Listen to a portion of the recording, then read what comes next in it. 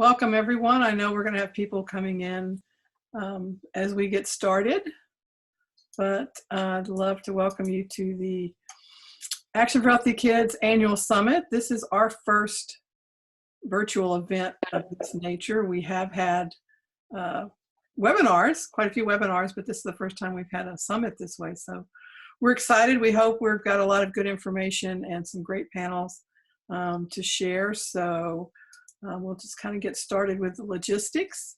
We will have everyone on mute.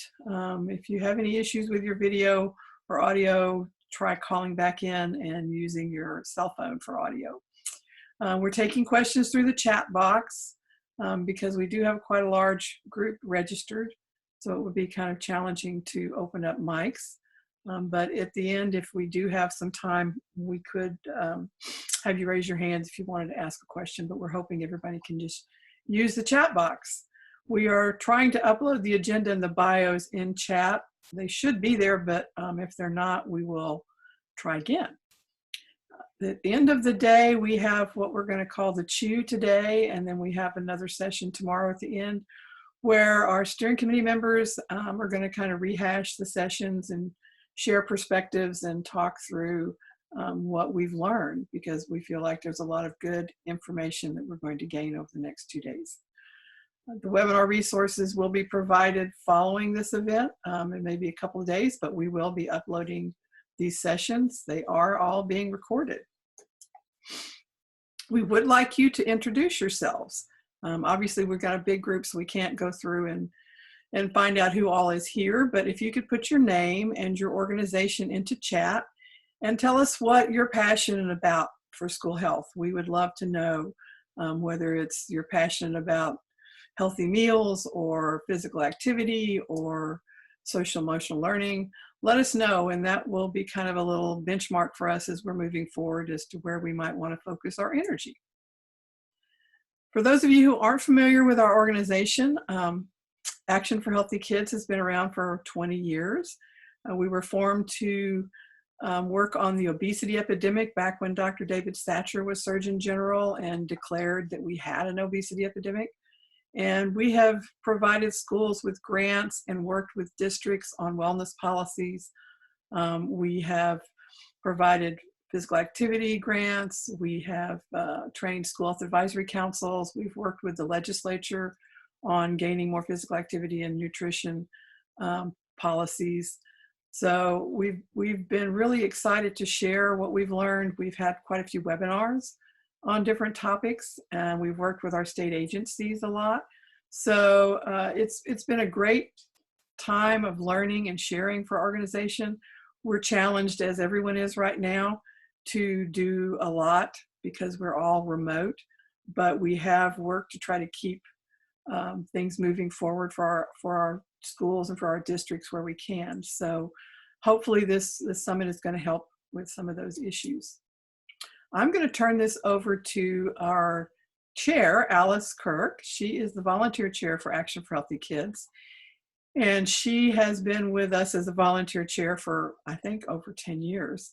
Alice is a very dedicated volunteer. She has worked with us on webinars and attended conferences and been just such a wonderful resource for us. I don't know how we could have done these things without her. And I'm going to let her share a little bit of information about our steering committee. And in case I didn't introduce myself, which I think I didn't, I'm Michelle Smith, and I'm the state coordinator for Action for Healthy Kids. So welcome, everyone.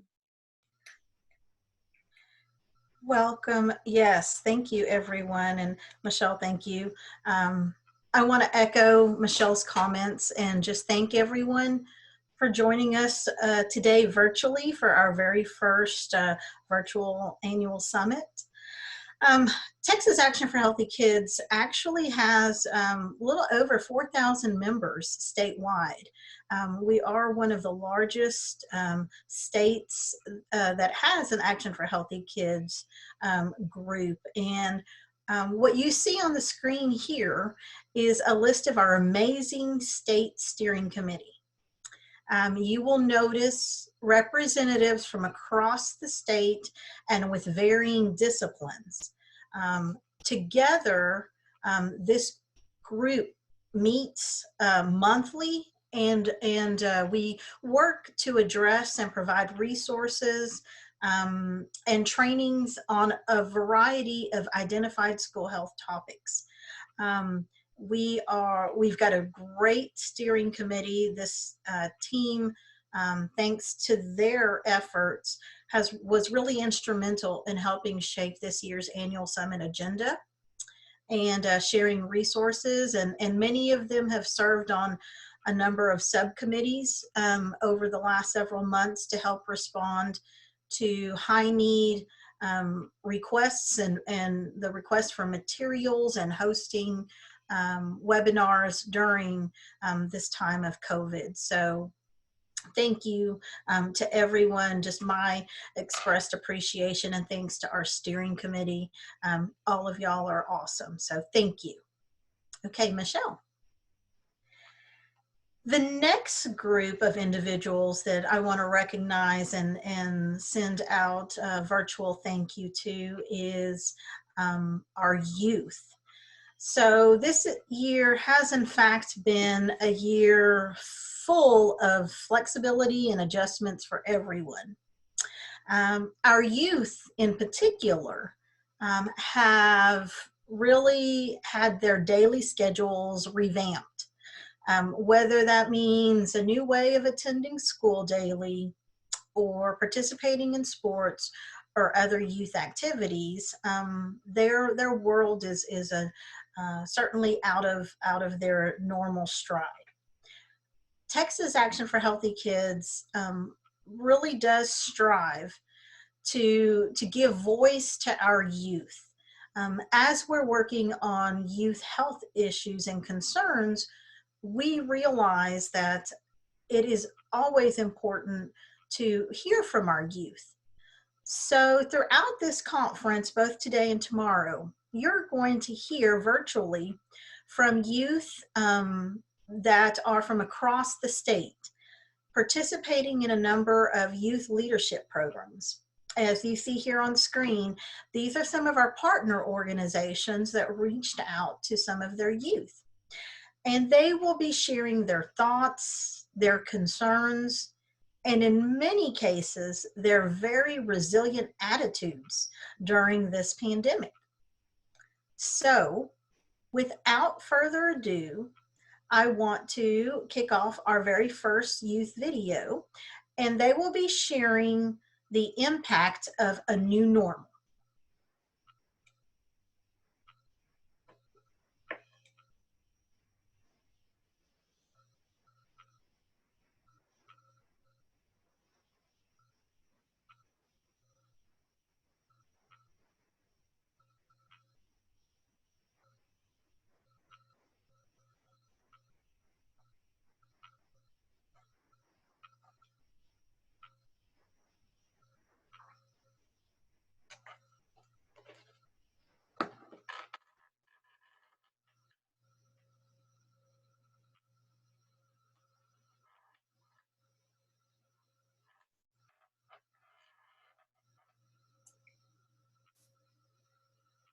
Give me one moment. I think I need to adjust something so that y'all can hear the video.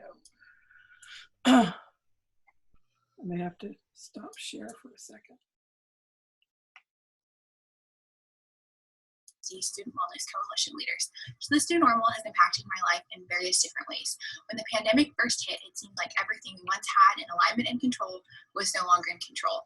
We had to redefine education, engagement, and relationship, and this brought along a lot of extra stress and tension. However, from this, we've grown stronger, found new ways to partner, and resolve issues that we never would have considered before. So I firmly believe that this pandemic is making us stronger and that we're going to come out of it better than ever.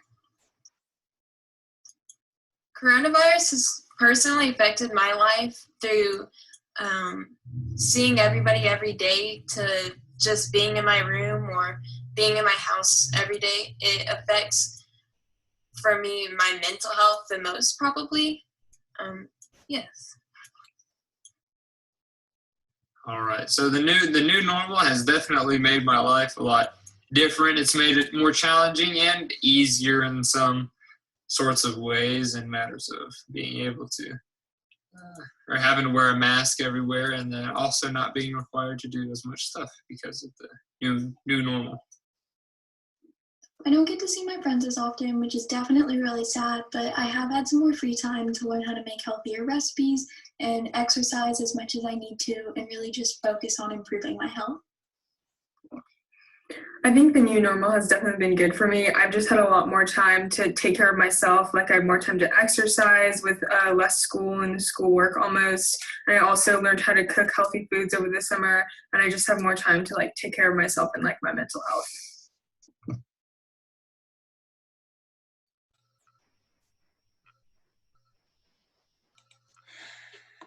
So, to continue our discussion on the new normal, we are honored to have Dr. Bill Kohl moderating our very first panel of the day.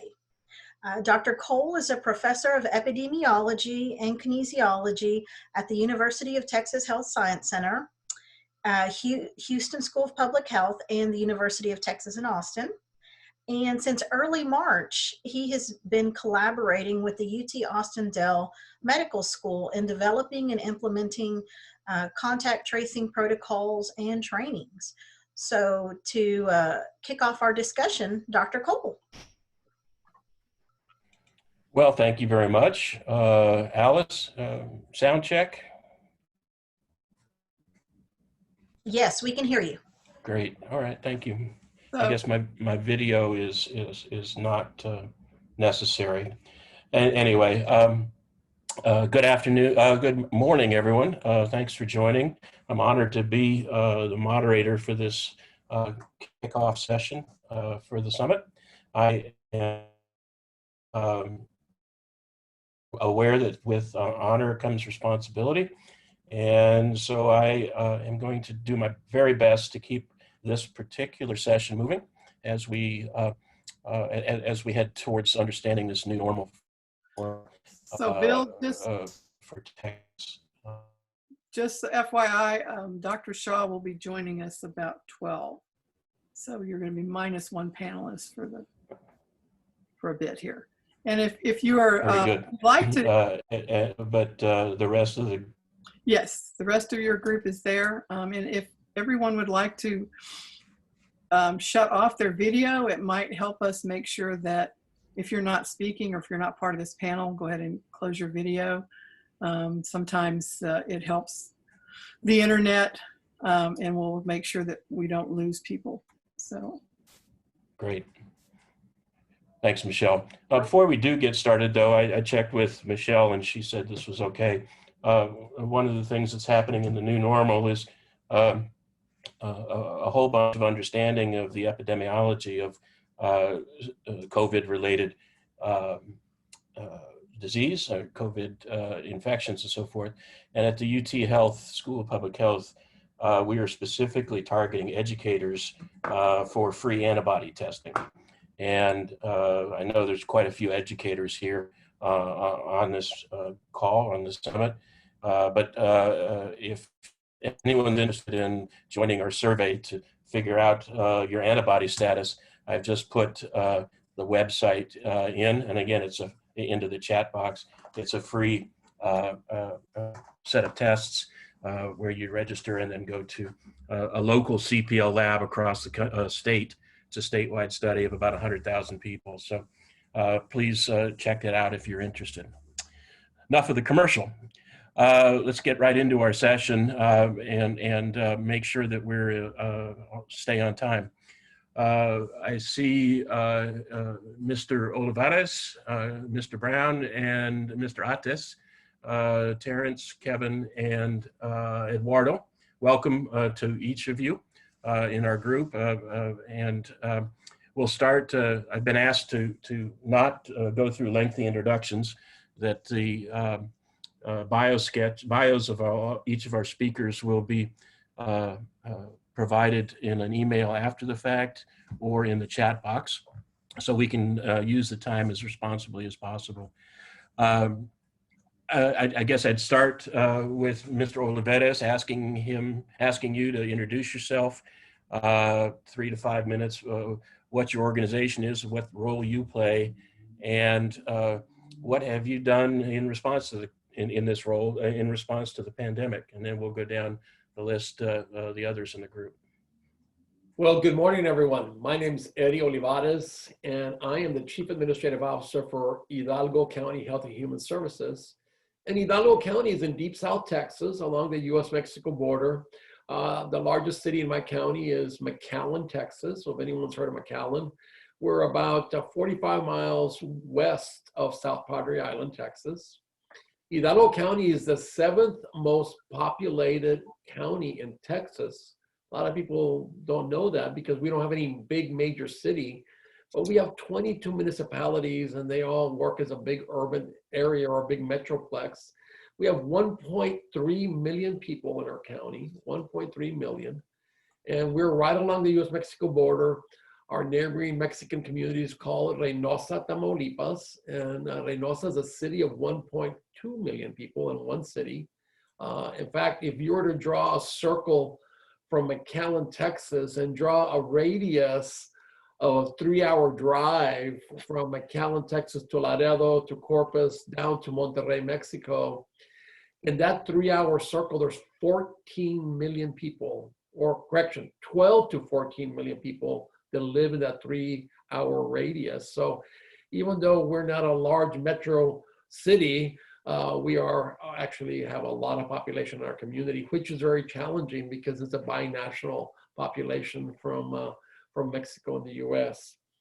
My everyday job is I oversee public health in Hidalgo County. I'm the Chief Administrative Officer for Hidalgo County Public Health and work hand in hand with the school districts and work hand in hand with the university, UTRGV, and UTRGV's medical school, along with the Dell Medical School. They're the 2 newest medical schools in Texas. So I work closely with UTRGV Medical School, along with, we have 16 school districts in Hidalgo County. So I work very closely with the Regional Educational Center, Region 1, in helping coordinate all our efforts with the school districts through Region 1. But on a personal note, I actually was a school board member for 6 years, and I work very closely in schools and very active in our school systems. I'm very proud of the Action for Healthy Kids initiative here in Texas. Many of the partners you have that are part of your organization are old kindred spirits of mine. Primarily when I think of 4-H and some of the other groups, I feel that those are fine organizations. We are working very closely with schools and getting everybody back to school. That's been a tremendous challenge with the testing and COVID. We have, unfortunately, the 2nd highest mortality rate in the state of Texas. We've had over 2,000 fatalities here in Hidalgo County from COVID. And we have a very different economic level. 40 to 45% of our community is uninsured or underinsured. So there's some very unique challenges to dealing with COVID and other illnesses here in South Texas. But on a positive note, we have a very, very fine school districts and systems. Our school nurses, our health educators in our community are very much involved, and I'm very proud that they're our partners. I feel very positive in the future of our health needs here in South Texas. And I feel positive because of the young people. The young people here in our community are very active and wanting to see change in our community. So with that, I'll pause, and I thank you very much for having me join you all today. Thanks, Eddie. Welcome. I appreciate the perspective, not only as a public health person, but as a former school board member too. That's a useful lens to look at things. Let's go next to Mr. Kevin Brown. Kevin, you want to introduce yourself and your organization, what you do, and what does a new normal look like from your perspective? Well, thanks for having me. I'm glad to be with all of you today, and thanks for all the work that you're doing to protect our students and to support our state and all the people in it. My name's Kevin Brown. I'm the Executive Director for the Texas Association of School Administrators. I was a career educator as a teacher, assistant principal, assistant superintendent, and was superintendent of schools in Alamo Heights and San Antonio for the last 10 years. and I've been with TASA now for 3 years. Obviously, it's been an incredibly difficult time for everybody across our state. Each of you is dealing with your own personal wellness right now in terms of how your family's handling this and your new normal. For me, we had 2 college students move back home, which is unnatural to have happen, but we're glad to have them at home, and they're doing great. But basically, our role at TASA is we do kind of 3 big things. We do professional learning for about 3,500 school administrators in Texas throughout the school year. We are governed by school superintendents. That's a big chunk of who we work with, but we also work with anybody from assistant principal on up, and even higher ed folks that work with administrators. We also do advocacy at the state legislature. And then we provide member services in terms of magazines and information and a whole lot of other things that we do. The new normal for us, I keep thinking there's all these lessons that we're all learning. I just wish I knew what they all were right now. So I think part of this is trying to figure out where we go from here. But I think I'm extremely proud of the work that our public schools have done, starting back in March, when on a dime they pivoted to provide food and resources to our students, to take care of our staff, and to provide remote learning. It was a difficult pivot, but it was one that people really did, and very heroically, in my opinion. The summer was a super big challenge as we tried to figure out what kind of guidance we were getting from the state and federal government and how that would impact us locally. Those rules changed throughout the summer. But I think as school got started, we've done well, but we've not been perfect. And I'm very concerned about where we are with our students statewide, both from a social emotional health as well as physical health and learning. And I think what the support that schools have given has been pretty astronomically wonderful, but it is very tiring, and it's not an ideal situation. And so for us as an organization, we spend a lot of time and effort connecting superintendents and administrators to one another so they can learn best practice. We have live virtual events with our members every other week. And we're just trying to connect all our folks together so that they can do the very best they can to serve their communities and their children. We know that this is very localized in many ways. Decisions are very localized, and we try to help them navigate through that. And frankly, we try to be encouraging and supportive. Our school leaders, our teachers, our nurses, everybody's going through a really difficult time. And so we try to be very empathetic. We try to be a lending ear to them in the worst of times. For us as an organization, we're not able to travel like we normally do. I was in 55 Texas cities right before the pandemic in the previous year, and all over the country. We've had to limit our traveling. We've done a lot of Zoom calls like all of you have. We've worked with TEA and the state leaders, our elected leaders, to try to make sure that they understand the voices of our local school districts and educators, and try to influence some of the decisions that they make and make sure that we're good teachers and partners in that work. We try to work very closely with the health departments, and we appreciate all the work that they have done. And so, we're encouraged that there's some vaccine good news out there, and we're hoping that that can help us get to a place. I do think that we're going to learn a lot about how we can and can't engage children in engaging, inspiring education after this pandemic. I think there'll be some things we can learn technology-wise. I think one thing we've learned is we'd much prefer being in person when at all possible and when it's safe to do. But in some cases, it's really great to have the technology and be able to engage students in that way. That's just not for most students. And so proud to be here with all of you. I appreciate all the work you're doing. Happy to answer any other questions, and I'll turn it back to you, Dr. Kohl. Great, Kevin, thanks. Years of experience in various levels of schools is, I'm sure, brought a seasoned eye to what's happening right now to all of us, and particularly not just the students, but parents and teachers and, like you said, nurses and others. So welcome. We'll go next to Terrence. Terrence, can you also give us kind of a brief introduction of yourself, your organization, what role you play, and what the new normal is from your perspective? I surely will, Bill. Thank you, Michelle, for the invite. I'm actually pinch hitting for our CEO of NetHealth. His name is George Roberts. He extends his regards. He has a schedule conflict right now. He has been involved with the Texas Association of County and City Health Officials. Their acronym is TAHK, some of you may be familiar with. There's also a national version of that called NACHO, the National Organization of City and County Health Officials. Last year, he was the president of that national advocacy organization. His term was July 1st of last year, actually 2 years ago, of June of this year.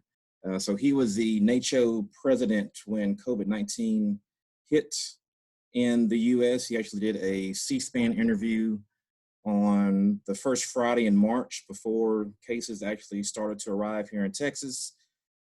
I'm involved because one of my duties with NetHealth, I'm the public information officer. Some of your organizations, my equivalent may be your communications director, public relations coordinator, or specialist. I'm the media person for NetHealth. So this finger has been the one that's notified our local media outlets over the last 9 months of any and every positive COVID case that we've had. We are based in Smith County. County seat is Tyler. We are about 200 miles north of Houston, 100 miles east of Dallas. We are the home to Earl Campbell for football fans, the Tyler Rose. We have a rose garden in the Tyler area. We provide roses to Pasadena, California for the annual New Year's Day Rose Parade, which is why we're affectionately called the Rose Capital of the World. About 15 miles southeast of us is the city of White House, home of Patrick Mahomes, if you're a Kansas City Chiefs fan. Part of my other job is as community outreach director, and we manage multiple grants that do chronic disease, education, self-management classes. We connect uninsured individuals to primary medical care homes. So a lot of my department is based on prevention and education. And then the other half of my job as public information officer, or PIO, is getting the news out, whether that's radio, TV, newspaper, social media, carrier pigeon, however it may be. Many individuals didn't know so much about NetHealth until COVID arrived. And one of our key messages is that we do more than just COVID surveillance. We have other departments that NetHealth performs. And our new normal, not necessarily hasn't been new because it evolves on a monthly basis and sometimes on a weekly basis. And we've rolled with the punches as best as we can, and we've modified our workflow, just I'm sure as everybody has here on the call. And we are interested to see how the rest of this year and next year plays out. And our involvement with school districts, I see some familiar names on the call. We do several community health programs with school districts in East Texas. We've partnered with our Education Service Center, which is located in Kilgore, and they serve 20 different East Texas counties. COVID-wise, we've been in contact with our regional offices for the Department of State Health Services. Their epidemiologists cover the counties that we do not cover. So COVID surveillance-wise, we cover the counties of Smith, Gregg, Wood, Rains, Van Zant, Henderson, and Anderson. So if there is a person that tests positive or a school district that is physically located in one of those 7 counties, we are the direct contact person. If they live outside of those 7 counties, then they are either referred to DSHS or to that county's health department. And it's a team effort. If we help, if we can. If we can't help, then we connect the person with the best organization that can provide service. And that's me. Great, Terrence. Thanks very much. so much as is so often the case, effective, consistent, and accurate communication strategies are core to public health emergencies, as well as longer term, more drawn out problems. So it'll be interesting to hear your opinions, not only from the office there, but as a professional communicator as well, because I think that's critical, is to keep information flowing in an accurate way. Great, thank you. Dr. Shah, the director of the Harris County Public Health group in Houston, is going to join us, but he is running a little late, as you might imagine. I'm sure he's got a lot going on right now. But we're happy to have Dr. Sherry Onyego, who's the alternate health authority for the Harris County Public Health, and she's also the division director for nutrition and chronic disease prevention in Harris County. She's going to kick off the view from Harris County. And Dr. Onyego, do you have your camera? Yes, I'm here. Good morning. Well, good afternoon. Yeah, just barely afternoon. Good afternoon, unless you're in El Paso, and it's still morning there. Right. Well, welcome, Dr. Onyego, and we appreciate you standing in. One of the things we're doing here is what organization you're with, what role you play, what efforts, obviously, how have you responded to a new normal in the Harris County Health Authority? Sure. Well, first of all, thank you for the opportunity to provide some from a viewpoint from our perspective here in Harris County. As you mentioned, Dr. Shah is running a few minutes late, so I'm happy to stand in and offer some words from the agency standpoint. Well, I'll start by just a brief introduction of who I am, but I'm Sherry Onyego. I serve as one of the alternate local health authorities for Harris County and the division director for nutrition and chronic disease. And for our COVID-19 response, I serve as the medical advisor. And so I think from one of the things that we've certainly been very vocal about in terms of the response efforts for COVID-19, getting to what the new normal is, we kind of have to step back to where all the work that we've done. And we initially sent out our first health alert to the community of healthcare providers in Harris County and across the region, in Region 65 South. Our first health alert network was sent out on January 9th. And so we've certainly been in this response for the last several months, if you walk it back to that time point. And so we've had a multi-layered response effort with our community testing, with our contact tracing, with our epidemiology and surveillance, just with a vast number of efforts regarding the COVID-19 response. And I think that you can certainly see, our efforts from a local health department are no different than, I'm sure, a number of other health departments across the state and the country, is that we are trying to provide as much real-time, up-to-date information about cases, recoveries of those cases, and unfortunately deaths in a real-time manner. And so we have a very robust website that has a community dashboard that residents can certainly look at and really get a good view of the activities of the community. And so we've been very active also in engaging with a number of stakeholders and partners in the community, and that also includes schools and families. We have a school health leadership group that was started probably around 10, maybe 13 years ago at this point. And and that really allowed us to continue to have our reach into the schools, into the schools as a valued partner regarding this response. And so very early on, we were able to bring information just to that group, which is really made up of wellness coordinators, coaches, teachers, even food service, nutrition, administrative staff. And so when we first saw the pandemic having its global impact and then certainly making its way to a domestic impact, we were able to make sure that at least that group had real-time information from us from a local health department standpoint.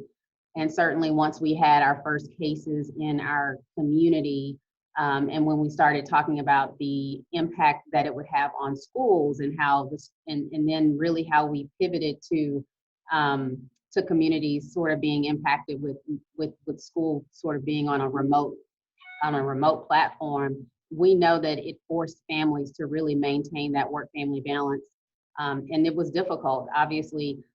We know that forced a lot of families in difficult positions. We know that with that being that a number of daycare facilities and schools were closed, parents really assumed that sole responsibility for childcare as well as homeschooling, and certainly put them in positions that they weren't necessarily accustomed to. And so we've been able to try to provide as much support as we can as schools close during the early part of the pandemic, and now as schools have reopened in our community, really trying to provide the schools with as much information as possible, knowing that the schools certainly need our support. We've been able to provide them with a number of webinars and trainings, contact tracing support. We've also been able to engage with parents as well to provide them support as well. I think that in terms of our new normal, what we continue to really try to do is be a trusted partner for our community. We really have tried to enforce and really reinforce the message of those 3 W's of wearing the mask, watching distance, and washing hands, and really trying to keep up with as much of the evolving science as we can, and try to be that partner that really can speak to those efforts that's really happening as it relates to this pandemic. Great, Dr. Onyego, thank you very much and welcome. We talk about schools, there's lots of decisions that school administrators and others have to make, but without understanding what's happening in the community in which the schools are, whether they're daycare all the way to universities, we can't treat them as islands. And so understanding the broader public health question, I think, is also a huge need that we who are interested in healthy kids have to subscribe to, I think. Okay, well, great. Welcome all. And really glad that everyone's here. We got about an hour, I believe, now to go through a list of questions. There's some predetermined questions, certainly, but lead the discussion regarding some of these things, as well as taking questions from the audience or people or the participants in this webinar. You can post your questions in the chat box, and I'll try to keep up with them as much as possible. While we have just about an hour to go, a little bit over an hour to go, and share some of the wisdom and experiences that our panelists have today. Let's go back to the Valley for a minute, Eddie, and maybe you can lead us off. How has the pandemic changed your work with schools and families and communities? What comes to your mind when, well, it's hard to believe, as Dr. Onyego said, it's been 10 months now, almost a year since we had our first alerts on this problem. So there's been a lot of changes, I'm sure, and maybe we can ask the panelists to kind of detail some of that first. How's your work changed in the last 10 months? So for us, first I'm excited that I actually was looking at the chat list, and there's a couple of folks here from the Valley that are on this. There was a gentleman from the Westaco area that made me feel really good. But we're in officially day 257 of our emergency operations for this event. This morning was day 257, and then we have morning briefings every day with our elected officials. As you know, for us, I'll be quite honest, we were not ready. I don't think our community was ready for something of this level. Yeah, we went through H1N1, we've gone through flu outbreaks, we've gone through mumps outbreaks, but something of this level, I mean, it's a pandemic for a reason. This is a global event. And a lot of times people lose sight that it is a global event, that it's not just in Texas or in the United States, it's throughout the world. And many of our families and friends have been impacted, and our brothers and sisters throughout the world have been impacted. For us here in the Rio Grande Valley in South Texas, it has been very, very interesting from the perspective of, for us, we're very in line with our emergency response. So we've been working very closely with our emergency medical teams in the hospitals. We've been working very closely with emergency medical management coordinators, our EMCs. We've been working with all our elected officials. But our biggest partners are school districts. Here in South Texas, our largest employment component in our region, especially in Hidalgo County, is school districts. School districts are our largest employer. And then after that will be the healthcare profession. Our hospital and medical professionals in our community are the next largest employer. So for us, schools play a very large role in how we deal with this response. Our immediate partners initially from the very get-go were our superintendents and our school districts and working closely with them. But there's a group of unsung heroes that need to be recognized and should be recognized. And that's our school nurses and our school health professionals in the public school system and the private school systems. They have done tremendous amount of work in providing education awareness and support to the students, to the staff, to the community. They are truly unsung heroes. Of course, our healthcare community in general, and the hospitals and doctors' offices and public health and paramedics, first responders, and firefighters and police officers deserve a lot of credit, but sometimes our school nurses, they kind of get forgotten. So I would ask all the students that are listening and all the professionals, if you happen to be in a Zoom call with one of your school nurses or happen to see one of them, please extend your thanks to them because they provide so much support and help in our community. The other is that from an elected official's point of view, our county judge, our mayors have had to make some very difficult decisions when it comes into setting the different ordinances or rules or county orders. And I know a lot of times as young people, maybe the students and the young students and the young folks in the community don't quite understand the impact that those orders have and the difficulty it is to make those decisions. It is very difficult. But in our county, in Hidalgo County, unfortunately, we've had a very high percentage of fatalities and deaths from COVID. Over 88% of the people that have died, over 2,000 people that have died in Hidalgo County, 88% of those people have been residents that are 50 years of age and older. They're in their 50s, 60s, and 70s or 70s plus. It's very sad. However, in our community, we have a multi-generational households where it's very common here in South Texas to have not only the parents and the children, but to have their grandparents or maybe aunts and uncles. It's very common to have multi-generational households here in South. It's very common that our families are very tight-knit. Everyone gets together on weekends, everyone gets together after school. So there's a lot of family interaction within our culture here in South Texas, but that entails a problem. For us, our community spread has been primarily by family members, where you may have a young person who's asymptomatic or very mild symptoms, and then gets in contact with their elderly grandparent or elderly parent. And it causes conflict there, and there is the transfer of the illness. We've actually had entire households where we've had both parents or both grandparents die due to COVID. and it's been connected to a younger member in the family that they brought it into the household. It's not intentional, it's not on purpose, it's not malicious, but the reality is this virus has no boundaries. But what are we doing?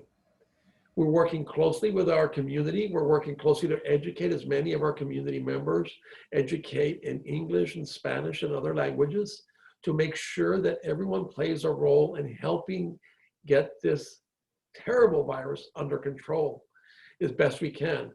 We're excited to hear about the vaccines. We're excited to hear about some new medical interventions that are being proposed.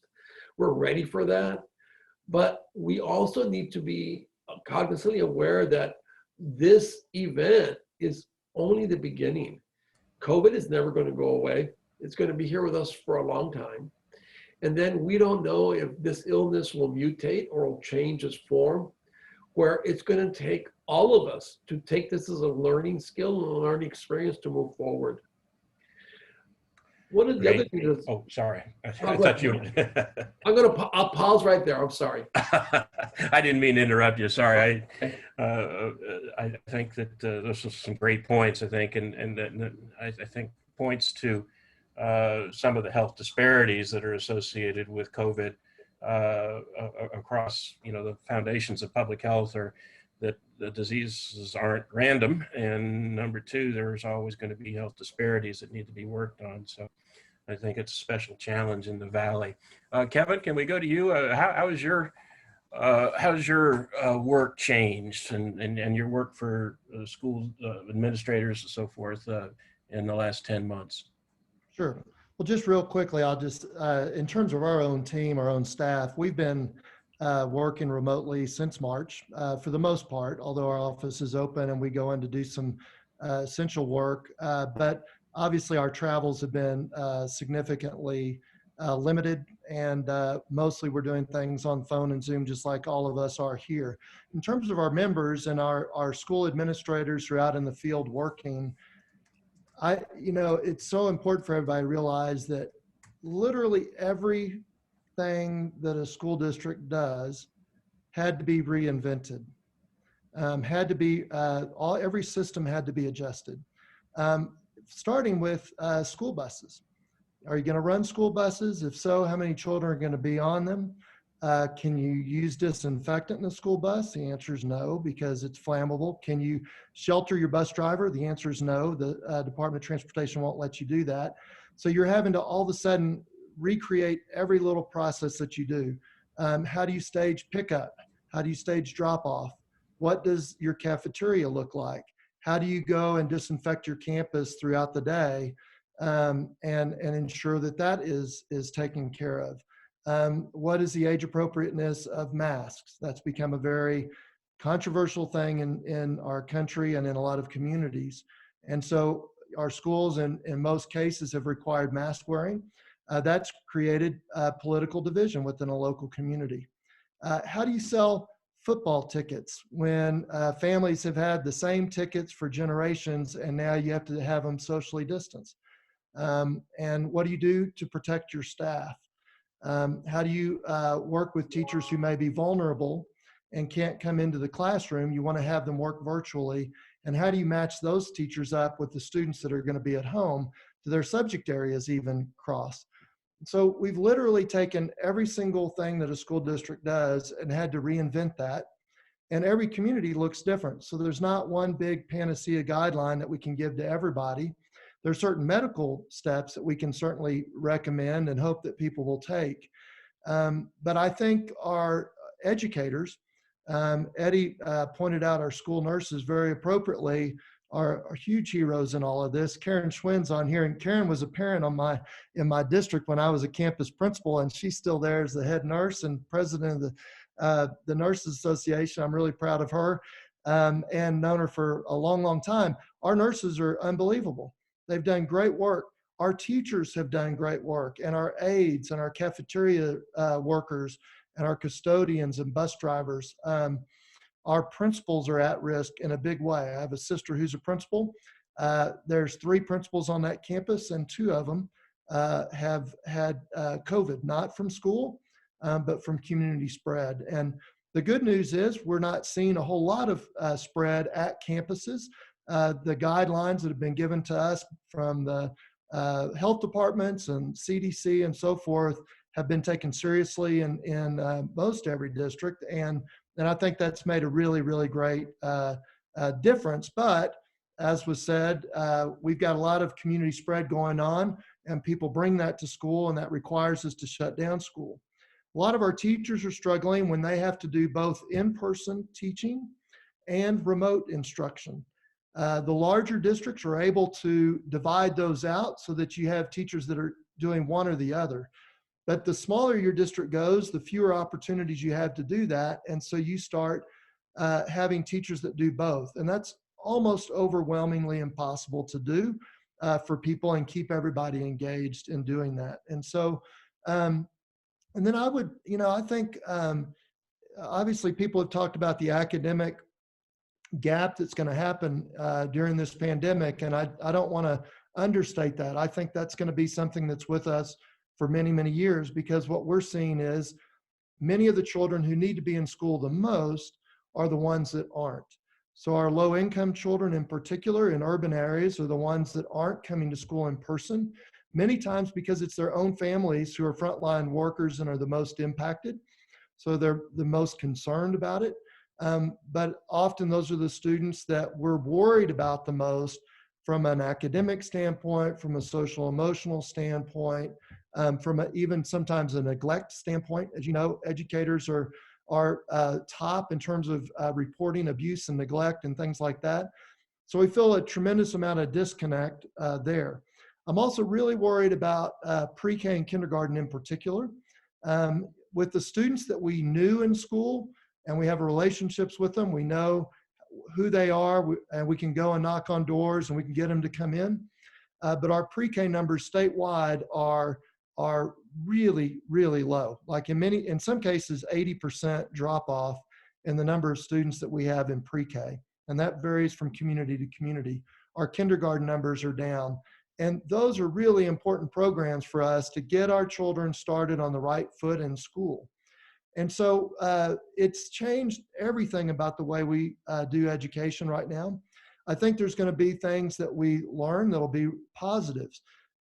We've learned much more about how to provide learning management systems that can engage students in remote learning. We're making great strides in terms of getting internet connectivity to our communities across the state. That is something the state's working on very hard.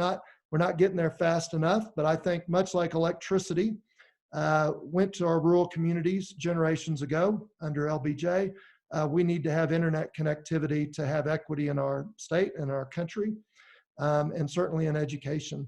So all of those are major factors in what we're doing. I also think this might give us a shot in the arm in terms of looking at the whole child in public education. Too often, I think our state and federal government only care about how we correctly fill in a bubble on a Scantron test, and not enough about the person behind that, and how we are actually preparing them to be out in the real world, people of character, people who are healthy.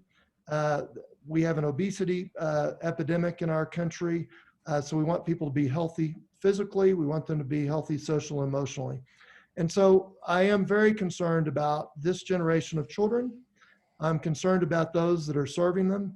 I think we should all be grateful to our educators and our health providers and all our frontline workers and all of you on this call. And we also have to give ourselves some grace to know that we can't do this perfectly, but we can do what we can do. And we have to keep on plugging away and take it a day at a time and do the very best that we can. And that's certainly what I hope to continue to do. I think our superintendents, as somebody that represents them, are really in an impossible place. There's a lot of division out there, and it was described to me that you're playing poker, you've been dealt a losing hand, and you have to show everybody your hand. And that's kind of the way it feels sometimes. And so I think we all have to support one another in this work, and I appreciate all that you're doing. And I'll kick it back to you, Dr. Kohl. Great, Kevin. Thanks very much. the short answer, I mean, it's astounding to think of the school as a system in systems thinking, but that might have been an easier question to say what hasn't changed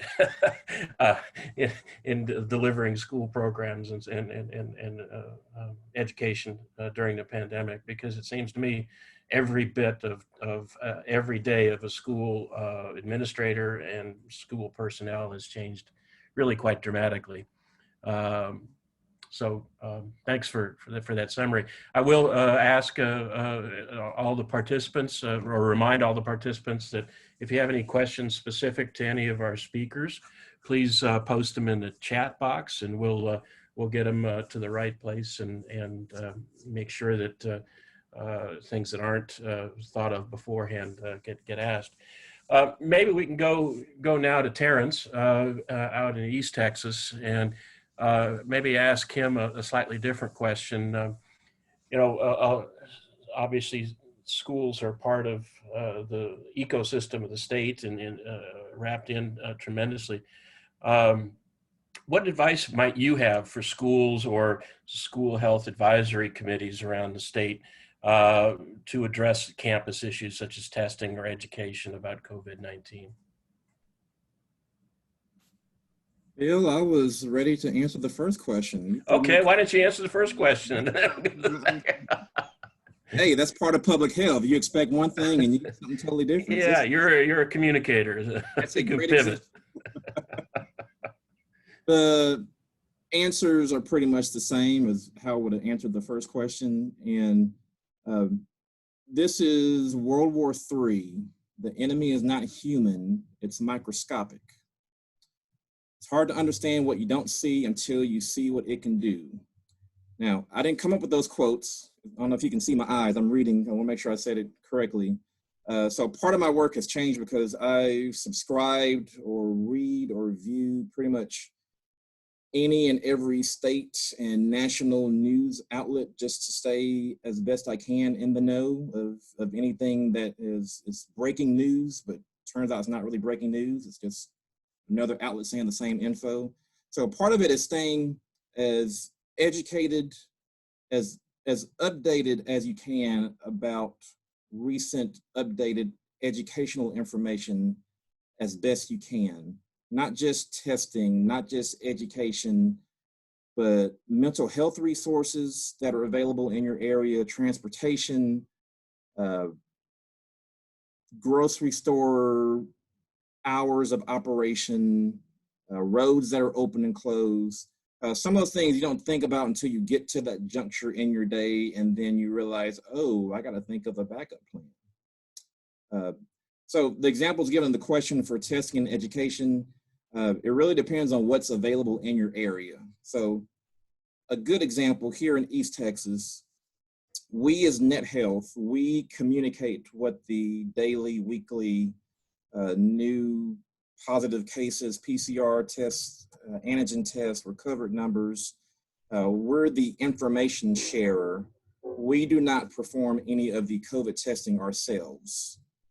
There's a disconnect because since we're the ones communicating the COVID information, the general public, laypersons view us as being operators of the testing locations that are available in East Texas. Most of the free locations, let me start, most of the free locations are coordinated by the Texas Division of Emergency Management, or TDM. Everybody's probably familiar with TDM by now. But there's also a whole host of local pharmacies, community health centers. There are some locations that charge for a test, some locations that do it for free, some locations that are only open one day a week, some locations are open every day, some are only open Tuesdays and Thursdays, or open Mondays and Fridays only. So there's a lot, it's very nebulous, and as best you can, not just take it upon yourself, but actually have, whether it's a SHAC, whether it's if it's an internal school committee, if it's a mix, if it's a hybrid of parents and employees, of being a brain trust of trying to have an inventory of updated information as best you can, whether it's a day-to-day basis or a week-to-week basis. Another aspect to address that question is some of our prevention messages have been somewhat similar to cancer, because like cancer, if you haven't had COVID, you probably know somebody that has had COVID or has been exposed to COVID. So early detection and early awareness, just like with whether it's breast cancer, lung cancer, skin cancer, colon cancer, it's the same thing with COVID. The earlier you can get tested, the more available testing is in your community, the better that you know how prevalent COVID is in your community. It's going to affect everybody, even for those individuals that may not feel that it's as big of an issue. There are parallels to the Spanish flu in 1918, where there was a first wave and a second wave and a third wave. I will argue we haven't truly finished the first wave. It feels like we're entering a second wave. I'm just speaking here in East Texas. It may be different wherever you live or work in the state, but it's still a long way to go, and we still have to make sure we keep pushing out those education messages for everybody. Just like general advertising, it may take 3 times to see the message before they understand it. Some it may be 7 times, some may be 100 times. But stay vigilant, keep getting the message out, because that's the best weapon that we have right now, is education. That's terrific, Kevin. I'll follow up on that a little bit. I mean, as a professional communicator, obviously, getting this out and getting the messages consistent and thorough is critical. How should a SHAC or a school district or others prioritize these things? Because we heard from Kevin just recently how everything has changed in a district or in a school mission and so forth this last 10 months or so. How, if it's a SHAC or a principal or superintendent, is there a way, some suggestions you might have to prioritize message transmission so that there isn't this flood of information, but yet the critical pieces come out? What are your thoughts on that? I will not use the word prioritize, because not everybody has internet access. Not everybody, you may scroll through your social media accounts, you may look at a message, but you may not engage with it. You may not hit it to like it or comment on it or share it, or you may just keep scrolling. You may be more inclined to get your info from websites versus radio and TV. You may be in a community where physical posters, flyers, handouts, postcards. So it's truly become a mixed delivery. And with SHACs, another thing to throw out is not many here for the SHACs that I'm involved with, not many parents at school districts are even aware that their school has a SHAC or what a SHAC is, or that they can be involved in their SHAC. Just saying the word SHAC piques that first entrance. So, well, what's the school doing with the SHAC? What is a SHAC? What does the SHAC do? That's that entry point, not just the principal or assistant principal is the point of contact for a parent or community member. The SHAC is designed to be that entry point for community involvement, not just employees of the school district to be participants of the SHAC. It's supposed to be led by parents. Topics discussed should be led by parents and students also, but the SHAC is where it's an opportunity to decide what topics are most important for that school district. COVID is on the forefront, but COVID may provide a tangent conversation on an even larger topic that may be more prevalent, more important for that particular school district or for that particular city. And COVID has just been able to open the conversation for many things. You know, we want to prevent it as best we can, but it's hate to say it's brought an opportunity to discuss other issues that may have not been addressed as directly before COVID arrived. That's an interesting point. Using this as a way to enhance overall communications as well. Great, thanks very much, Terrence. Let's go down to Houston. Dr. Onyego, if you were to say what the biggest lessons that you've learned over the past 10 months during the pandemic would be, particularly as it may relate to schools in the Houston area, how would you respond? What's the biggest lesson learned if you had one thing to communicate to everyone? Yeah, much like a lot of my colleagues that have already spoke before, I think certainly communication has been a huge lesson that we've learned, how important it is. How important it is to rely on the value of communicating with our school partners, whether that's at the superintendent level, whether that's at the administration level, whether that's with the school nurses. And I certainly would agree with some of the comments that were said earlier about how valuable those school nurses are, because this has certainly shed a lot of light to a lot of the decisions that the schools have had to be in a position to make. I mean, they're certainly in a position to really function almost like health experts, in addition to their important role of providing education to our students. I'm also speaking from the standpoint as a parent. I think that, and also as a parent who's been actively involved on the shacks as well. And so I think that a big lesson that we've certainly taken away is very early on, we communicated with the schools and with via the school district, via the school district superintendents. We had a number of calls that we convened with our elected officials, and then also with our superintendents. And we certainly, again, we also had a long-lasting relationship with the number of the school health leaders, because we convene them every quarter, every year for the last 13 years or so. And so I think that we had a foundation that was already built, but I think that even with that, being able to open the door for us to have being viewed as a partner in this effort was a tremendous was really important.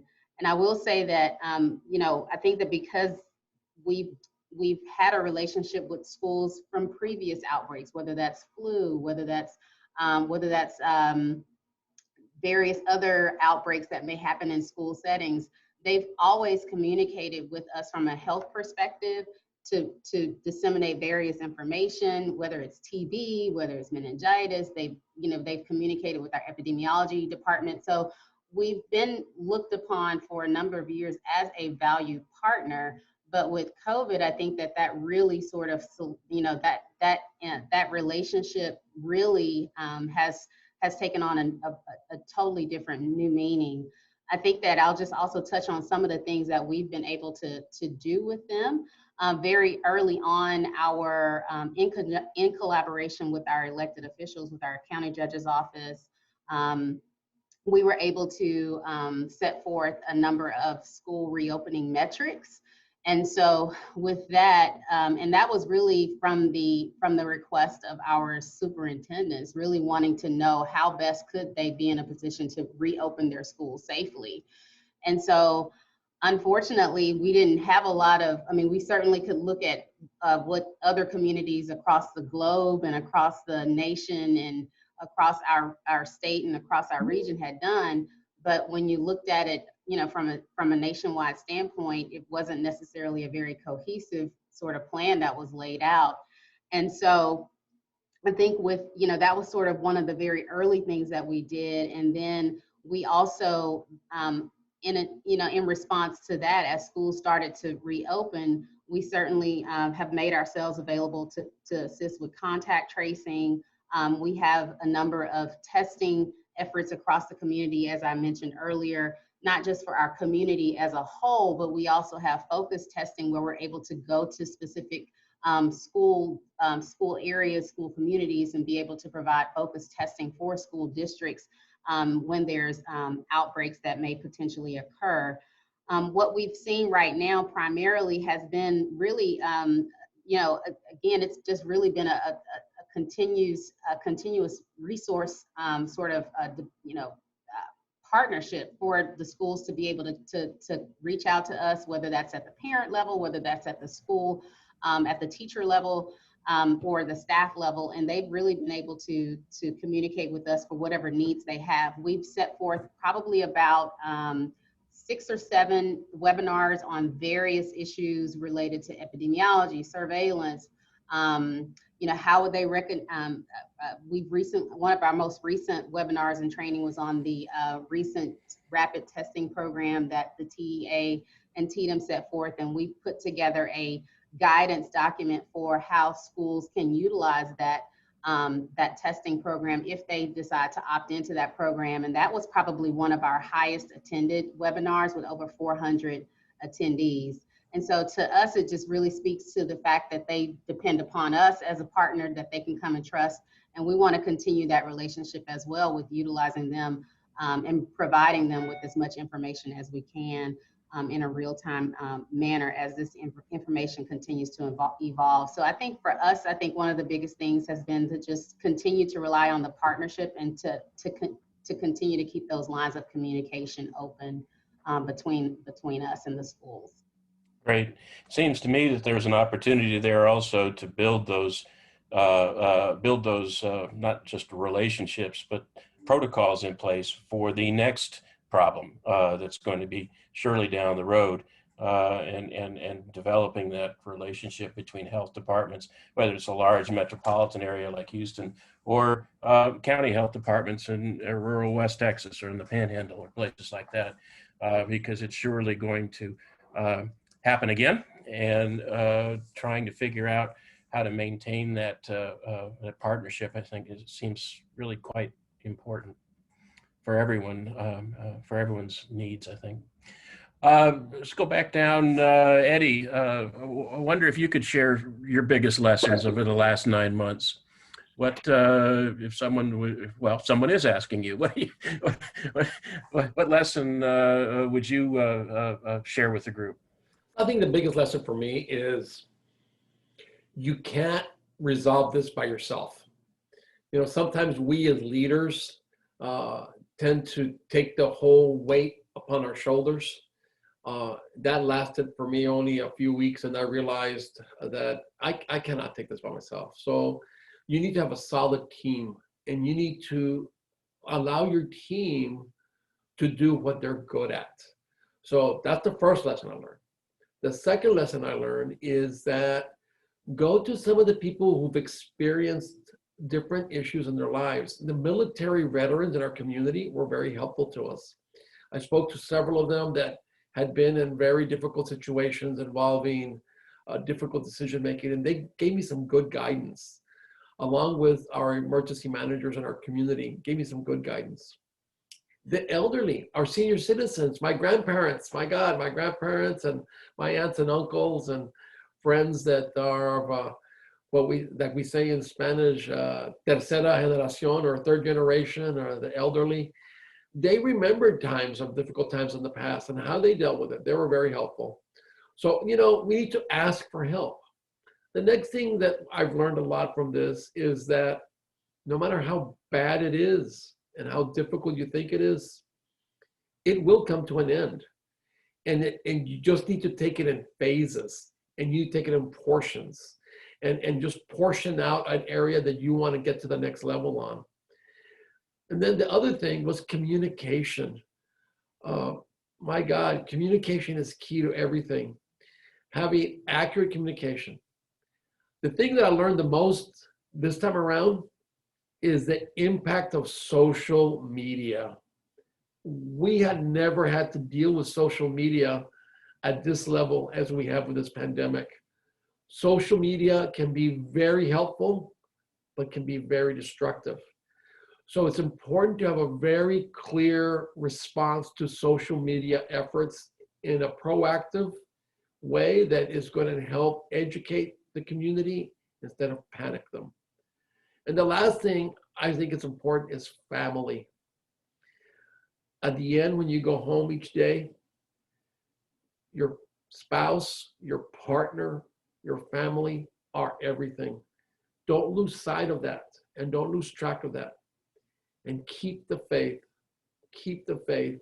A higher power, and having that faith in that higher power is so essential. I'll pause there. Well, that's a wonderfully optimistic message. Making the rounds, I think, is important to keep that in mind for all of us. There are a couple of questions that have come out into the chat that I'd like to highlight. First, it's not a question; it's more of a comment. Dr. Onyego, would you mind sharing in the chat box the recording you mentioned related to the rapid testing in schools? Some people are interested in that. Sure, I can drop the link for that. Great, thank you very much. An interesting question that I think is out for the educators, and maybe Kevin can help us with this. This is from Jose Martinez. He asked, he just reviewed the new proposed TAHKs for physical education and wants to know if there's any idea of whether COVID will update or change the TAHKs for the next school year. For PE in schools, it's clearly a major topic of concern. Yeah, thanks, Dr. Kohl. Honestly, I don't know the answer to that question. The State Board of Education is responsible for approving the TAHKs, and we definitely take a look at them. They're open for public comment. I would actually really suggest that whoever made that comment go into the public comment portion of the TAHKs to make those kinds of suggestions, because they do make a difference. And even considering testifying at a SBOE meeting, which you can do via Zoom, my hope would be that they would be included in there. But and I would also say, PE is such an important part of what kids get to do every day, as is recess, by the way. I think keeping kids active, making sure they understand about exercise and fitness and nutrition are key components to a quality education and to being a person who's going to be happy and healthy throughout their lives. And so I would hope they do that. That's not within my purview to make that decision. If it was, I would make it for sure. Well, that's a great point about having your voice heard. We just went through an election where our voices were heard, and we all can stand as interested parties, parents, and other leaders to make sure that our voices are heard on a comment section there. So great advice. Thanks. I see that Dr. Shah has joined us. Dr. Umair Shah is not only the head of the Houston or the Harris County Health Authority, he's also, I believe, a alumni of the UT School of Public Health, which is my main affiliation. Dr. Shah? Thanks, Bill. Thank you for having me all, and I'm glad that Dr. Onyego has been able to provide everything you all needed. So it's fantastic to have a strong team. And I just wanted to say, first of all, apologies for jumping on late. It's a crazy couple of hours, and as you know, in a pandemic, everything seems to happen right at the time you're about to do something else. But I also just wanted to underscore the importance of the work that all of you are doing, and the education sector in particular has been such an important piece, and what's been happening within our schools. I'm sure Dr. Onyego can vouch for this as well from her perspective. Personally, I'm the proud parent of 3 kids. 2 of them are in the school setting. They remain, at least for us, in the virtual setting. Every day my wife and I are thinking about what's going to allow both those children, including the third one who's not at school age, to be healthy and safe while they're also being educated in the process. And it is a very difficult time for everyone. We know society has been transformed in ways that I don't believe any of us could have thought. And certainly our children are being impacted in countless ways that I'm certain none of us could have imagined even a year ago or 2 years ago, or when we were even thinking about pandemic planning a decade plus ago. So a lot's happened, and it is gratifying to just make sure that public health and education work together. And at the end of the day, there are no right answers. There are some wrong answers, though, but there are no right answers. There are righter answers. It's probably not the right word. More right, more correct. I've got to make sure that I was a philosophy major, so my syntax, grammar, and all that, I have to make sure it's correct. There are more. I will say there are difficult questions that all of us are facing, and all of those questions have responses that unfortunately have trade-offs. And when I say there are wrong answers, I think all of us will agree that if we absolutely do not put any restraints or constraints in place in fighting a pandemic, then you get what you get across America and even across the globe, which is a pandemic that unfortunately has ravaged on, and we have had a political football, unfortunately, that has not had health and science and evidence drive decision making, but politics and feelings and thoughts and sentiments. And those are important, but they cannot underscore the importance of really science and evidence and health driving those decisions. So I just wanted to say those few things. I just want to thank everybody for everything you're doing and continue to do. Certainly, Dr. Kohl, if there's anything that if you want me particularly to talk about, I'd be happy to. It's great to join Eddie Olivarez and I know others that are part of the public health system, and really look forward to continued discussions with all of you. Great, welcome.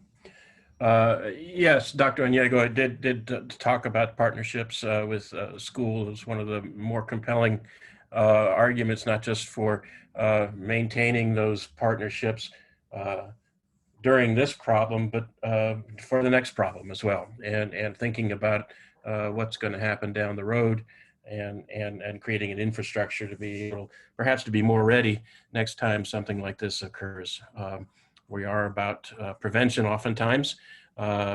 So in addition to finding a way out of where we are now, preventing the next problem, I think, should be on all of our minds, both in schools and in public health. So great. Bill, you muted yourself by accident, I believe.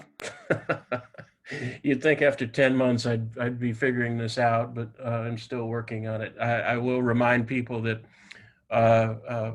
we've got, I guess, about 15 minutes or so now. If there's specific questions that are of interest, please post them in the chat box. I want to go back to one that was posted a little bit earlier, and maybe go back to Kevin for a comment.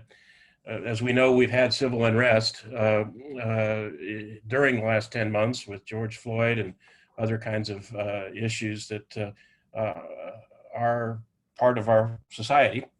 We rely on schools oftentimes to take the lead, but we rarely have, in some of those situations, but we rarely have had a pandemic when we've had schools in who might be at risk for having the disease transmitted, where people are protesting in large groups and so forth. Are you aware of any district or any schools that have done things specifically during periods of civil unrest with COVID?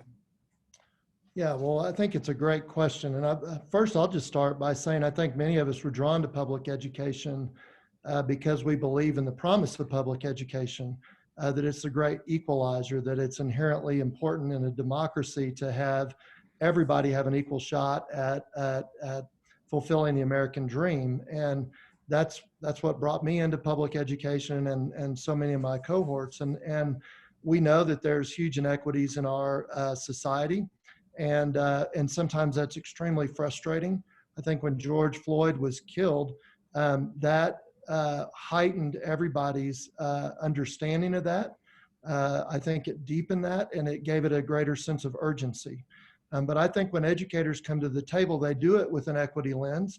And schools are set up in many ways, today at least, to try to take on some of the inequities that happen. And so I'm really proud of my profession for being willing to step out and do that work. That said, we are not anywhere close to where we need to be. And we're still learning as a system how to address inequities. There's been a lot of school districts that have are addressing this with their students and their staff to try to find ways that even schools sometimes can perpetuate inequities with no intent to do so. And so whether it's bringing the community together to have honest conversations about inclusivity, about access to all programs, about having diverse leadership and diverse cohort of educators to make sure that all voices are heard in a school district. Those are really important things for us to have conversations around.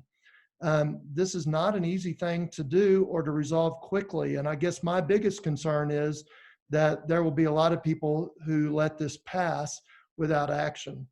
And the pandemic has revealed these inequities as well through the lack of internet accessibility, the lack of being able, if you're in a family where the parents are working, it makes it much more difficult if you're going to stay home and do virtual learning. So we have children that are at home alone right now. And those are really things that I think have challenged our parents and our schools for a long, long time. My mom was a migrant ed teacher in the 1970s. And she used to always say that, she was a champion for her students, but the school system wasn't. And I think our school systems are much better adept at dealing with these issues today than they were at that time. But we still have work to do. And by the way, we have work to do in every sector of our society on equity. It's interesting, I was talking to a college professor who we were having this conversation about equity, and he goes, boy, the public schools need to do something about this. And I was like, well, and so does higher ed, by the way, right? Like, we all do, and none of us are absent of that. And I think it's okay to have these conversations and doing it in a way that invites everybody to the table. It's not helpful to have equity conversations that go around and shame people.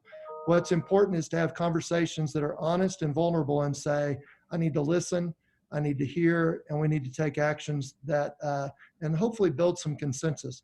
From our organizational standpoint, we're doing a lot of work in this area, not only for our members, and I say this a lot of times, that when I go to the retirement luncheons for our superintendents, it's a predominantly white, male-dominated cadre of folks. When I go to our aspiring superintendent and first-time superintendent academies that we put on, it's often majority female, majority Black, Hispanic leaders. And so I'm seeing a change within our own organization, and I think that's great, because the children of Texas deserve to pull for the entire talent pool of educators in our state. And so I think this is work we're going to have to continue to do over the long haul. We certainly see it in the medical community as well, in trying to address inequities and access to medical care and quality medical care. And that extends to our rural areas that oftentimes struggle the most in all of these things, whether it's internet, whether it's healthcare, and all of those aspects. So I'm welcome the conversation. I hope that it's not a conversation that fades away. I hope it's one that's here to stay, because I think, again, I think the promise of public education is providing everybody the shot at that dream. And that's something that we've got to do, and we've got to do seriously. And that lifts all boats. It's not a zero-sum game. It's not a solid, it's not one piece of the pie. We got to grow the pie for everybody and lift everybody up. And that means paying attention to those voices of people who have been oppressed historically, who have been underserved historically, who have been disenfranchised historically. Great. That's a great answer. Promise of public education, something that I wrote down here, and I'll pin it to my little board above my desk so that I keep that in mind. That's a nice way to think about it. Terrence, I wonder if I might rope you back in to the conversation. We've still got about 15 minutes, I guess 13 minutes now. Have you experienced any new practices or any new strategies that have evolved or purposely developed, whether it's organically or on purpose, to deal with COVID-19? Yes. So some of us may not like to say this in front of our superiors, but there have been situations where an in-person meeting can be summarized in an email or a phone conversation or a virtual meeting. And the fluidity that we've all been able to experience in having, well, first learning all the different, there's more than just Zoom. I've learned about Blue Jeans and Google Meet. And, there are multiple platforms for virtual meetings. This increased flexibility to work from home, to still do your normal work duties outside of your usual work schedule, your pre-COVID schedule. That may not be possible for those in a school setting. Us at Net Health and other public health departments, local and statewide, for the most part, working virtually is a part of our new norm. Still not really familiar saying that term, the new norm, because once something becomes normal, then it changes, it seems like, every month. There's also increased awareness over mental health, stress reduction, taking personal time, whether you want to call it sick hours or mental health hours. But I hearken back to the stages of change model, where it's pre-contemplation, contemplation, preparation, maintenance, and action. And that's just for any type of behavior change that you have. But there's also another stage called relapse. So any place along that stage, you are always at risk of going back to a previous stage. So COVID-wise, now that we're 9 months, 10 months into this, we're somewhere in maintenance and action, but we can always slip back into preparation, or we may slip back into pre-contemplation, where you're not, pre-contemplation when you're not aware that you need to make a change. You have to have a stimulus to let you know that a change needs to be made. So we get to a status quo in controlling COVID, educating everybody about mitigation strategies about COVID, and then there's something new that we hadn't thought about, we hadn't planned about, we hadn't considered may occur, that we have to change what we've been doing in order to get back to that homeostasis that we got used to. So the other big takeaway, a new practice, new strategy, is just always being prepared, because you never know what's going to happen. Our public health emergency preparedness department has, they do more than COVID. They have about 100 different diseases that they oversee, and this is PHEP departments across the state. Kind of related to one of the other questions that Michelle had sent, how are our organizations partnering with schools to address issues? So our public health emergency preparedness, the acronym is PHEP. Our PHEP department has been a local version of the CDC for every school district in our 7-county area. We even get calls and emails from school districts outside of our area, because it's once you get to a certain level of comfort, it seems like there's a call every day from a school district that has a situation that may occur only in rural school districts, but don't occur in urban school districts, and vice versa. So it's just being prepared for the unexpected is a new practice that it has become positive change, because it keeps the workday interesting. And all of you that you may not be showing your video, but you're probably laughing also, because you have those moments where you think you know what's going to happen, but something along the day, something happens that you didn't see coming. Sometimes it may be a good thing, sometimes it's not a good thing, but that's the world we live in now. Great. We got about, I guess, 7 minutes to go. So what I'd like to do now is ask each of the panelists, starting with Eddie first, kind of a minute or so of reflection about the new normal and what it means to you. Well, first, the new normal for me is actually taking time and thanking people like Dr. Umair Shah. He is a mentor of mine, and thank you, Dr. Shah, for all your support over the years. We also got to recognize the fact that we have other groups to thank. The Texas Association of City County Health Officials, NACHO. We got to thank, of course, the Action for Healthy Children or Healthy Kids is very important. All these organizations are key to providing education and support. So a lot of times we wouldn't think about maybe getting in contact with TASB or getting in contact with another organization that deals it at a larger scale. But now we realize that these are the resources we have. The other thing that we need to look at is we can rely upon our neighbors for help. Our neighboring school districts, our neighboring counties, they're very tremendous resources to us. Even if it's just to share commiserations or to share frustrations, but at least it gives you an outlet. And then there was also mention of the importance of mental health. I think mental health and good behavioral health support is something that cannot be overlooked. I've been working closely with our healthcare professionals or hospital professionals, and it's like they're suffering PTSD, very similar to combat fatigue or dealing with a wartime effort. Many of our healthcare professionals are going to need a lot of mental health and behavioral health support for the months to come because of the terrible things and the hours and the frustrations they've gone through. So we need to take time and look at that as well. So to me, these are the new normals that we usually don't think about. But unfortunately, due to this pandemic, this is where we're at.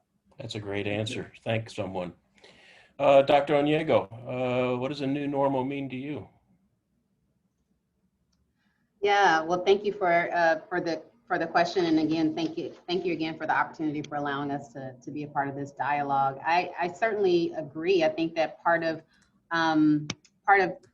coming to the new normal for us is very similar to what has already been said. I think that part of us communicating with one another is different than how we were doing before. I think that the engagement, how we're outreaching to communities that we've worked with and that we've known for a number of years that were already at a disadvantage in some regards, that this pandemic has certainly shed a lot of light on the equity issues, the disparate issues that so many people have been faced with. And I think that further illustrates the work that still needs to be done to connect with populations that, that may have been left behind for so many years. And I think that it just really underscores a lot of the work that still needs to be done. And I think that from a public health perspective, I think that that's what we've always done. We know that that there are communities that may not have a voice, and we certainly have the work cut out ahead for us to ensure that their voices are heard, to ensure that the services that they so critically need are provided in such a way. I think that one of the other things that we certainly have to also keep in mind from a new normal standpoint is really to just, you know, what Dr. Shah also mentions, you know, when we talked about the 3 W's, is that he's added the 4th, which is also the will. I think that part of what we've seen in our community, and I'm sure that it's also been something that's been seen across the other regions and across the state as well as the nation, is that there is a good amount of fatigue that's happening right now. And so I think that part of what we have to do is to continue to champion, continue to speak the truth, continue to speak about the science, to continue to rally and try to you know, propel our community to do what's right in terms of ensuring that we are speaking about prevention, that we're speaking about education, because that's really how we're gonna, you know, try to move forward to get, you know, through this pandemic. And so I think that that's certainly some of the things that we can continue to push forward. Great, thanks. Kevin, quickly, any reflections of what the new normal means to you personally? Well, it's a good question. It's a hard question. I think, you know, for one, it's affirmed to me my belief in the work that educators do, healthcare providers. It's affirmed for me the good in people in our society. It's also affirmed for me that leadership matters. Clear, consistent messages matter. I've encouraged our superintendents and leaders to stick to the facts and stick to taking care of your people. Do the very best you can, and remember the why. Why are we doing what we're doing? You know, for a healthcare provider, you're doing this to save lives. For an educator, we're saving lives. We're doing it in a different way. Although now, all of a sudden, the medical piece of this is truly saving lives too for us as educators, right? If you're not disinfecting, if you're not wearing masks, if you're not social distancing. And so I think I think, you know, hopefully we're better prepared for this if we ever have to deal with it again. I hope we don't ever have to, but the odds are we might. And so hopefully we've also learned that I think the ability to make sacrifices for the good of others is really important to have. And I think sometimes we lose sight of that. There's little things that we can do individually that make a big difference to everybody collectively. And that's hopefully one of the things that we've learned moving forward. I know we're out of time, so back to you, Bill. I'm going to let Terrence have the last word here. What quickly a new normal? What does it mean to you as a person, personally? Personally, I look at everything like a kid.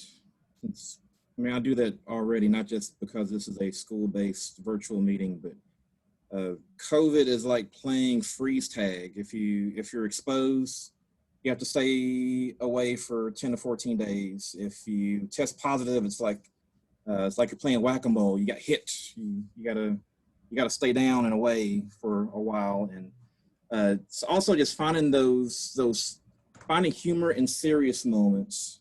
Even I've had friends who died of COVID. I've had coworkers who've had family members who have died of COVID. So me personally, I feel it's important for everybody on this call and those that you may know and love to make sure you enjoy. Not every day is not promised. And I think that was a trite phrase that really didn't strike a chord with many people until we now have 200,000 plus individuals that have died just here in the US. So have fun whenever you're able to have fun. Even though we're in a pandemic, we're still human. We still need to have those happy moments in our day. Great.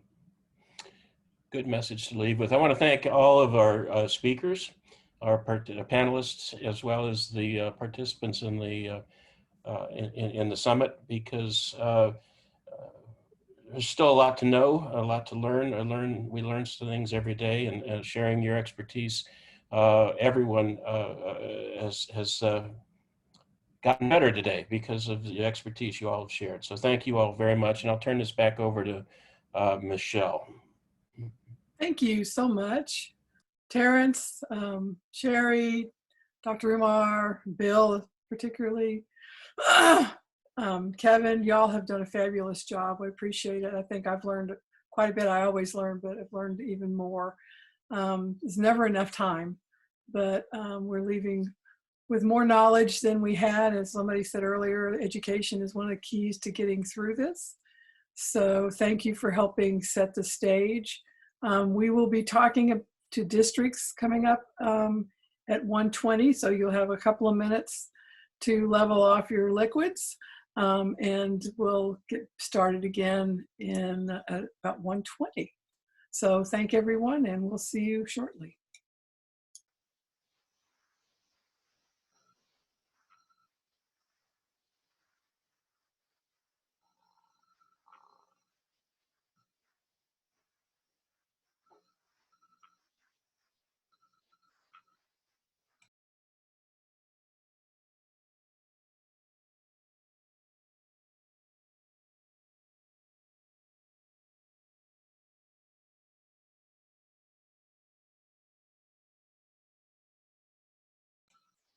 Michelle, there's no audio on the.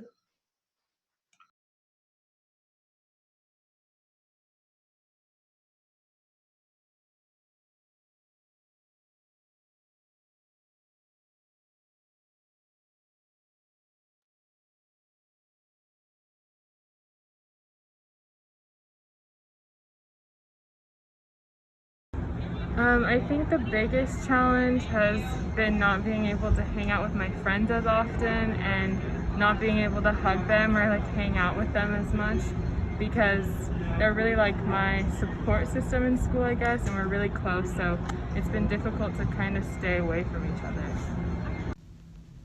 A lot of challenges I face going back to school is just talking and being more extroverted. I used to be a very big extrovert and talk to everybody. Now I'm kind of more in my shell because in COVID times when we were in our houses for most of the time, I didn't have to talk to people and I kind of just kept to myself. So it's kind of weird seeing everybody. And another challenge I see, not for me personally, but around me, people don't really like to wear their masks because they find it hard to breathe, and I think if we all just kept our masks on, we could get through this together. So here in FBIC, as we strive to reopen with excellence, we definitely face some setbacks. First off, there's an intense amount of stress and pressure on the student and the educator. With the new challenges that have arisen with online learning and doing hybrid models of learning, there's bound to be changes and we have to adapt to them quickly, which causes stress. Additionally, the general relationship between the student and teacher has changed. Rather than the simple communication between the student and teacher in the classroom, students and teachers now have to work that much harder to communicate, and we have lost that relationship and mentorship that we often see right off at the beginning of the year. Finally, I've noticed personally that I have struggled to balance both school and personal life, seeing as everything is done in the same place. And it's been challenging. I've had to implement new boundaries to make sure that I'm implementing balance and taking care of my mental health. So the largest challenge I faced in going back to school is being as school got cut short 90 days last year. We've had the school system has almost had to make up those 90 days. So for the past semester, it's been pretty hard on us to try and keep up with those past 90 days that we missed. It's been a bit hard to manage my time since I'm so used to having a ton of free time, and it's also been a bit difficult to get the right amount of sleep since I'm really used to waking up at a time that doesn't include commute time.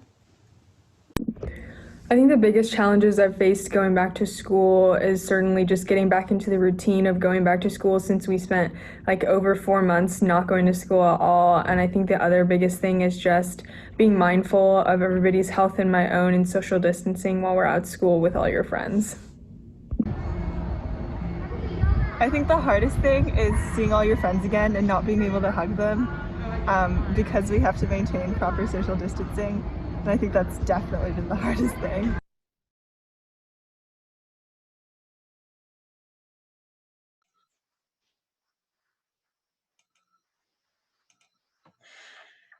Thank you. I hope y'all can see just a variety of views from the youth that have joined us here.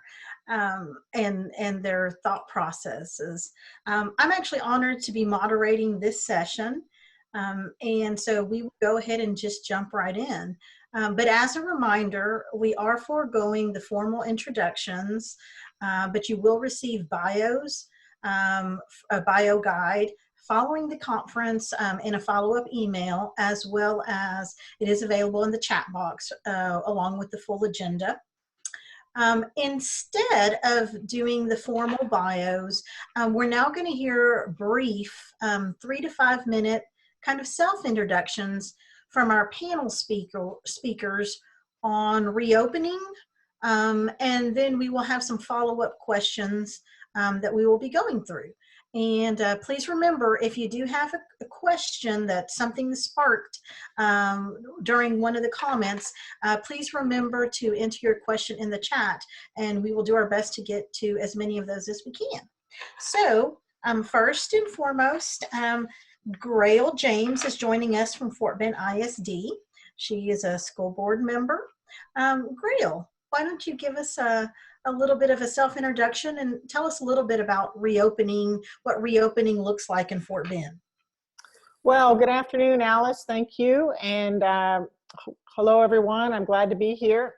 As Alice said, my name is Grayle James. I serve on the school board in Fort Bend ISD, which is in Region 4, southwest of Houston. We are the 8th largest school district in Texas. We're about 78,000 students. And I've served on the board. This is my 9th year serving on the school board in Fort Bend. We started school completely virtually in August. We kept our, well, we shifted our start date about 2 days, but we basically kept it the same.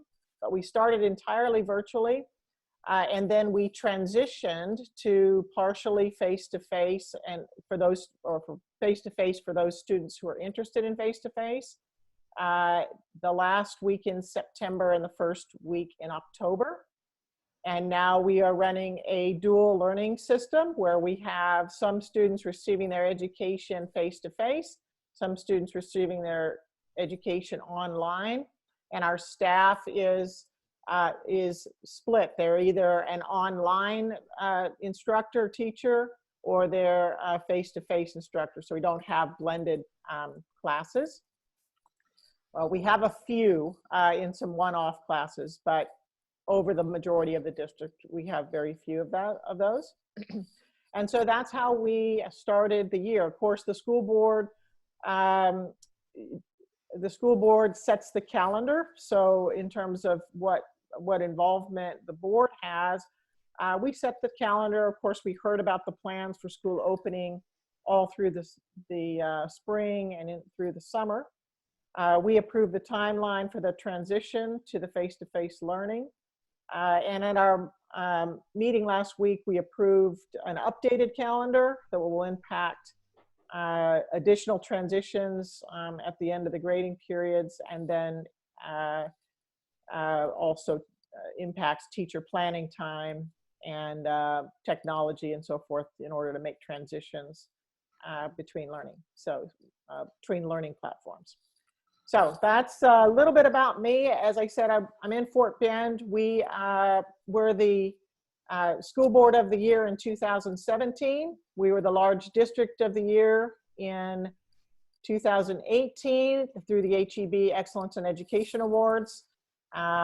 We are the most diverse school district in Texas in terms of our ethnic diversity, with over 95 languages spoken, and approximately 1/4 Hispanic, 1/4 Asian, 1/4 Black, and 1/4 white student population. So that's a little bit about Fort Bend, and it's a little bit about me. Thank you, Grayle. Okay, our next person to introduce is going to be Karen Schwind, and she is from New Braunfels ISD and is the president-elect to the Texas School Nurse Association. Karen. Oh, Karen, I think you're on mute still.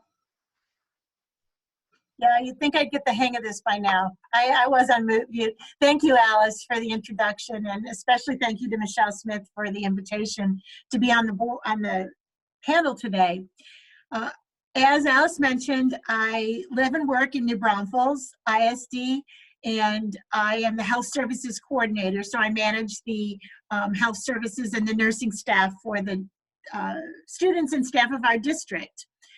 Just last week, I was installed as president of Texas School Nurse Organization, and gosh, we have about 11,000 nurses across the state of Texas that are working in our schools. So reopening for us has varied from district to district. As we did not have any structured guidance from the state specifically for opening schools, it was really up to each district as to how they were going to open. Much of the summer was spent planning and preparing for what school would look like, what it would look like if we were remote, what if we came back face-to-face, as our district did in the middle of August. And we've been face-to-face since. How do we support those students who are remote and those staff who are remote? How do we support the students that have to be quarantined based on an exposure at school? So all of the planning, the preparation for the personal protective equipment and where we would purchase that, the training for the staff, and then training for the students and our parents as to what it would look like when we reopen school. All that was a huge part of the nursing aspect and the nursing plan for returning our students to school.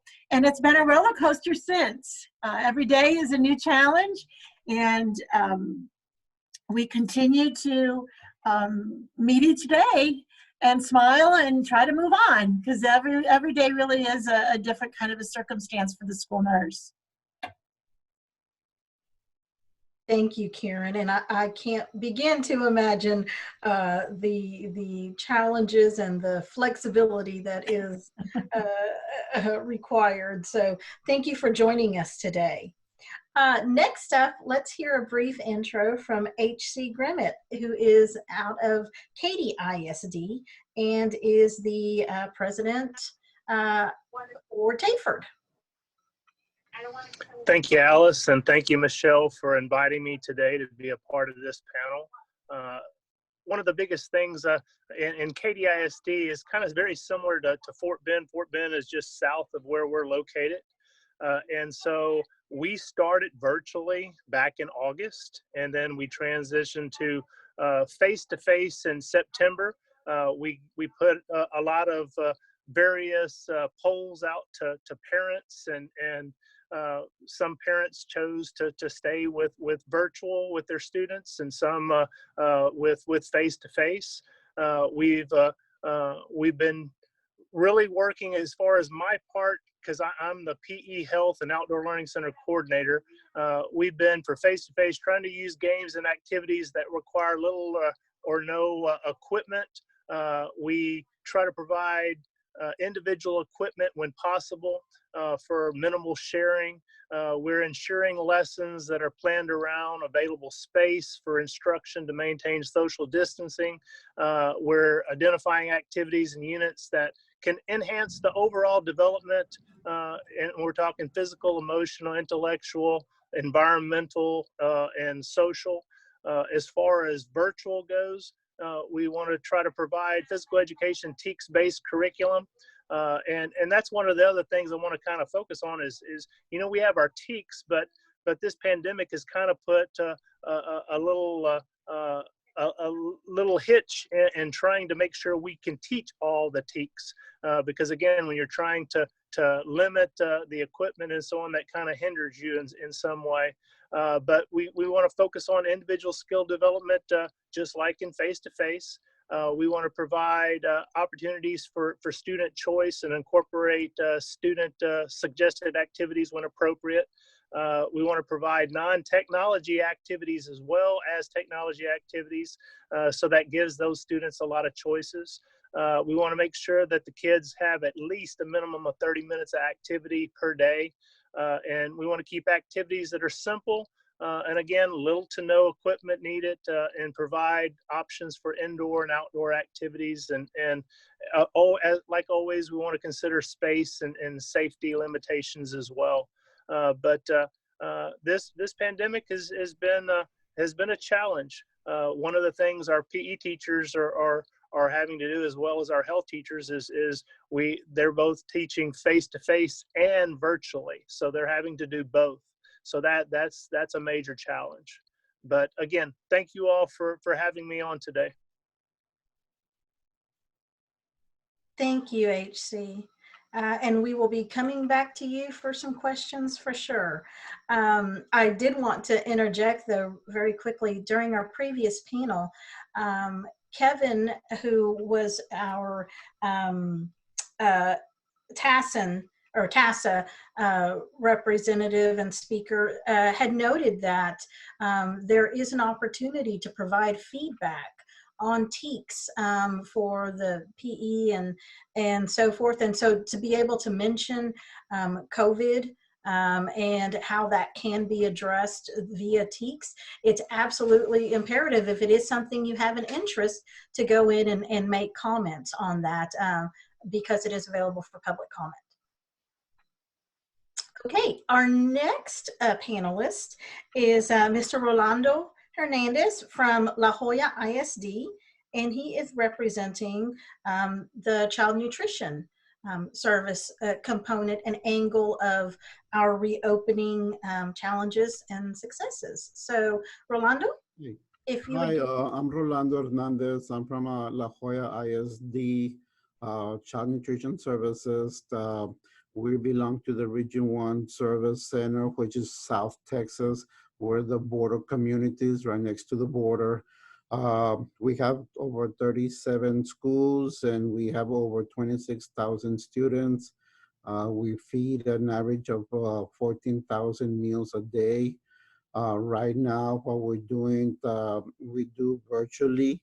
Well, the school started virtually, but now we're in phase 2, which means any student that has any internet problems, internet connection problems, are allowed to come to school and do the class teaching. So right now we're doing curbside at the beginning of the school year. Now we're doing curbside and in classroom, serving meals to the students. Some of the challenges that we have encountered, we learned a lot from the summer. On the summer, that was when everything was very, very high and the outbreak really started picking it up. The Valley was one of the last ones to get really hit until towards the end. I know in July, we had to close our meal distribution because of COVID. And we had to redo our whole thinking of PPO and the procedures and how we're gonna go about it. We study and we learn from the summer, and that's how now when school started again, we completely redid our COVID procedures, and knock on wood, we have maintained safe, COVID-free so far. We have over 300 staff members, and so far our strategies have worked, and we all staying safe. Thank you, Rolando. Okay, what I want to do now is open up and take a couple of questions. And so the first question I want to ask of our group is, we know that parents have had concerns about schools as they've been opening, whether it's been remote learning or the returning to campus. Everything from the school meals, as Rolando just mentioned, to childcare, to academics, to whether they're getting enough PE virtually, etc. How have parents been engaged, or what is the communication channel that is being utilized to help during these reopening plans? Because we know that that's important. I'm gonna put the question over first to HC. So one of the things in Katy is that we have a communications department, and weekly, we send out newsletters to parents. But I go back to the original when we were just thinking about going virtually. Again, Katy put out a poll to all the parents and teachers, and we got information of where people, what they were wanting to do, and about half of our population want it virtually and half want it face-to-face. And so again, like I said, we started face-to-face, or started virtually, and then we transitioned to face-to-face, and some parents chose to do virtual, and some sent their students back. We had many mitigation plans in place to make sure we were sanitizing, making sure we were social distancing. We still have those today. In fact, I was just on a what we call a safety liaison meeting. We have those weekly, where we have different individuals from all the campuses that get together, and we talk through different scenarios and update plans. And we're in constant communication, like I say, with our parents and teachers and administrators to make sure, you know, we have things in place to make sure, you know, everyone knows that, hey, we have safety protocols in place. Everything should feel very safe. We all feel safe, and like I said, if we do have areas of things that need to be corrected, we act on that, and so like I said, I think we've done a really good job of making sure everyone feels very safe to come back, and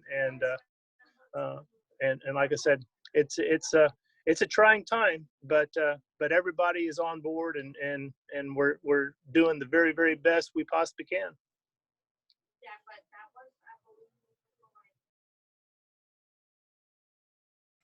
Karen, I'm going to ask you the same question. How about from a nurse's perspective?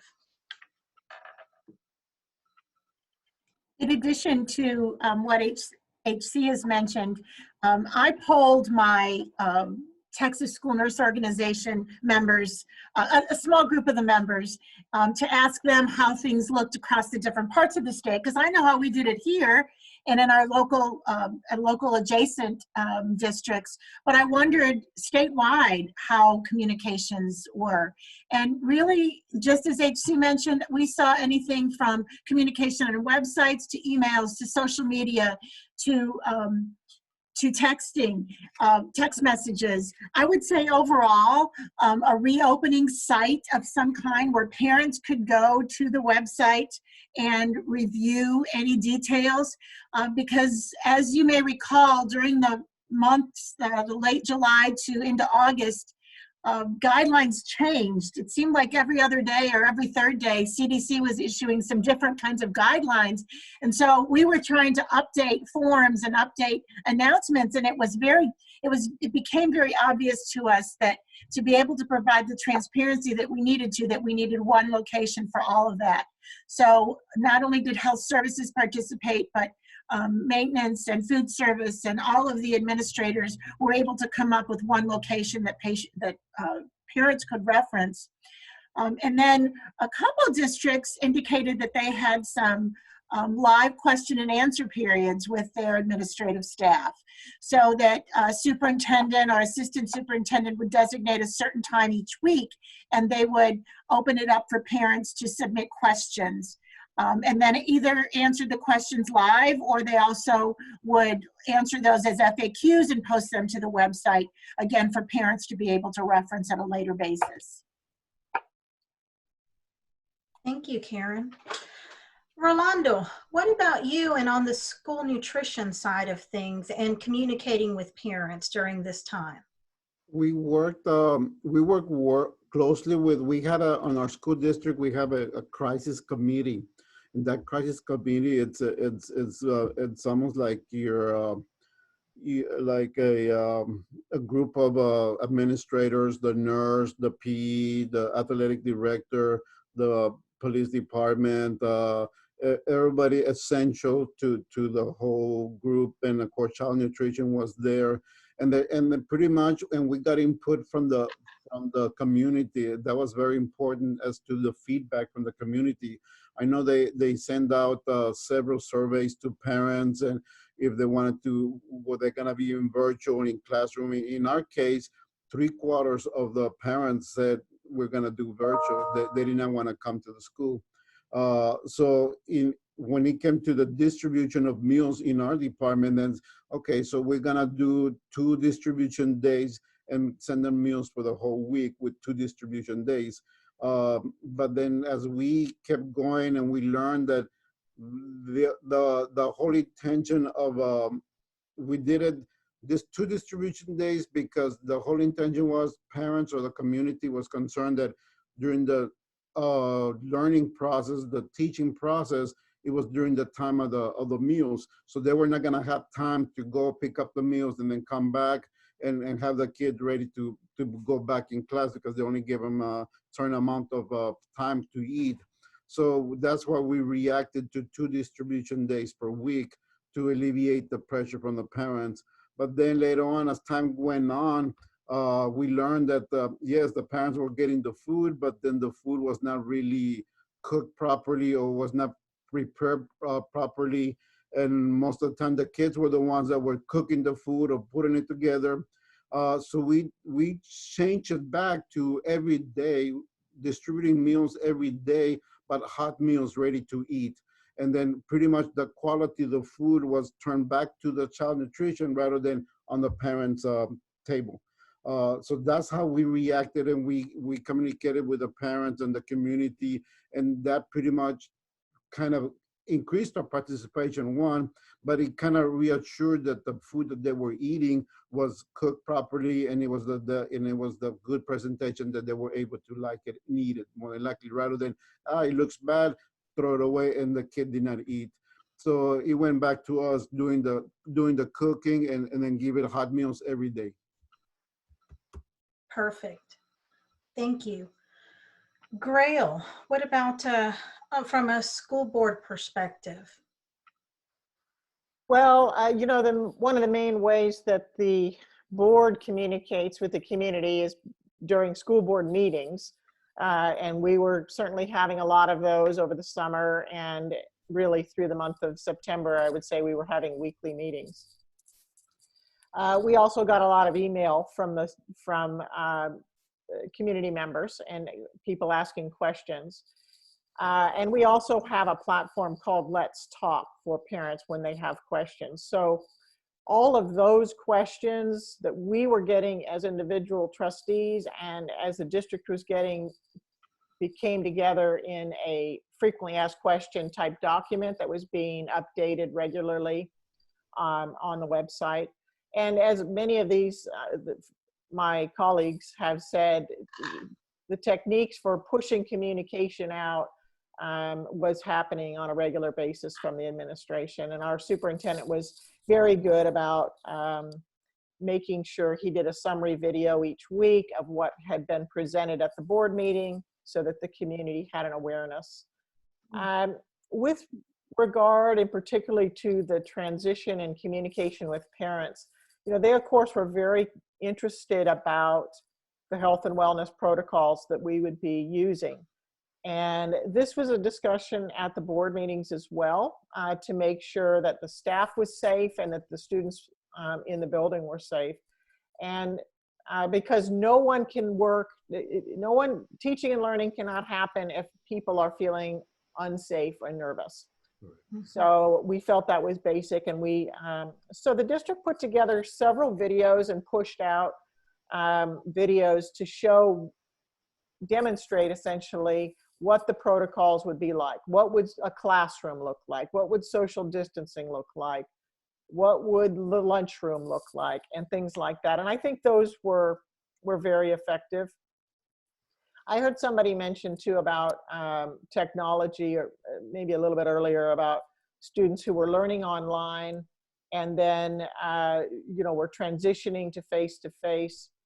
One of the things we realized that we needed to do in order to communicate with people because of their unique situation and unique set of circumstances is we actually set up a call center, and we used some employees that were, maybe they were bus drivers or other types of employees who we didn't really need when we still needed the people, but we didn't need their normal job function.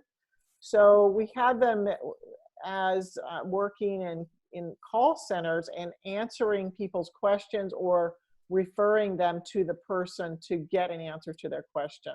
And that was very effective. And we, we were getting up over probably, and we still are, probably 300 to 400 calls a day. But I mean, we peaked earlier in September, but we still are getting a lot of questions from people who want to know about their specific situations. And then the last thing I'll say is that again, before we switched to the face-to-face option and we were all virtual, the time came for our normal, what would be beginning of school open house, meet the teacher activities. So we did those all through a virtual event. They were, some of them, there was a drive-through and drive-by component where they could physically see parents could physically see the school, see the teachers. They had signs, those types of things. The principals were visible. And then there was also a virtual component. So, like a Zoom platform like this where parents could call in and hear a presentation specific to the classroom. So that was very effective, and we got good feedback from that for the most part. So. Yes, I agree that La Joya did that too. They wanted to visually see the teacher, and they had a lot of, they call it drive-throughs, yes, and that was very popular with La Joya ISD, with a lot of the campuses, and the teachers lined up, and because every student wanted to meet, especially kindergartners and first graders, they wanted to meet the teacher, and they want to physically see her. So that was a good thing. That was a good communication, in a sense that you gotta have that eye contact, that social thing. Yes.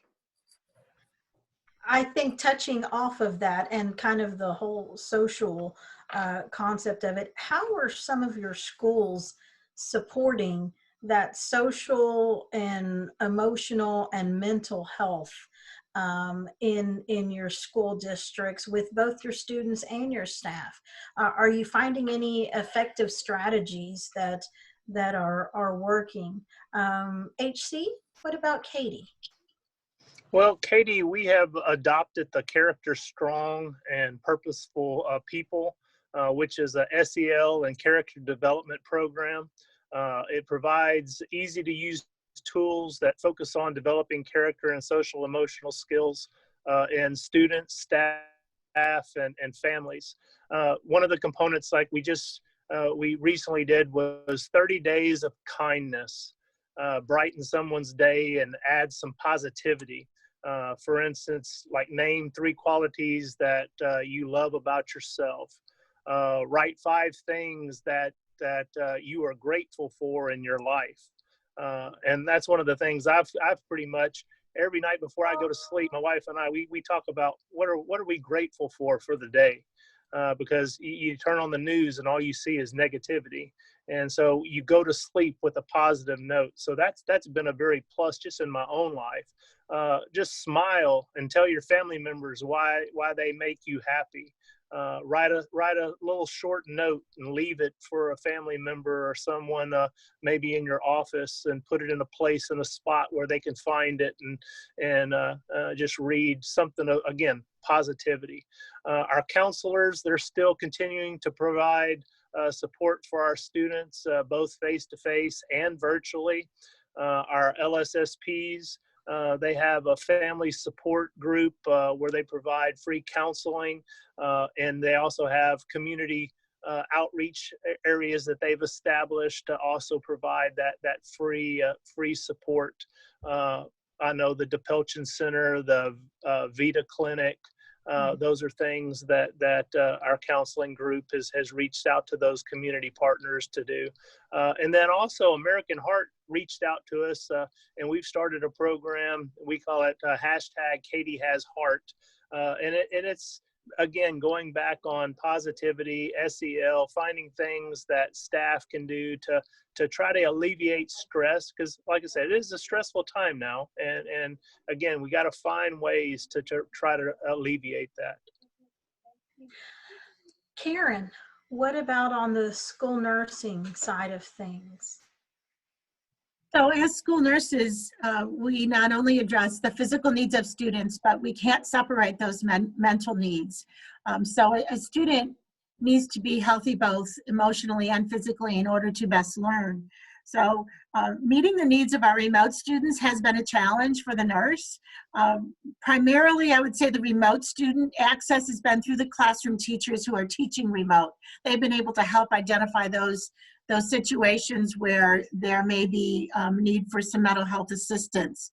Across the state, as I poll my nurses, we are looking at an increase in counselors, development of the threat assessment teams on campuses, which involves the nurse as well as administrators and counselors and social workers, and really a gamut of persons on the campus who can help to recognize symptoms of mental health problems and direct those students in the proper direction, students and staff in the proper direction for treatment. Some of our schools mentioned restorative discipline practices, as well as other curriculums that involve students sharing and identifying in circles where they might be able to have their social emotional learning issues addressed and shared by both the staff and the students as well. Additional social workers, collaboration with the community, county mental health agencies, and counseling connection centers, mental health hotlines. Those are all ways in which we have been able to develop access for our staff, as well as being able to refer our students. I think that pretty much sums up from a nursing standpoint. No, that's wonderful, Karen. Yes, absolutely. And I think earlier we kind of started the discussions and with some of the youth videos, and they were sharing with us, you know, the struggles that they had.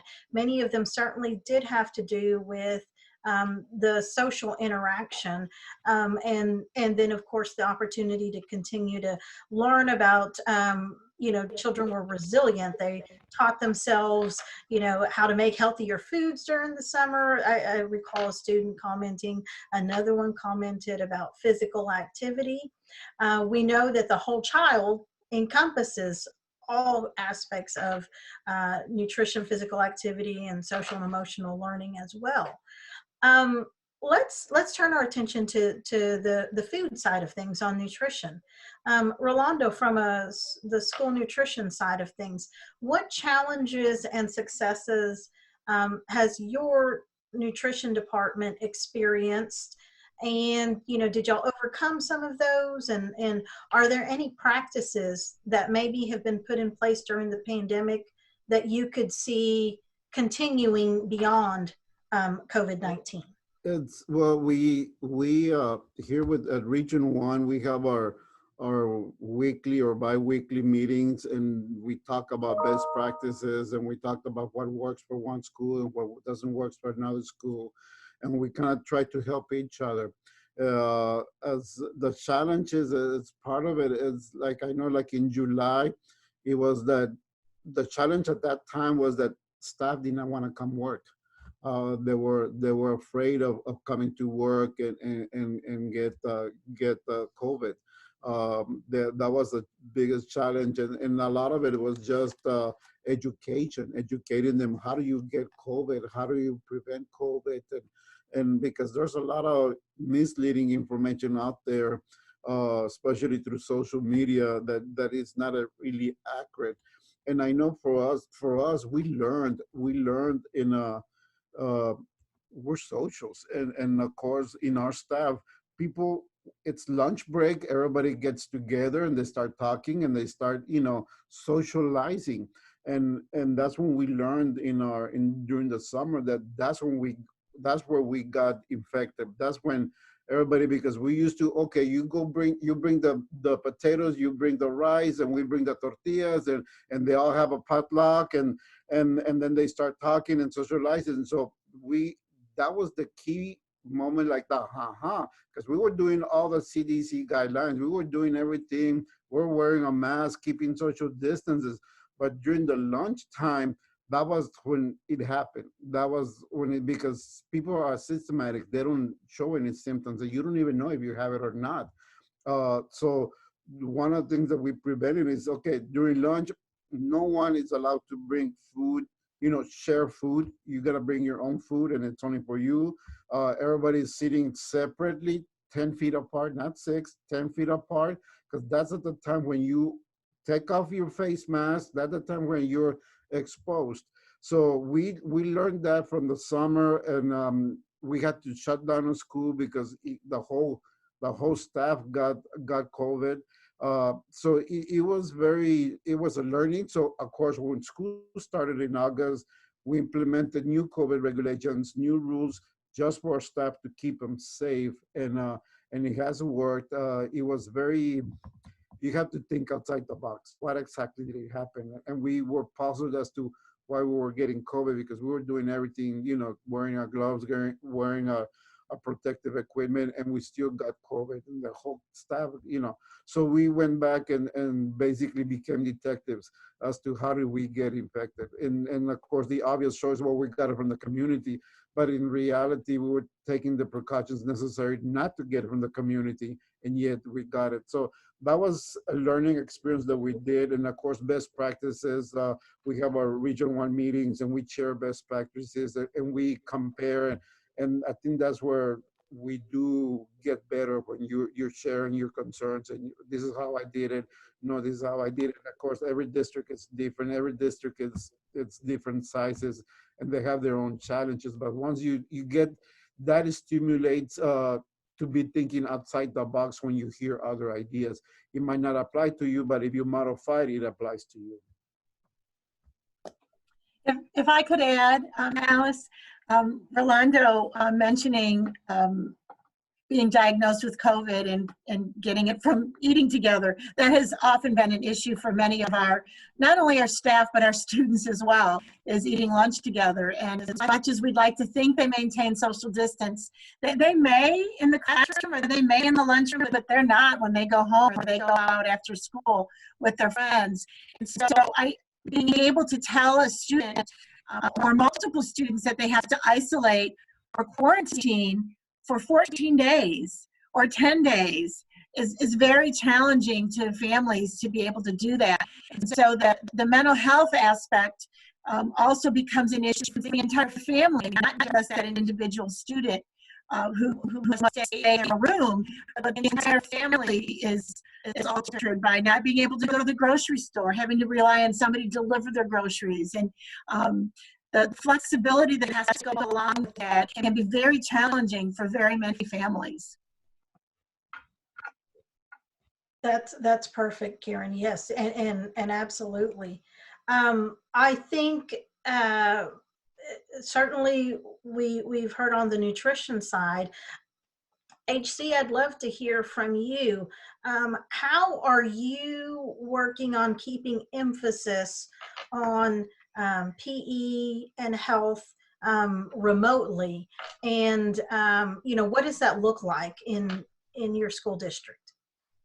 Well, before we go, I was gonna piggyback a little bit on Rolando and then Karen, going back to child nutrition. One of the biggest things and the challenge that we're actually having is finding enough staff for face-to-face. When we start to have more kids coming back face-to-face, staffing is a concern, not only for food and nutrition, but it's also for subs as well. So when we have someone go down, that's a challenge. But I just wanted to just kind of piggyback on, that's probably one of our biggest challenges there. But as far as virtual goes, I kind of alluded to that a while ago, is that we want to make sure that virtual coincides kind of with face-to-face, so that whatever we're doing face-to-face, we're doing the same as virtually. So whenever those students decide to come back face-to-face, it's a smooth transition. My biggest thing is still providing students with 30 minutes of activity time or more. That's what we all need. I sit a great portion of my day now in Zoom meetings and so on, and I have to tell you, it's not the greatest thing for my health. I'm one that wants to get out. I want to be out moving, but I see that I'm sitting quite a bit, and so my biggest thing is just to provide all our students with activity time. That's what we all need. We've got to get out and provide options both indoor and outdoor. Vitamin D is a fabulous thing. So like today, it's a super day out, and I'm hoping most of my PE classes are out and joining this beautiful day. And of course, we're always considering space and safety limitations. Absolutely. It is that outdoor time. And I think if some noted in the chat, there was a resource that was included earlier, I think, for everyone that kind of focused on that whole idea of outdoor education and outdoor play. Anyone else want to add comments on either one of the two topics that we've just been discussing, either on the nutrition side? Grayle? Yeah, I'll say something about it. So we've been doing very similar to what HC has said in terms of making sure we have plenty of movement and activity. And I would say one of the problems has been moving kids through the building and finding those spaces where they can spread out enough that they can exercise and run and all of that. That's been a challenge for us. The other thing is for our youngest students, not having the swing set available, the play structures available. They've had to learn some new skills in terms of how to play, just play. And so that's been a challenge for us. And we've been equipping our staff with tools and tricks, I would say, to help them to be successful in that. And I want to pick up, you also had talked about the child nutrition. Mm-hmm. In Fort Bend, we started this semester universal breakfast and lunch for all of our students. We found through parent surveys and focus groups and kind of some feedback that food access and availability had changed quite a bit for a number of our students. And while yes, we can have them do paperwork and, free and reduced lunch status, and we still want them to do that. Mm-hmm. We could not wait until all of that was sorted out to start feeding students. So we've done the grab and go meals, I think, as Rolando was talking about, and we are at all of our campuses. If students are there face to face, they can pick up breakfast, get lunch, and we're just doing that. I love that, Grayle. We have also had a couple of questions to kind of piggyback off of this discussion. HC, can you speak a little bit to how you're encouraging physical activity remotely? Or is there a particular, are there some strategies that you're encouraging your PE teachers to use? Well, for remotely, our platform is Canvas. So we have our Canvas program is our platform. But one of the things this summer that I was already planning to start virtually. That's one of the things that we were kind of all anticipating, even though, at the start of the summer, Katy ISD, we were saying we were coming back face to face. when we would start in August, but again, we changed that slightly and started virtually. But I put together a group of teachers, and again, going back to what I had alluded to at the very beginning, I said, we want to try to keep it as simple as possible for everybody involved to be able to get activity. And so we focused on basically 4 things that the teachers were able to put together. So the first thing is we always start an activity with some type of warm-up. So we put together a bunch of various warm-ups that our teachers either made videos themselves, found videos through YouTube that other PE teachers from around the country have put together. We put those together for warm-ups. Then we focused on our activities again, where we actually did our own videos as well, found other videos from other PE teachers from around the country. And then from there, we were able to then focus on what we call the healthy child. The healthy child is where we focused on social emotional learning. So we would do social emotional videos, we would do nutrition videos, we would do safety videos, and then we focused on cool down.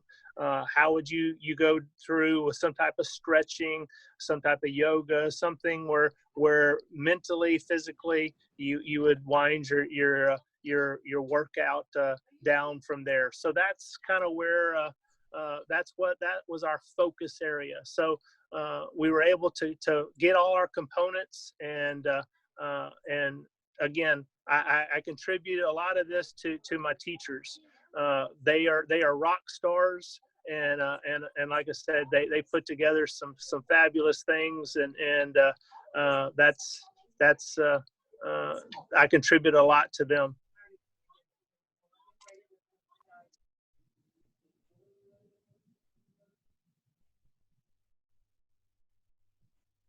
You're muted, Alice. Thank you. It was my turn to. Grayle, does anyone else have other strategies that they've utilized, or that the school districts are utilizing? I encourage everybody to read through the chats as well, and be sure to submit questions if you have some online. Just as I was glancing over, there are a number of free programs and resources that it looks like some of our attendees are sharing with others. I think another question, because Grayle, you actually touched on this earlier, I think, was the role and kind of the communication you're having with SHACs, with school health advisory councils. Would you share, and anyone else following Grayle, what role has the school health advisory council had in reopening, or in helping bridge that relationship between SHACs and community partners and partnerships in your areas? So Grayle, I'll put it off to you first. Okay, great. Well, thank you. So I'm the board representative on my district SHAC, and have been on the SHAC for several years now, and really enjoy that role and the focus on the importance of health in helping children to learn, and how that's key. So our SHAC has actually been very involved in a lot of ways in Fort Bend ISD before the pandemic, during the pandemic time now, and I expect to far into the future the SHAC to be involved in the education process in Fort Bend ISD. One thing that the SHAC did beforehand, and I'm going to bring this up because the mental health was discussed a minute ago. Not only we've done the normal resources that all of the other districts talk about, but one thing we have in place is a virtual health school, which is basically, it would be like a curriculum folder essentially for principals and staff members to use as part of their activities on their campuses. So the virtual health school is is housed in Schoology, which is our learning platform, and it's accessible to all the campuses, all the teachers for classroom events or chats, but also, of course, counselors and principals if they're planning something district-wide. So that's pretty exciting and a great resource for them. The main way, and it has been through the pandemic time, another main way that our SHAC's been involved this summer and beginning in September, the SHAC and the district came together to put together basically a pandemic stakeholder advisory team. So we have some medical advisors on that team. We have community members. We have quite a number of SHAC members. We have staff. We have district level staff, teachers, parents, and really it's kind of an all-inclusive group. That group has been meeting weekly since September, and basically we have reviewed district data around and regional data, county data around COVID-19 and the impact both of the disease, how's it spreading, what's happening on our campuses, what's happening in different feeder patterns. And then the second piece of that is to understand the disruption, if any, that may be happening. And I heard Mr. Hernandez speak a minute ago about when his child nutrition staff was eating together and then everyone had COVID, and then I'm certain that was a big disruption to the child nutrition department. So our goal is to look for those disruptions before they happen, and try to anticipate where they might be, and then help to mitigate that and do what is necessary. So the SHAC team has been very involved in that process. Wonderful, thank you, Grayle. In our school, the SHAC, we met once, and a lot of the concerns, and it was virtual, so it's not the same when you're meeting virtual, because in our case, a lot of the parents that were involved in our SHAC did not have access to the internet or did not know how to do the Zoom. So it was not a full-blown SHAC meeting, but it was the biggest concern on the SHAC meeting was the COVID. Are the kids gonna be safe, and how's the district gonna do it, and we basically had to give them steps by steps how what a classroom setting is gonna look like, or in our case we had to speak how we're gonna distribute the meals safely, and that was the number one concern on the SHAC. And of course our safety committee, pretty much it's the SHAC in steroids. That's where he gets all the data from the community using social media and all of that. And of course and they meet weekly. The crisis committee meets weekly. So, and we are adjusting based on the data that we get from the community, and the crisis committee has the power to make those changes or those that needed to be done for the safety of for the students. So that's how we managed. And then of course our SHAC meeting just got postponed to next month. We were supposed to have it this month, but I'm unsure due to the curve, because the curve is going up here in the valley. So I think people are reserving more in a sense as being more conscious of going out or even socializing. Mm-hmm. Karen? So the nurse plays a huge role in SHAC. Although the SHAC membership is made up primarily of parents, typically there is a health services component. And in most of the districts that I polled, the health services coordinator also happens to be that person who assists leading the SHAC. Although, because we were off for the summer, although SHACs were not directly involved in reopening plans, there were many members of the SHAC who were involved in reopening, and that's because of the parents that had a role on their campuses, the community members, the education that was offered through the county health departments and the AgriLife departments. All those persons are also on the SHAC. So like the SHAC is supposed to work, it truly is bringing everyone together and aiding in whatever avenue we have for educating and providing health and services to our students. Probably one of my favorite parts of the SHAC are the students that are in high school that are our SHAC. They are the ones that really allow us to, they bring us what's happening inside the school. And if there's ever a question, particularly about meals, they always want to talk about their meals and their activities. We actually had the idea from some of our students to do some videos for our families and staff while we were off, to do some education videos and to be able to share with them some ideas for exercise while they're working remotely. And so as a nursing staff, we were able to do some different video clips and give them some examples. It was really a big hit with our kids.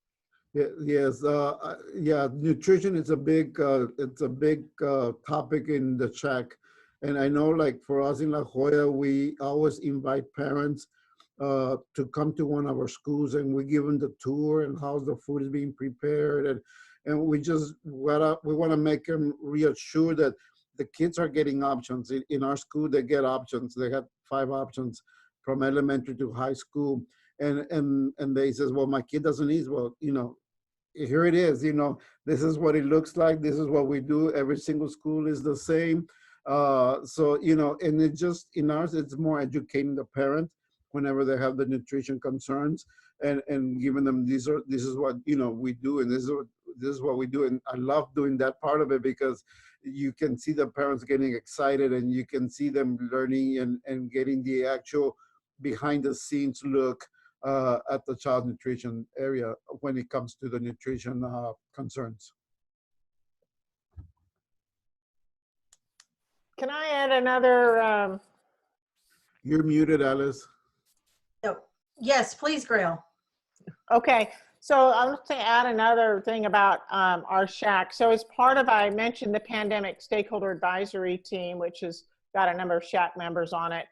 And one of the things that's come out of that is what we call our what is, well, I guess it's informally called around the district, our COVID dashboard. And it's basically tracking cases and where those are, staff members, quarantining. We have a symptom checker also that we're doing. That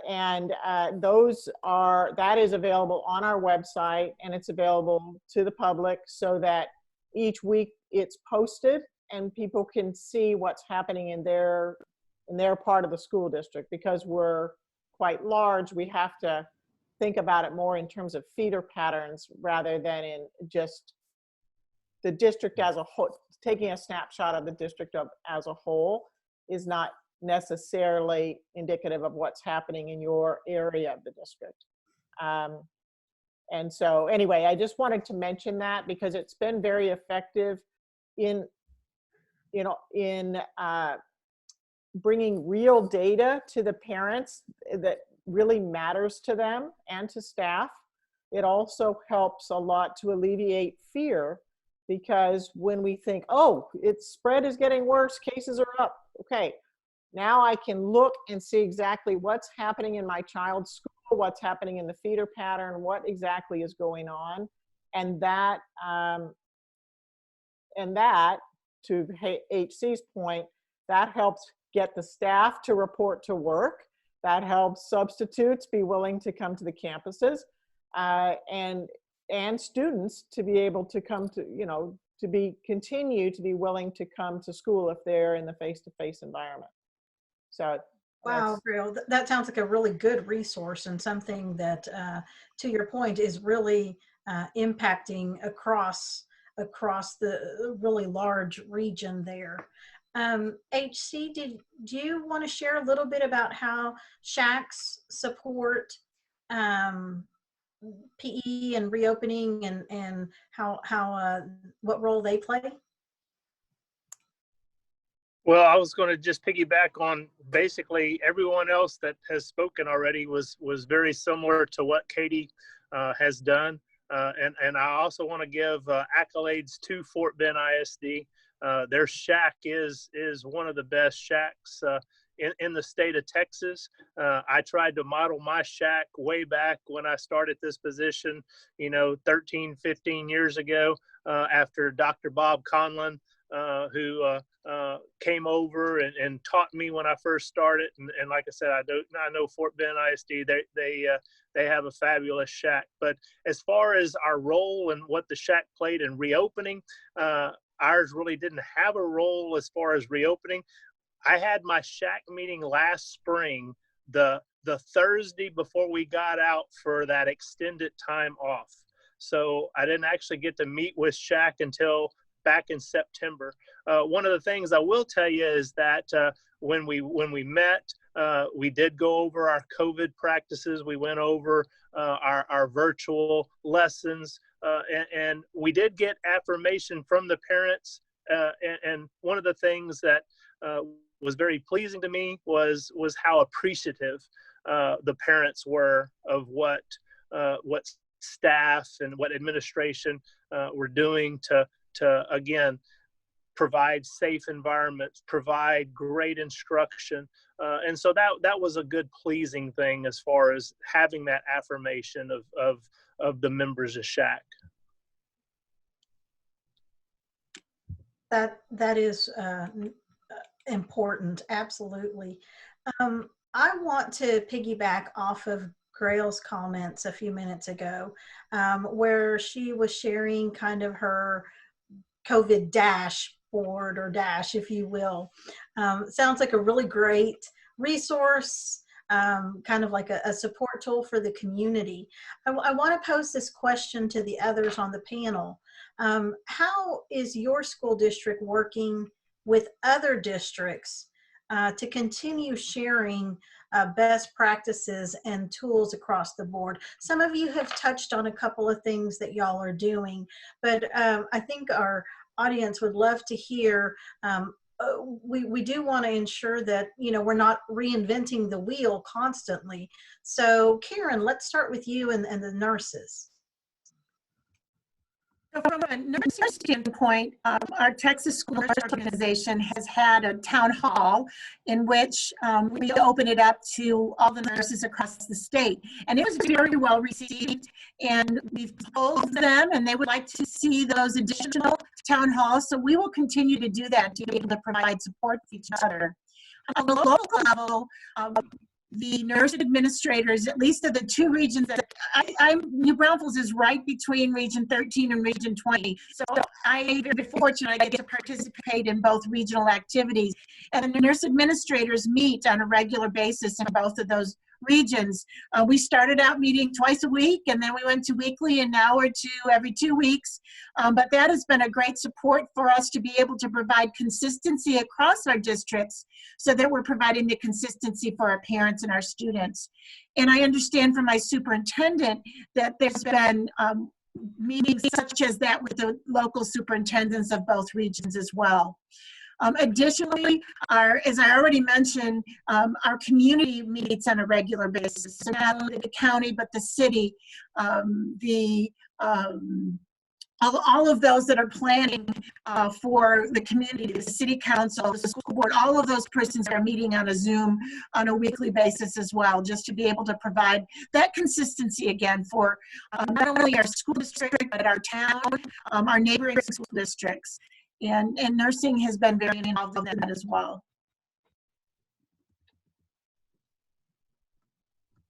Thank you, Karen. Okay, Grayle, is there something, would you like to add more to some of your communication? Absolutely. So I definitely would like to add on this topic.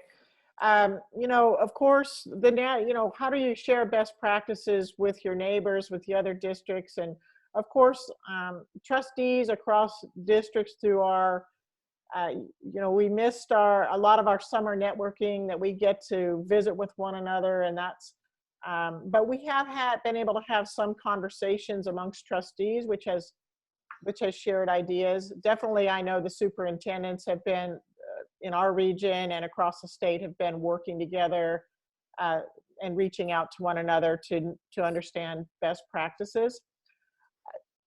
Locally here in Fort Bend County, I would say one of the things that we've done early on is that over the summer, the county health department reached out to us and asked our nurses to help them with contact tracing.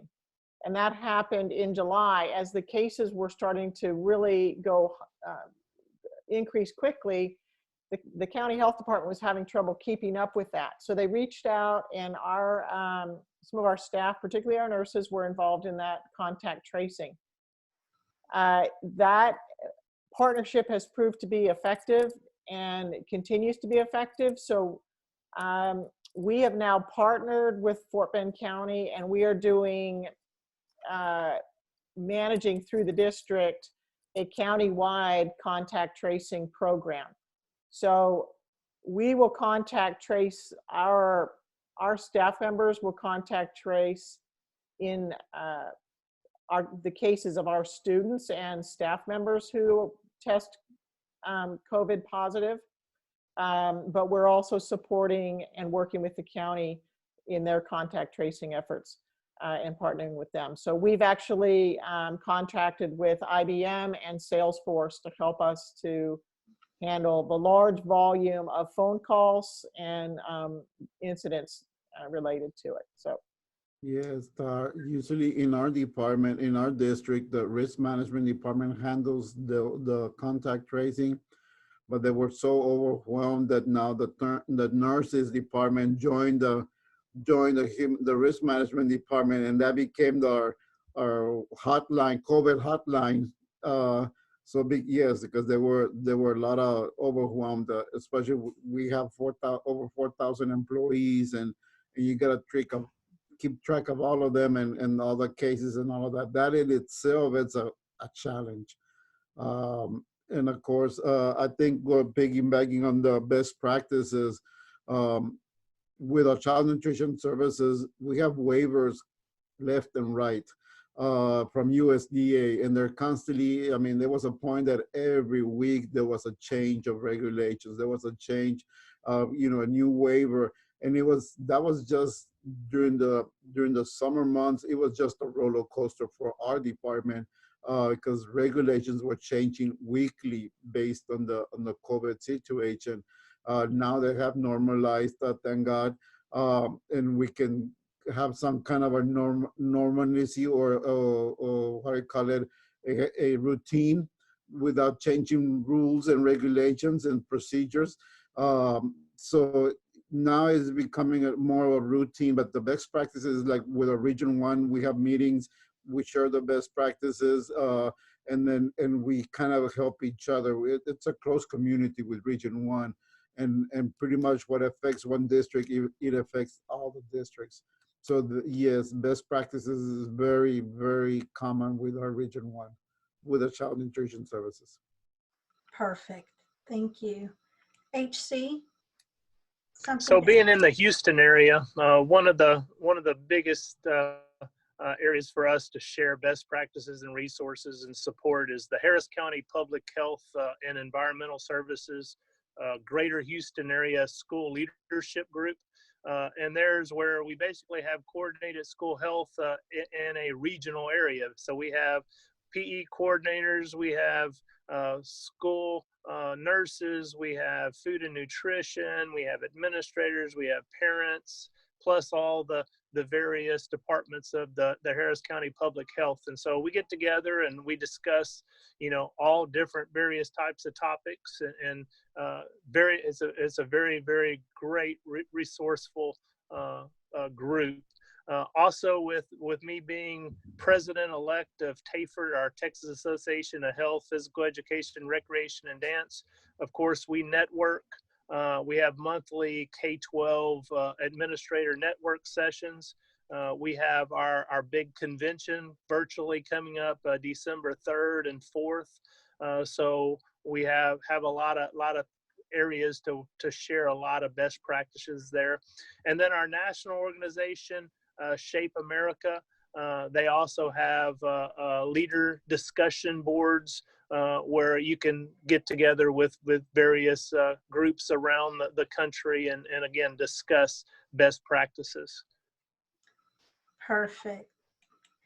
As we are rounding out our time for this panel, I do want to encourage everyone to please continue putting in questions in the chat, and what we will do is we will compile all of those and reach back out to our panelists to have their responses, and then following the end of the conference, we will send out the kind of a question answer document for everyone to see if you didn't get your specific question answered.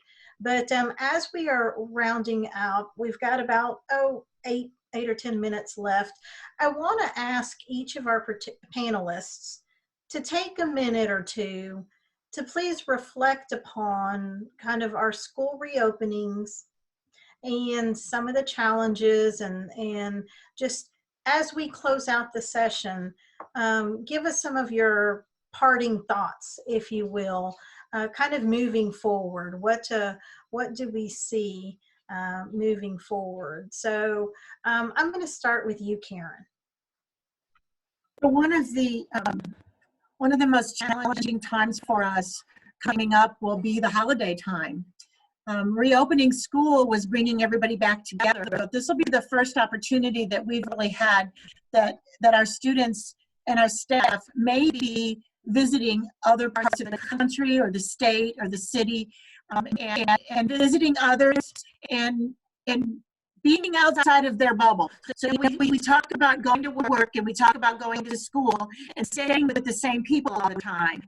But now that we're looking at the holidays, that may be going to grandma and grandpa's or aunt or uncle or family activities across the country.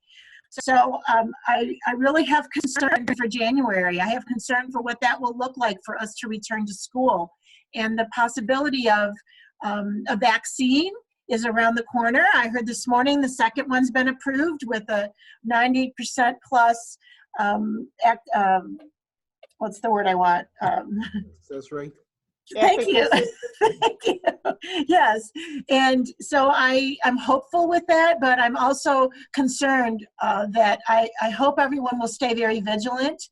And those basic practices, again, that I don't think we can ever emphasize enough, of keeping that distance, wearing the mask, keeping those droplets to yourself, washing your hands often, and using hand sanitizer in between. That goes for us as adults as well as the children that we teach on a regular basis. But also being considerate of those persons who we might be visiting that are at risk. It might be students or fellow family members that might be immunocompromised. For sure, our grandparents and great-grandparents that are at a rough age as far as COVID's concerned. So until this vaccine can get out, we still need to be very concerned about where we're going and what it looks like. And above all, make sure you get your flu shot. If you haven't done so already, share that with your family and friends as well. The flu vaccine is more important this year than ever. And I look forward to seeing our students returning after the holidays. It will be great. I anticipate that we'll have some more come back as we do every time we have a 9-week increment. So I'm anticipating that we'll see more students. We need to continue to be sure we can social distance the increased number of students in our classrooms, and be able to still provide them with what they need educationally and emotionally. So thanks for the opportunity to be here today. Thank you, Karen. Grayle, some parting words and thoughts moving forward. Well, I'll just build on what Karen said, because I was just thinking as she said, supporting the students and supporting them, their mental health and their total well-being. And that's, I think that's really, really important. It's key. And it's also, the other key is, as we go through the pandemic, is having the long view, the long-term view of what we're experiencing and what we're accomplishing. So yes, we don't, in the video you showed before our session, there was a student who was trying to catch up the 90 days of school he'd missed from last year, and he was trying to catch that all up in the first 90 days of this year. And my heart went out to him because it's almost impossible. That's double work. And I know a lot of our students and staff are experiencing those pressures. And I just want us to have the long view of, we will get through this. If we take the safety precautions, if we're kind to one another and help one another, then we'll get through it. And on the other side, we'll be able to take all the things that we've learned, all the new ideas for education, all the reimagining that we've done, and apply them. And our districts, and we will be better because of it. In my role as a school board trustee, my job, and for many of you on this call today as leaders in your districts, our job is to remain calm and to provide leadership and to think things through. What are the potential problems? Where we might see a disruption? What are the questions I need to ask to make sure that I understand this new way of doing business, or the new expectations, either in my own job or or as the district as a whole tries something new. And I just feel so strongly that leadership is so important to that. Whenever we're going through change, as people, but also as organizations, we must have good leadership. So I encourage all the leaders that are here today to be that voice of calm, and to know the facts, to ask the questions, and then to help move us forward. Thank you, Grayle. Rolando? Well, first, thank you for having me. But I think my thoughts is about food insecurity. I know here in the lower Rio Grande Valley, it is food insecurity. It's a real issue. It's especially with COVID. A lot of the parents, they work in the agriculture business. They're without a job. The insecurity for the children, it's growing more. And it's not until we get better, which I know we're gonna get better and we're gonna pass through all of this. But right now, what it's really hurting is the food insecurity. And that's where we come through, and that's where we try to do everything we can to feed the kids and think outside the box, and use transportation, use buses to go to the colonias and feed the kids over there that don't have transportation and they cannot go pick up the meal. It is just, it's a real thing. It's a real thing. Before it was, and now it's more real. Thank you. Thank you, Rolando. And I would encourage a shameless plug. Tomorrow morning, we do have a session that is going to focus on food insecurity and feeding our families. So thank you, Rolando. HC, your parting words? Parting words is just stay vigilant. We will beat this. We will get through this, and just stay vigilant. Also, next week is already Thanksgiving. This is the perfect time for everyone just to recharge your batteries. I know a lot of us have been burning the candle at both ends, and you know, that was my worry going into this, of people just burning themselves out, because we put our heart and soul into everything we do. And you know, that's what we need to do, but at the same time we have to recharge, and like I said, next week's the time just to reflect and just be thankful for what we do have, and to be thinking where we're going to go from here, and so on. But thank you so much for allowing me to be on this panel. Thank you. And thank you to all of our panelists. This was a great session. And again, look for additional follow-up information to come. We are going to roll straight into practicing what part of the concept of being physically active. As HC said, I know I have spent way too much time sitting. So we are fortunate to have one of our partner organizations, the Catch Global Foundation, is going to join us right now and do a little virtual physical activity break for all of us. Following that, we will have a short 5-minute break for everybody to go and get some more water and so forth. And then we will start right back up at 3 o'clock with a really important topic, which is the important role that PE plays with social emotional learning. And so I'm going to turn it over to our Catch partner. Good afternoon, everybody. So at this point, I know everybody's had those cameras off, but for this particular section, I'm going to ask anybody who is comfortable with it and able to turn on their cameras to go ahead and click those cameras on. And just as Alice said, we are going to practice what we preach. And of course, that's when my cat decides to come into the camera view. We all have those moments, right? There we go. And so we are going to, just like Alice said, practice what we preach. And this is going to be kind of a segue from the panel that we just had. Let me just say what an awesome panel that was. Thanks all of y'all for your leadership and for all that you're doing to support not only the students in your communities, but also the educators. I loved what HC said at the end, you know, put your oxygen mask on first, then you can help others, right? So we're going to kind of do that and practice what we preach. So flip on those cameras.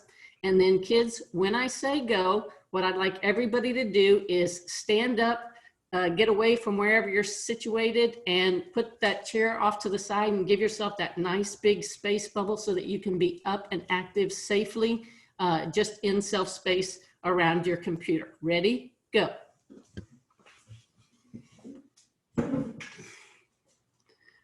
You can readjust those cameras if you need to.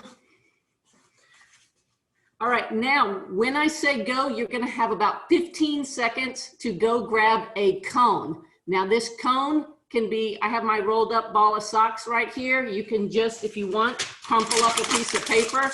That can be your cone. If you have a water bottle, as long as it has a top on it, that can be your cone, but just get a cone standing. Ready, go. Got 20, 30 seconds.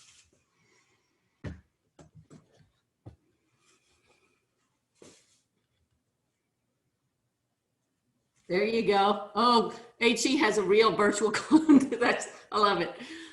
All right, so now that everybody has your cone, this is a simple reaction game, just like we heard from everybody in those communities reacting to the situation and having to pivot and do different things. This is a reaction game. So you're going to be, just place your cone right there in front of you, either on the ground, on the table, on a chair next to you. And then you're going to be responding to different commands. The commands are going to be head, shoulders, knees, or cone. When I say cone, you are trying to be the first person, the fastest reaction. Grab that cone, show it to the camera. Okay, give me a thumbs up if you understand. Here we go, kids. Get in a nice athletic position, ready position. And we'll start slow. Head, knees. Head, shoulders. Let's go faster. Knees, shoulders, knees, head, cone. Grab that cone. Ooh, Trisha, you're pretty quick. Karen, I saw you. Nice job. All right, let's go again. Ready position.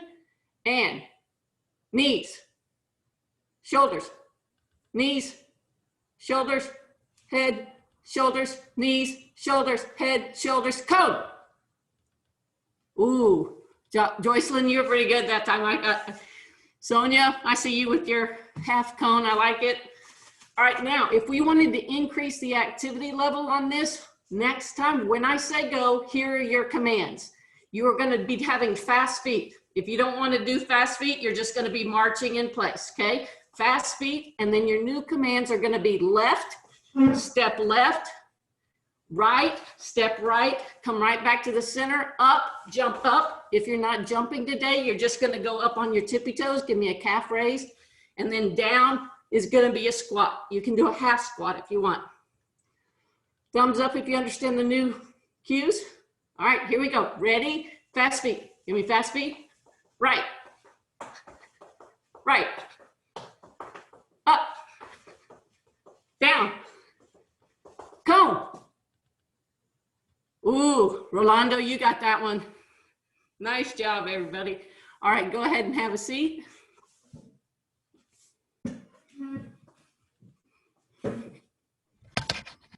That is one of the activities that you can use in virtual. It makes a great activity break, but it works. You can do the modification to use it virtually. You can still use it in person as well. Physical distance style it's a partner activity, but we can have those partners 6 feet apart now, and they each have their cone. It's still a reaction game, and they're seeing who can be the quickest on the draw and grab that cone. So lots of different applications for that. I'm now going to toss it over to, she's right there on my screen. That's why I'm pointing right there, Shanna Green, my colleague at the Catch Global Foundation. And we are going to just anchor this activity session with a quick cool down mindfulness activity. Shanna? Yes, we were so excited to hear that so many people brought up mindfulness and just being aware of our emotions. So that's wonderful. So we'll take just a real quick second to do a mindful minute. So when I say go, we're going to breathe in through our nose for 3 seconds. We're going to hold, and then we're going to breathe out for 3 seconds. All right, ready? Here we go. Breathing in for 3, 2, 1. Breathe out for 3, 2, 1. And if you want to, you can close your eyes. We're going to do this again. Breathing in through your nose for 3, 2, 1. Slow exhale out. 3, 2, 1. Last one. Here we go. Breathing in for 3, 2, 1. Hold. Slow exhale for 3, 2, and 1. Now, if you will, close your eyes, and I want you to hear for sounds in the room. Maybe hear your ceiling fan or air conditioner. Hold on to that. Now, when I ask you to open your eyes, I want you to look at something that brings you joy in the room. Ready? Go. Open your eyes. Focus on that. Take a deep breath in and exhale. All right. Great job, everyone. Thanks so much, Shanna. And Michelle, thanks so much for letting us be a part of this and practice what we preach and get I know everybody has already talked about a little bit of sitting in front of screens a lot and getting that Zoom fatigue. So just a reminder to get up and be active, like many other of the speakers have mentioned. And then one small plug is with the rest of your break time, as you refill your waters, visit the potty and all that kind of good stuff, I just encourage you to take a step outside, do a couple deep breaths outside, enjoy that sunshine, get that vitamin D, because that's really important as well. Thanks so much, y'all. Have a great rest of your afternoon. Thank you both, Joey and Shanna. We are going to take a little break. We will be back at 3 o'clock for our next session, okay? So everybody get up and get a great stretch break. Thank you.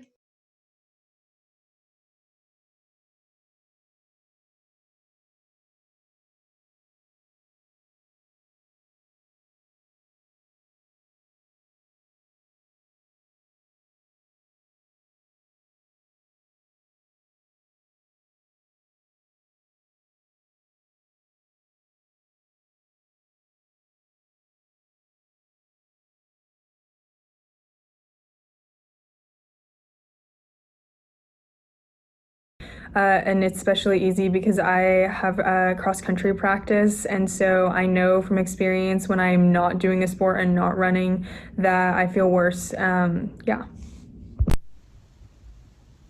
I think physical activity can surely make you feel better, especially in terms of self-confidence.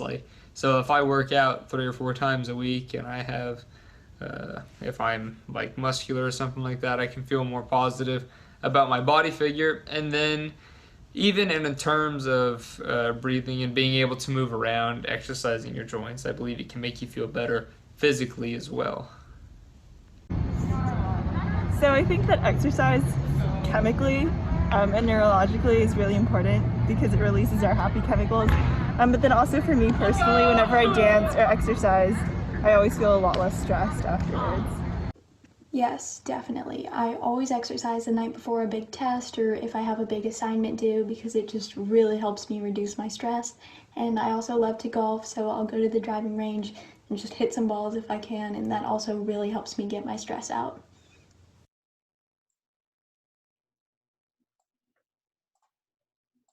I think physical activity is a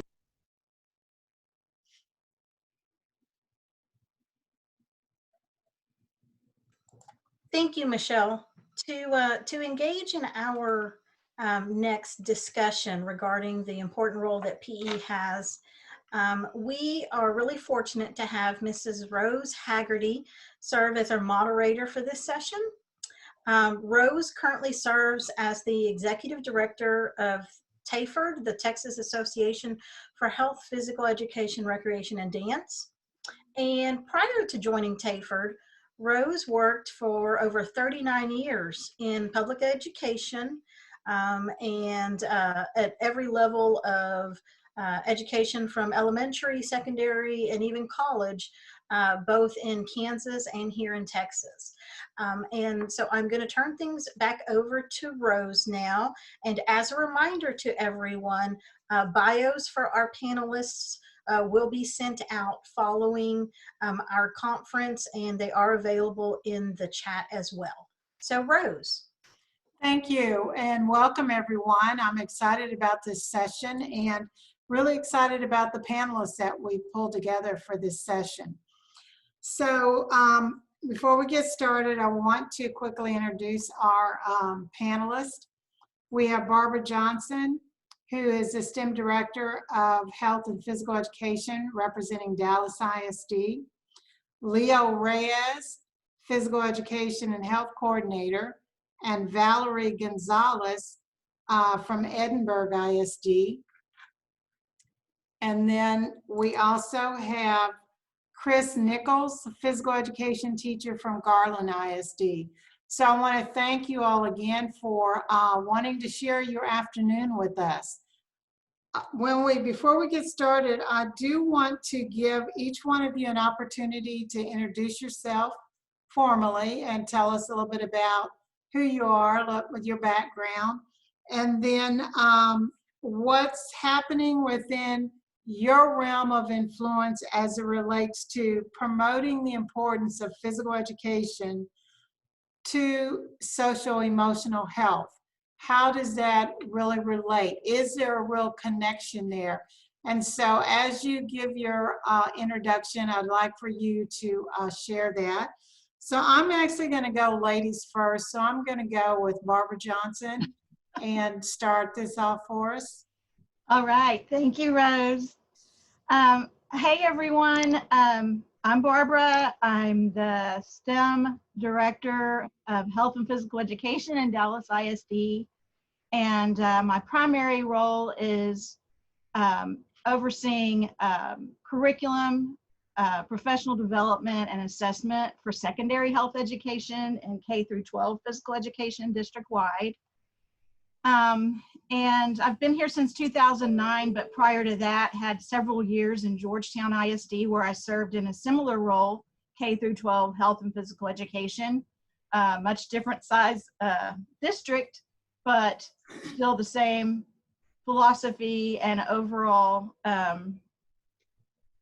goals and everything that you see, no matter what size the district is. So I would just say that the importance of PE to social emotional health.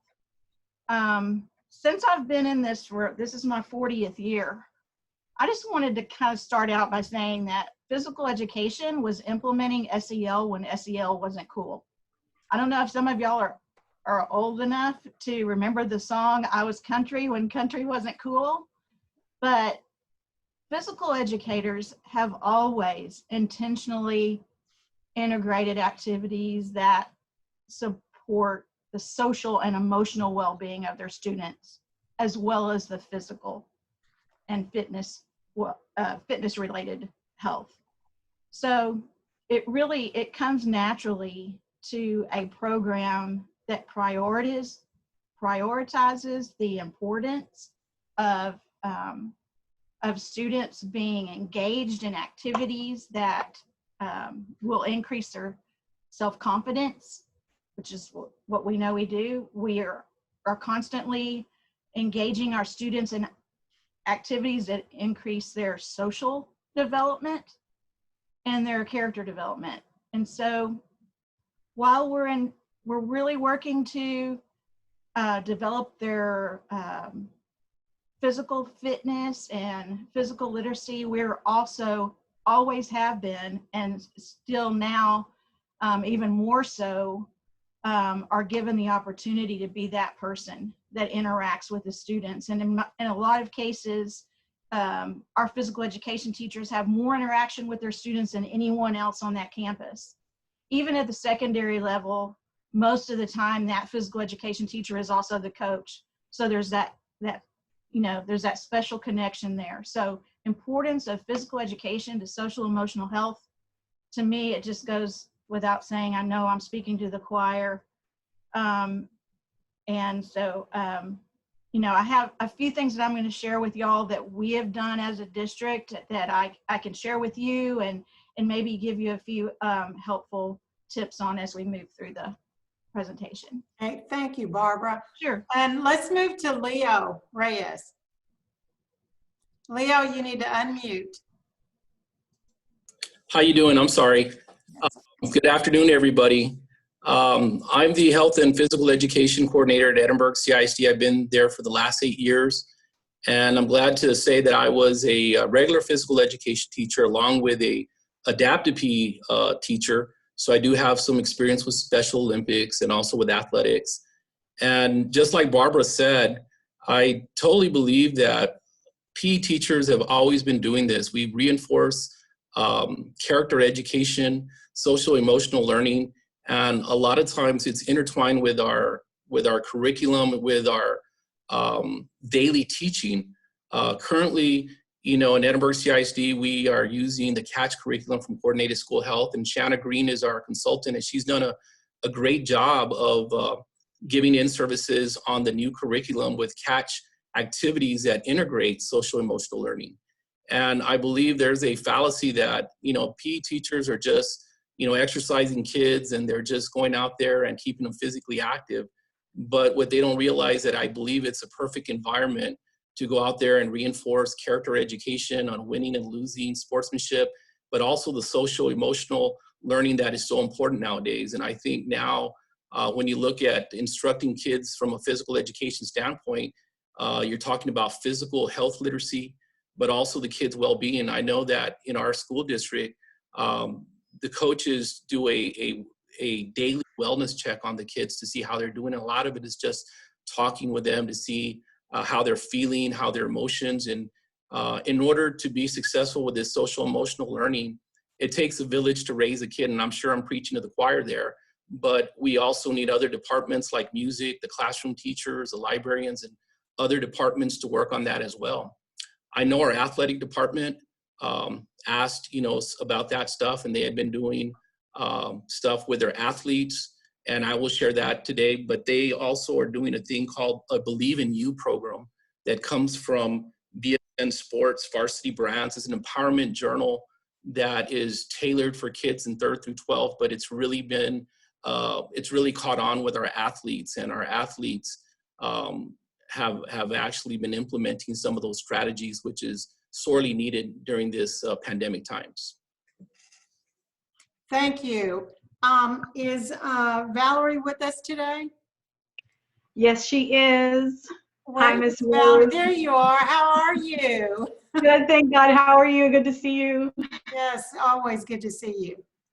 Tell us who Well, you are and what you do in Edinburgh. Sure, thank you. I appreciate it. I just want to say that I'm very humbled and honored to be here, part of the Action for Healthy Kids Summit. And I do want to say a little bit about myself. I'm a regular PE teacher, just a worker bee in the trenches of the Edinburgh School District. And so Leo Reyes, who you just heard from, is actually my PE and health coordinator for the district. I'm a 20-year veteran with Edinburgh Schools. I have about 10 years experience with elementary school. serving pre-K through 5th graders currently at Cavazos Elementary in way deep South Texas. I've done about a decade in middle school and high school sports, coaching athletics and PE, competitive sports, of course, and serving the adaptive PE program. I do want to say that I'm currently a catch champion for my campus, and in 2019 I was the Texas catch champion under Shanna, and it's an honor to be here. I do want to share with you guys that we are still in the trenches of virtual learning with my district. The COVID cases in the area that we are experiencing right now are still very high, and so we are still virtually teaching from home. I actually might still have a little bit of sweat in my hair. I literally just got out of class, but I do want to share a little bit about some of the experiences us as coaches have been through the virtual learning process, and say that part of character education has always been an important role that PE and health teachers seem to have always grasped as part of health and wellness. It's not just about a physical and emotional well-being, but it's also teaching these kids how to respect each other, be responsible, practice honesty and self-confidence, and several things. And when we find ourselves in a pandemic and realize that it's time to start serving their needs on a little bit higher social, emotional level, not just about teaching them to be responsible and self-confident or be honest, but also self-care and coping skills and lessons on anxiety and anger management and grief and dealing with a lot of things that we never really thought we'd have to touch on. And so Valerie, can I catch you just a bit? I hear your passion, I see your passion, and you're jumping a little bit ahead of us.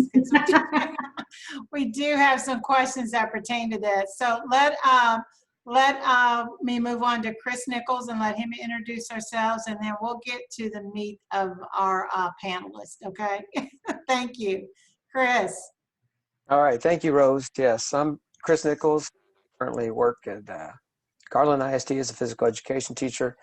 My 25th year teaching, and I've worked in Dallas ISD for Barbara, and I've worked in Dallas ISD with Barbara, so I have a connection there. And Rose and I have a great connection through TAHPERD. You see, I'm representing TAHPERD with my shirt on today. So, all right, way to go. You guys aren't members out there.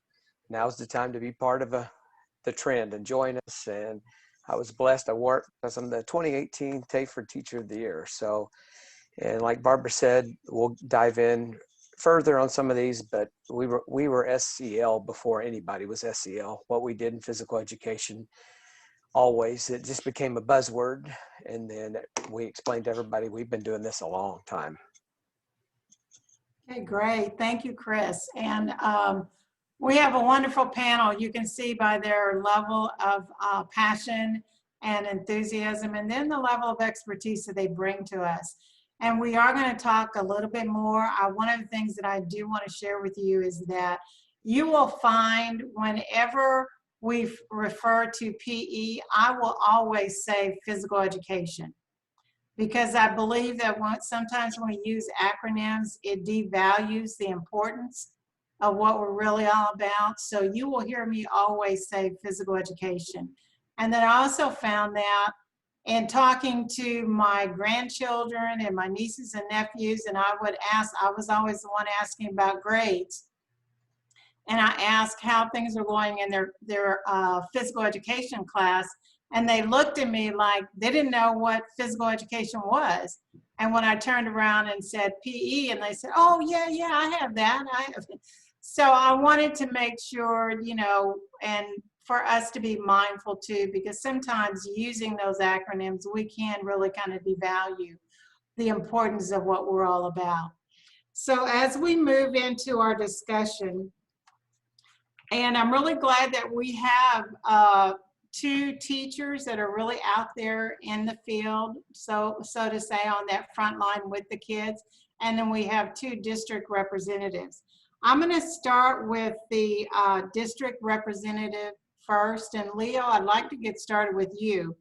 And like for you to kind of share with us, what new strategies have you implemented around social emotional learning and physical education during the pandemic? Well, one of the things that we were doing is making sure that coaches understood that it wasn't just about exercising the kids, but also making sure that they were doing well. We know that some of these kids have not had opportunities to exercise and not had opportunities, to interact socially with other students. So therefore, part of our instructional process here in Edinburgh CISD is having a daily wellness check. And I know that at the elementary level, it was happening with the classroom teachers, also with the PE teachers. And middle school, it was happening in enrichment, and high school is happening in their electives. But there's a thing that we are doing called a community circle. That is part of our digital learning schedule, in which from 8 to 8:45, all students are interacting with their teacher, and all they're doing is talking about how they're doing emotionally, how they feel, and of course, if they, if a teacher feels that there's any student that is not doing well, then they can go ahead and recommend them to the counselor or other people within our district. And the thing about it is that physical education teachers, a lot of times the role is it's very important, and people do not realize how important it is until they no longer have these services. A case in point is there was another school district in the Valley, and while the kids were exercising through digital learning, a student got hurt. So the district personnel decided to go ahead and stop all exercise with students. So therefore, in my opinion, without having the opportunity for exercise, the kids are not going to be as focused.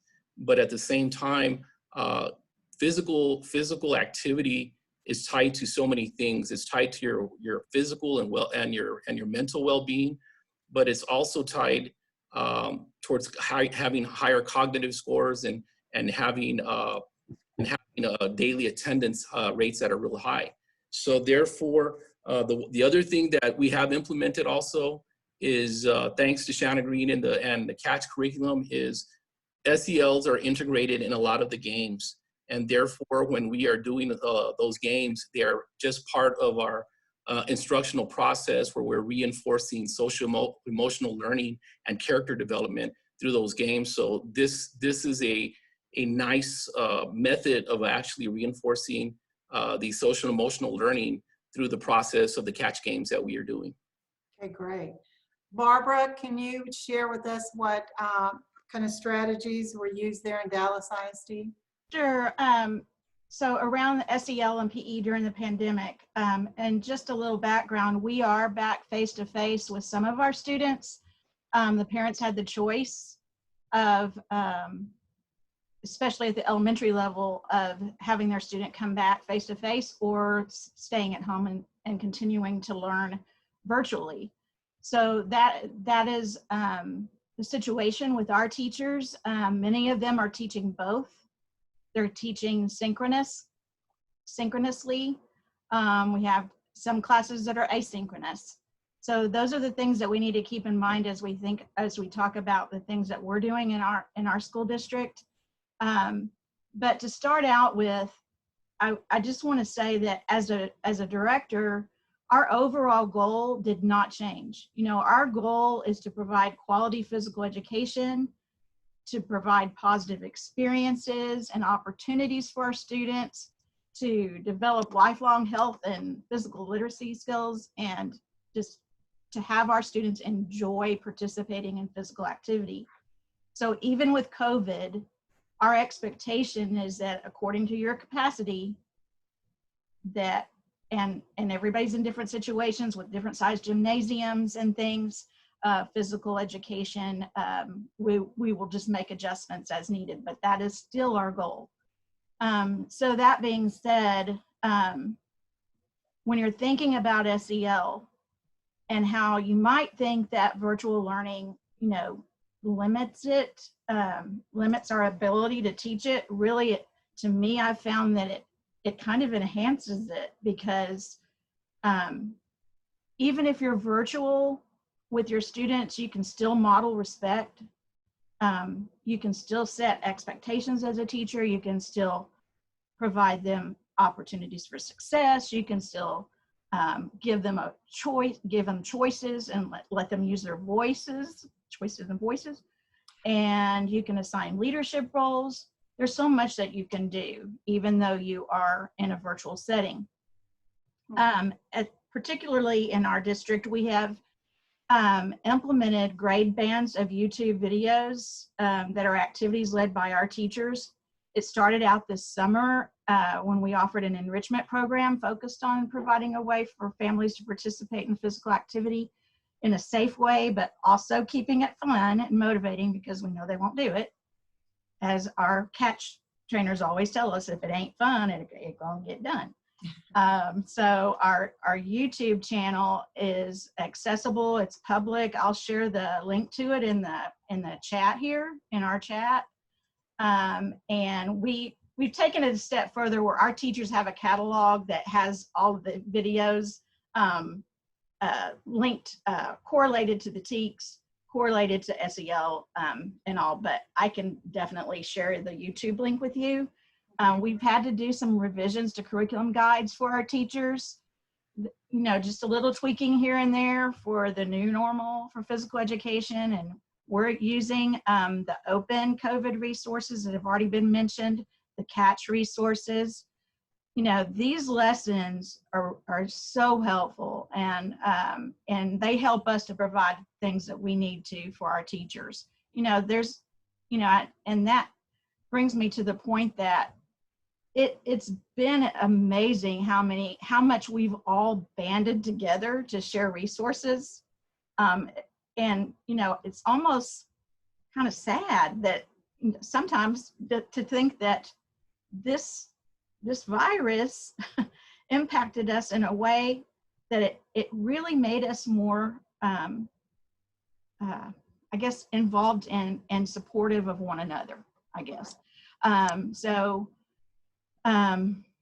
We've continued to emphasize the importance of safety protocols, whether they're virtual or face-to-face, and that they keep the SEL competencies in mind, whether they're virtual or face-to-face. Great, thank you, Barbara. Sure. And now I want to move on to Chris and Valerie. Both of you are in the classroom. So I want to ask you the same question in regard to what new strategies have you implemented in your classroom setting that focus on social emotional learning, and that link and how physical education can be supportive of those strategies. And let's go ahead and go. Valerie, was that you? Yes, go ahead. And you can pick up where you left off. I was saying, go ahead, Chris, but I thank you for the mic, Ms. Rose, I really do. But apparently, I jumped the gun a little bit, but I do want to continue to talk a little bit about what I was saying a little bit earlier, as far as the social emotional learning that coaches have, in essence, been part of for a really long time when it comes to character education and stuff like that we do teach through our health portions of the PE class.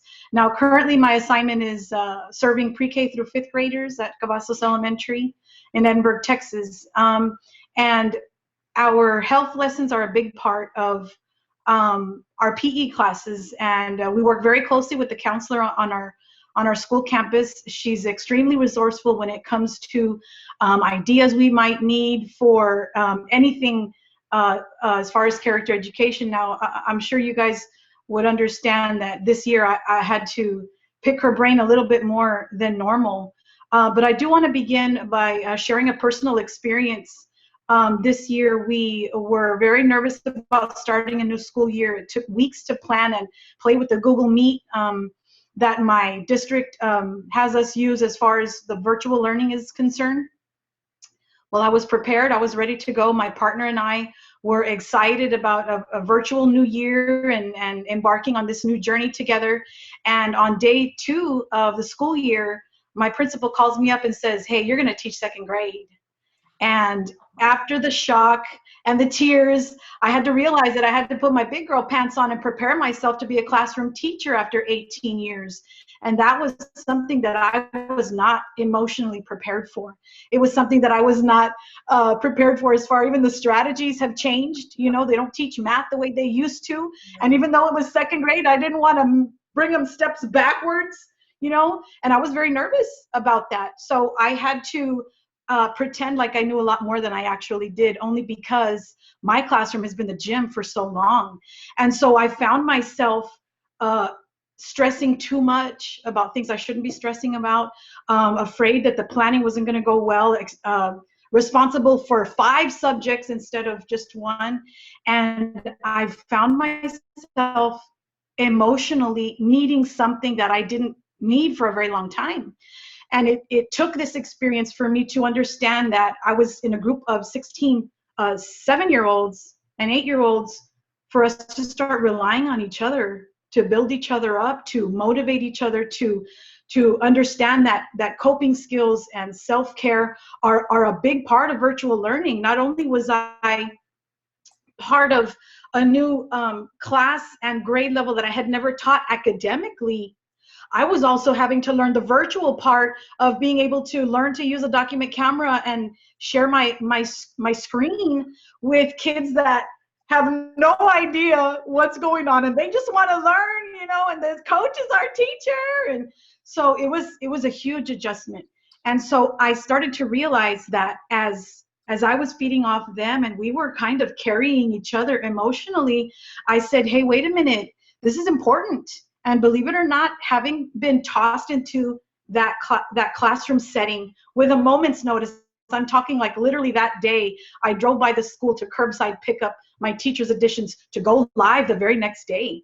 And so this was something that I wasn't prepared for, but it changed my thinking as a social emotional educator, because I was feeling the stresses of a new setting, of virtual teaching, of learning, of preparing myself, getting on the camera, knowing that parents are listening to every word I'm saying on the screen, and having to pretend like I knew what I was doing without knowing which way I was going.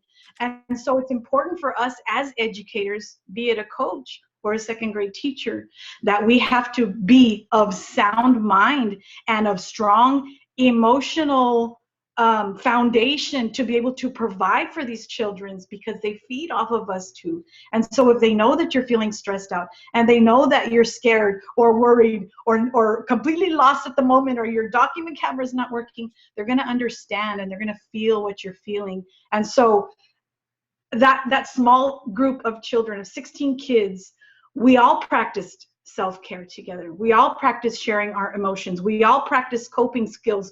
We all practiced anxiety, anger management, you know.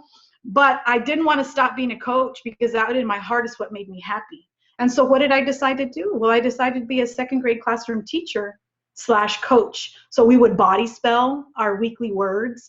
We would take brain breaks like nobody's business, because Coach Gonzalez needed a brain break too. My back hurts from sitting so long. Let's get up, y'all, right? And so it was a learning experience for all of us. And thank God I'm back in my virtual gym at this point. But I think that I left that classroom setting knowing that there is some things that you see on a virtual camera teaching these kids that you wouldn't normally see if they showed up to campus. Things that you see in the background with these kids that you wouldn't normally think that's the background they come from. And so it made me a very hypersensitive to the fact that it's not just about me teaching these children. It's not just about me promoting health and wellness and good habits and hygiene and, you know, healthy food choices. It's about being able to let them understand that we're here for you, that we understand it's a difficult time. We love you, and we want you to know that if you want to share, we're always here to listen to you. And I think that's a huge, huge part of being able to be not only, like I said, a physical education teacher and virtual teacher, but also a classroom teacher as well. Valerie, thank you so much for sharing that very personal story, because I would imagine there are a lot of our colleagues out there that feel the same way that you do. So thank you. Chris, can you share also what what kind of strategies you're using within your classroom setting? Yeah, Rose, thank you. As a physical education teacher, we've always been doing SEL, but like Valerie said, the struggle is real, not only for teachers, but for students, And just a typical opening of a physical education class, I'd be at the door fist bumping all the kids when they come in, just given that the connection, the physical connection. And then just the entry gives you, a check for understanding on how the kids are going that day. And so, just losing something as simple as a fist bump as they come into the classroom because you can't make contact with the kids, you've lost a part of that social emotional learning and the check that you want to know, how are your kids doing today? And on the virtual side, yeah, I know we've got extensions on Google Meets and we got emojis that we can put up there, but it's kind of like that commercial, turn your camera on, you can put all the emotions you want on the screen, but until I physically see how you're interacting and what your setting is, it's hard to do that social emotional check. And at the end of the day, and I've seen this posted lots of places, and we use a different one in our district, when they exit, there's an exit strategy on, how did you feel today? Do you feel great? Are you in the middle of the road? Or, hey, I need some help. And if, they indicate that, then that's when we can pull them aside and say, hey, I see that today was not your best day. Is there something we can do to address it? Is there anything you want to talk about it? You want to go see the counselor? What can we do to reach that child? And not having that physical connection and not being able to work in groups like we used to, that's taken a part of our social emotional learning away from physical education teachers. Right. Okay, I want to start the next one with starting it off with Chris and Valerie. And thinking about your physical education instruction, how has that changed in light of the COVID-19? Now, we know we've gone virtual, but how has that changed in terms of if you are doing in-person, what's different about your in-person instruction now as opposed to before COVID-19? Are the students wearing masks? Are they practicing social distancing? Kind of share with us and give us some examples of what's happening there. So I want to start with Chris. Go ahead and start with you. All right. I film my lessons instead of face-to-face. So on my asynchronous and synchronous. So I film the lessons. So I film myself and then I post those lessons to a platform called Canvas for the at-home students. And, some sound advice I got from Dr. Beatley from University of Kentucky. He said, let them see your mistakes. The first time I did it, I would film and I mess it up. I messed that up. Eventually I just said, they got to see the human side of me. They know that I'm going to mess it up and I'm not editing it anymore. If I mess it up, it's like, oh, kids, that's happened. That's a mistake. We'll just go on from there. But on my face-to-face, I've always had home base, and I teach 3-year-olds through upper elementary. I'm at a Montessori, so that would translate to 3-year-olds to 5th grade at a regular campus. But I've sectioned off my gym, and they used to be called home base, but now when the kids come in, we call them safety squares. So they come into their safety square, they sit in that safety square, they have to wear their mask. If they need additional break, I have a mask-free zone in the back corner of the gym. They got to raise their hand, they go back there, they can remove their mask, adjust it, maybe get a drink of water, and then they come back to their safety square to work with us. And constant sanitation of equipment is needed, but it's very stressful and time consuming on quickly transitioning from one class to another and trying to disinfect all the equipment and get it ready for the next class. Okay, great. Okay, Valerie. Thank you, Ms. Rose. I just want to share that because our district had been applying for extensions and whatnot, we have not been in person. We're part of a phasing in process. So today, actually, the 5th graders showed up for the first time. Of course, these are students whose parents opted to send them to school. And so part of that phasing in, we already have a plan And it's a possibility that we will be returning in person as far as the teachers are concerned after the Thanksgiving break. We have a plan in place where we will not be using the gym or the cafeteria. The students are not allowed to leave the classrooms. And so my partner and I, along with the music teacher, the librarian, and the counselor, will be floating. So I've already started to set up my little rolling cart with my laptop and medical aid kit. We got a temperature, a thermometer, we got gloves, we got everything we need. And I promised myself I'd never be a floater. I swore that I was not going to allow it to happen. However, never say never is what we learned. Right? Be a floater, I better be a coach floater. And so, hey, watch what you wish for, right? But I do want to share that we are excited. And of course, these are uncharted waters. These are experiences that we'll be able to talk about forever. It's going to take a lot of planning because we've already been told, I don't want you exercising on the floor, coaches. We don't have enough mats for the kids. So your exercises will have to take place standing up. We don't have enough equipment, so be careful with what you do use because of, sanitary, means of having to take each of your equipment, because we serve from pre-K to 5th grade. And so you're talking about different numbers of kids the entire school day. And so there is a lot of uncertainty, but there's also a lot of ways to accomplish health and wellness through movement and body weight and aerobic exercises and yoga for kids. And there's so many resources out there, be it Catch or, the Go Noodle things that we like to do with the kids. There are a lot of ways to achieve fitness without putting a ball in your hand. And so we are excited. We have been told that we will carry our little cart with the laptop. We'll broadcast, still do that live meet, the virtual meet with the kids who are still staying home. And then, of course, we will be in the classroom with children that are actually located, of course, social distanced, right? And they have their own little workstations. So these are all things that we're excited about. We're excited that for ECISD to, finally come back. A lot of kids just, we miss you, coach, and it's so good to see you, and is that your house? And my partner's puppy came out in the background and everybody got so excited because they got to see these are personal things that these kids get to see about us.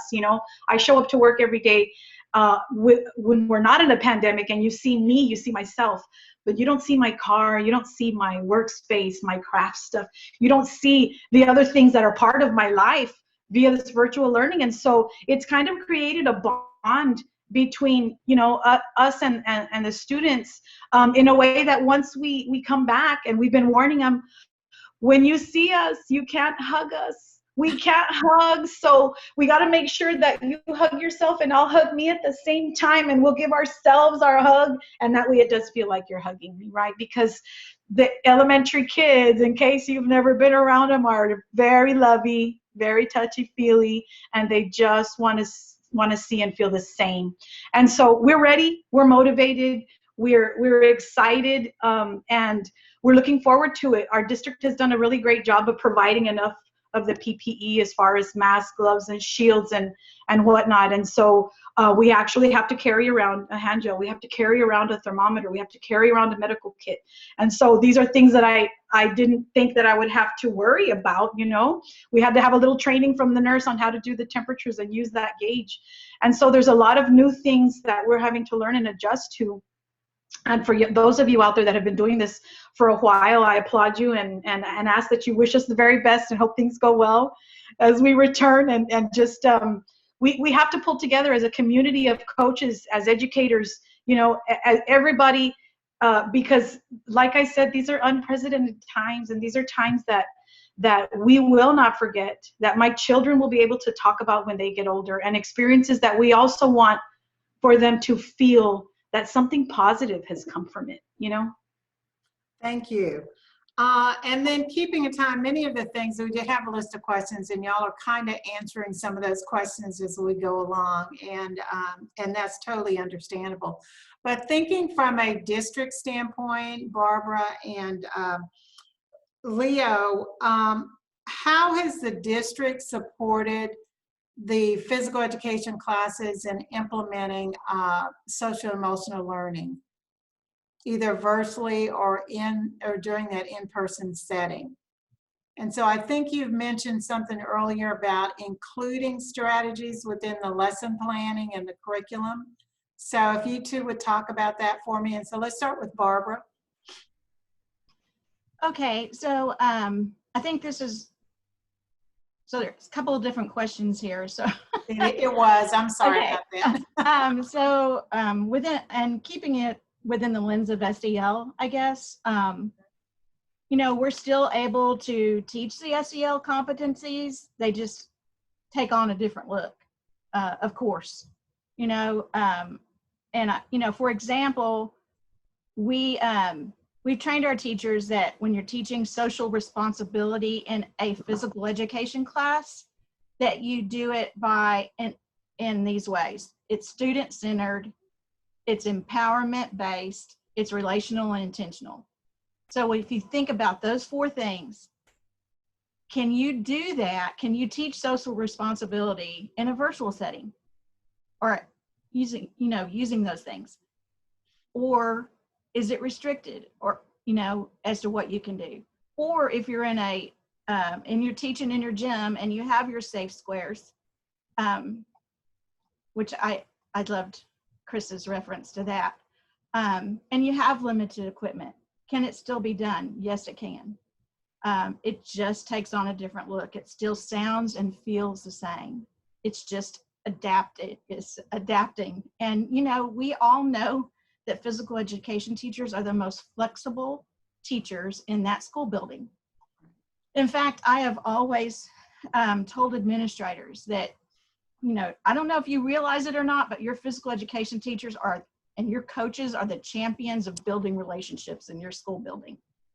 So I've always encouraged them to include their physical education teachers and their coaches when there's, you know, to share examples of how they work their magic in a class with 80 students, you know, or with all these athletes that they're working with. And so the environment under COVID, it tends to lend itself more to less time. We're spending less time on equipment-based movement activities, but it's allowing us more time to focus on the health-related and social development side of things, which aligns with our SEL practices. So, and then the other question that you said is, how are you, I think, what have you done to implement SEL through PE virtually? Yeah, what kinds of things have you done? And I alluded to the example that I thought I heard was your curriculum development and that type of thing. Okay, so implementing SEL through physical education virtually or in this physical distance world. So yeah, in our curriculum guides, we integrate SEL strategies, and this year, really, it's no different. We've had to revise our curriculum guides to meet the needs of our teachers and students during COVID, but they still include SEL, of course. You just have to be able to relate the instruction to their current learning environment and to the current state of our society in general. And so everyone is tweaking here and there, revising due to our current situation. And so, and like I said before, in some ways, our current situation, it provides even a better opportunity to teach SEL competencies. So I guess those are the main things that we're doing. Right. Thank you. Leo, would you mind sharing the level of support that is provided for those physical education teachers to include that SEL? And you're muted. One of the things that we have done in our district is we've collaborated with our counseling department as far as they've created some things there on their websites as far as having virtual, actually it's called virtual rooms, to where they have a calming room. And within that calming room, students have the ability to go out there and hear nice settling sounds and music, visual and guided relaxation. They also have access to coloring books, puzzles, journaling, resources, and apps. And I thought that was very innovative of our counseling department to have an extension of what you can do, we also do have a school psychologist only for kids that is out there working with kids on an individual basis, along with our counselors. In elementary physical education, our rotation system now definitely includes counseling, to where kids go to physical education so many days, of course, trying to meet the 135 minutes. They also go to music, they go to library, and they go to counseling. And I know that before it wasn't as consistent because of the pressures with STAR and the other responsibilities that a counselor has. So that has been, you know, one of the things that we've noticed is that there's been a collaborative effort amongst many departments. And this year, I'm happy to announce that our music teachers had new curriculum, and they had SELs drawn into the curriculum, which is really reinforcing things that are happening in physical education or with a counselor. But the new norm, I mean, in the past, as physical education teachers, we were out there having large groups of numbers of kids in the gym, trying to have everybody physically active with doing innovative games, while at the same time reinforcing academics because of the STAR test, and also reinforcing character and socio-emotional learning.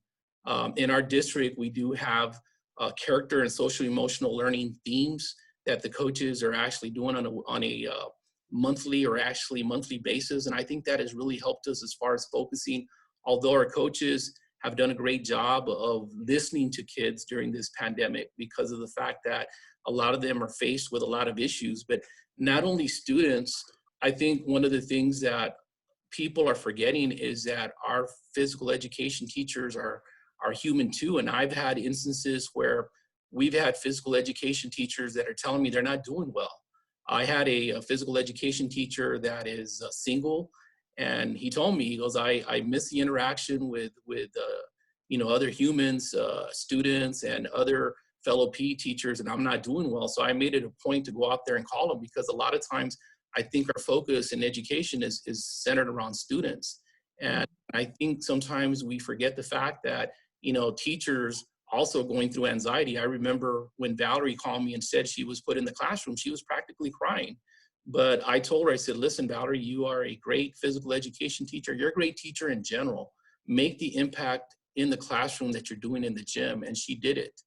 And as physical education teachers, a lot of times, like Chris and Valerie and Barbara have said, we were doing them all along, except now they're in these areas than ever before. Because I think before, our main thing was trying to get these kids physically active to try to reduce obesity. And now social emotional learning is part of the wellness literacy that we're trying to teach kids, and we do a great job. And, you know, as elementary physical education teachers, you have a great responsibility and an influence on kids, and an influence that you may underestimate. But a lot of the lessons and things that you do with these kids are things that they will remember throughout their lifetime. And I believe that every physical education teacher is probably the most popular person on campus. And I believe that during these times, it is really important to have that personal connection with these students to make sure that they're doing well. And like Valerie said, making sure that, you know, you're working as a team, because of the fact that we're working virtually, the instruction is virtually, it is very hard to connect through a computer because like Chris said, a lot of times in the gym, it's that personal contact that you have with kids that make a difference. And being able to see and being able to adapt the lesson, as opposed to now that virtual instruction is going on in a lot of the districts, it's a matter of connecting the kids and setting an exercise and a routine on a daily basis. Great, thank you. Thinking now in terms of the importance of physical education to social emotional health of our students, and all of you have kind of touched on that a little bit, but I want you to think in terms of how would you relate that to parents?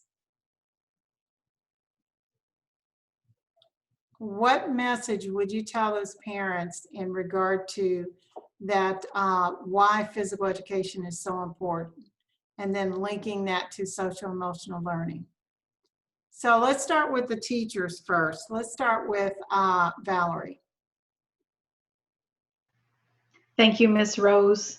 I'm a talker, so watch out. I might take up a little bit of y'all's time, but I do want to share something that, once again, it is a personal experience coming from that second grade classroom that I taught for about 5 weeks. One of the little girls was not logging in. Her parents claimed that she was asynchronous, but the number of assignments that I was getting, mind you, I was responsible for her classwork, for her grades in the system for 5 different subjects, and I just wasn't getting the work turned in that she needed. So finally, after pondering, like, what could it be? She had been given a device from the school. She had internet access, so I just couldn't understand what it was. So I called her one day after work. The school day was over, and I called her and I said, listen, we got it. Something's got to give, right? And she said, Coach, can I be honest with you? And I said, sure. She said, no one's taught me how to do it. I don't know how to log them in. I don't know how to get to you. I don't know what to do. And I said, time out. This cannot be. And I was not going to allow it. So I said, can you get to the device? She said, yes. I said, I'm going to walk you through it. And we stayed on the phone for an hour and a half outside of my workday. But I said, all you got to do is get her there. I'll do the rest. I will teach her all day long. You log her in, you walk away, and you don't worry about it anymore. And I'm going to teach her 5 subjects. And I'm going to send her to the computer lab. And I'm going to take her grades. And I'm going to test her. And she says, I can't handle this. I have 4 kids. This is too much for me. And I said, and it's unnecessary, ma'am. It's unnecessary for you to think that there's not somebody that's willing to help you. Let me do this. Let me walk you through it. And I promise you, you won't be sorry. So yes, it took some while. Yes, I had to give up some of my mommy time, right? Yes, I had to be able to go above and beyond just my regular teacher workday. But as soon as we got her on, things were different, and she called me back 4 days later, and she said, I would have had a nervous breakdown had you not shown me what to do. I didn't have the capability to sit with each of my children and do their assignments on paper. Now I log them in, they go to school, and I get to sit and drink my coffee. Do you know how long it's been since I've had my coffee? And I'm like, that's what we're here for. We're getting paid to do this job. And so sometimes it's not just the kids who are struggling, And so once I'm out of that classroom, right? And I'm back in my PE classes, and the little girl logs onto my PE class. I always get mom in the background. Hi, Coach, how are you? And that's important because, like Chris mentioned, it's not just about, and Leo as well, it's not just about me as a teacher. It's not just about the students, it's about these parents as well. And when it comes to those things, you always have to understand that parents are listening with virtual learning all the time. All the time. And are you walking on eggshells during instruction? Yes, you are. Do you have to be super polite and respectful at all times, even when you're at the point where you're doing this and saying, hey, I've already told you to unmute your mic 6 times. 6 times we keep our mic off. If coach doesn't call you and you're not raising your hand, then it's not your time to speak, right? And so when it comes to social emotional learning, I had one little girl that I had to tell her, sweetheart, I counted 13 times. You don't have to unmute your mic and speak to me after every sentence. Oh, I said, no. I love you. You're beautiful. You're smart. You just got to keep your hand off the clicker. That's it, sweetheart. So the next day when she comes back, she didn't touch it once. So I said, can you stay after class for a second? I want you to know that I'm so proud of you. You stayed off the clicker. You didn't unmute without permission. You raised your hand. You waited for me. I'm so happy for you. But that reinforcement has got to be there, because all she's going to internalize is, coach hurt my feelings by telling me this. And if you don't reward her positive behaviors or following what teacher's asking her to do, and you don't tell her how wonderful she is for doing them, she's going to stay stuck on how you hurt her the other day. And so when it comes to that social emotional learning in my classroom, I strongly believe that you have to build them up, even when you have nothing left to give and you're tired and it's been a long day. Right. Chris, you want to share? Yeah, Rose, the old phrase, you can't teach an old dog new tricks. Well, yeah, you can, because I'm old. This is 25 years in it, and, Twitter and TikTok and all these things that are going on. My favorite hashtag now is Maslow before Bloom. And, that's what I'm telling the parents. Let's focus on the mental aspect, and we'll get the academic piece later. But if they're not in a healthy state of mind, then we can't be successful at anything. So let's take care of that first. And then I noticed in the chat, somebody put in there, these are great ideas for elementary physical education. Do you have any comments about high school? And I did a webinar with Maria Court from Arizona. She's one of the best high school teachers in the United States. So you could look her up. But she did this great activity with all her students where she built a virtual locker room because they can't use the locker rooms, and each one of the kids had to go into that virtual locker room and they had to complete every assignment and tell them, what their favorite activity is, what their favorite exercise, what are things that make you happy, what are things that don't make you happy. And all those high school students had to submit that assignment to her so she could have an understanding of how to address the issues that these high school kids, because we know I used to be a high school coach, and you can influence kids when they're on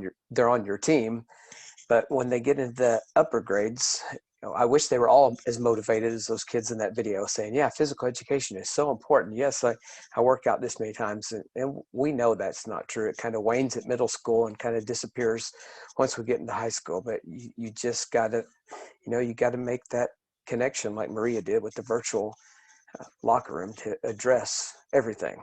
Mm-hmm. Thank you. And so when we look in terms of, you all have had some real experience out there, and I certainly appreciate you sharing that. But we want to move and talk about our school health advisory councils. And how has your school health advisory councils and your school leaders above your position supported physical education? So let's start with Leo, and then we'll move with Barbara.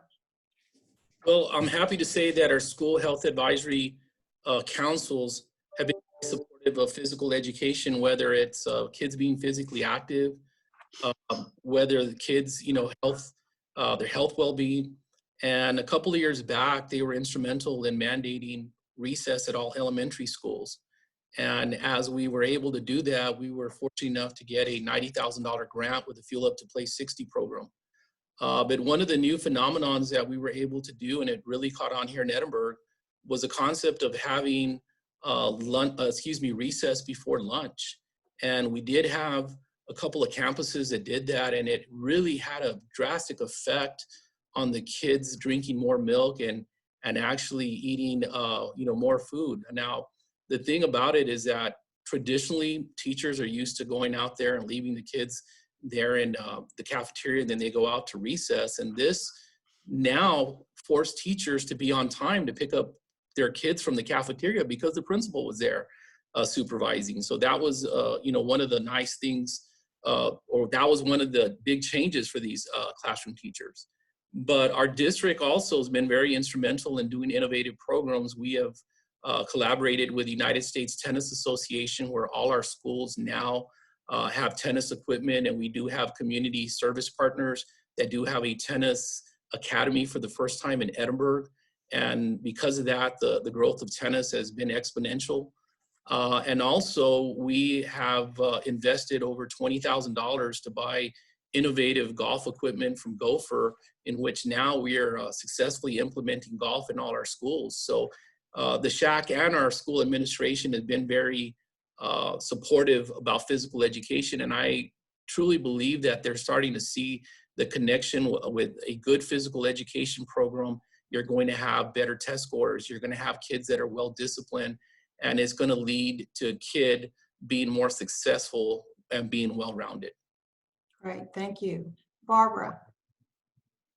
I just wanted to share that, when we're thinking about what would we like the parents and teachers, parents and community members to understand about the importance, because it kind of links to how the SHAC has supported us and our school leaders have supported us, is that we want to make sure that they understand that quality physical education is more than just building physical skills and fitness. That they understand that it's building life skills, it's building social and emotional skills, and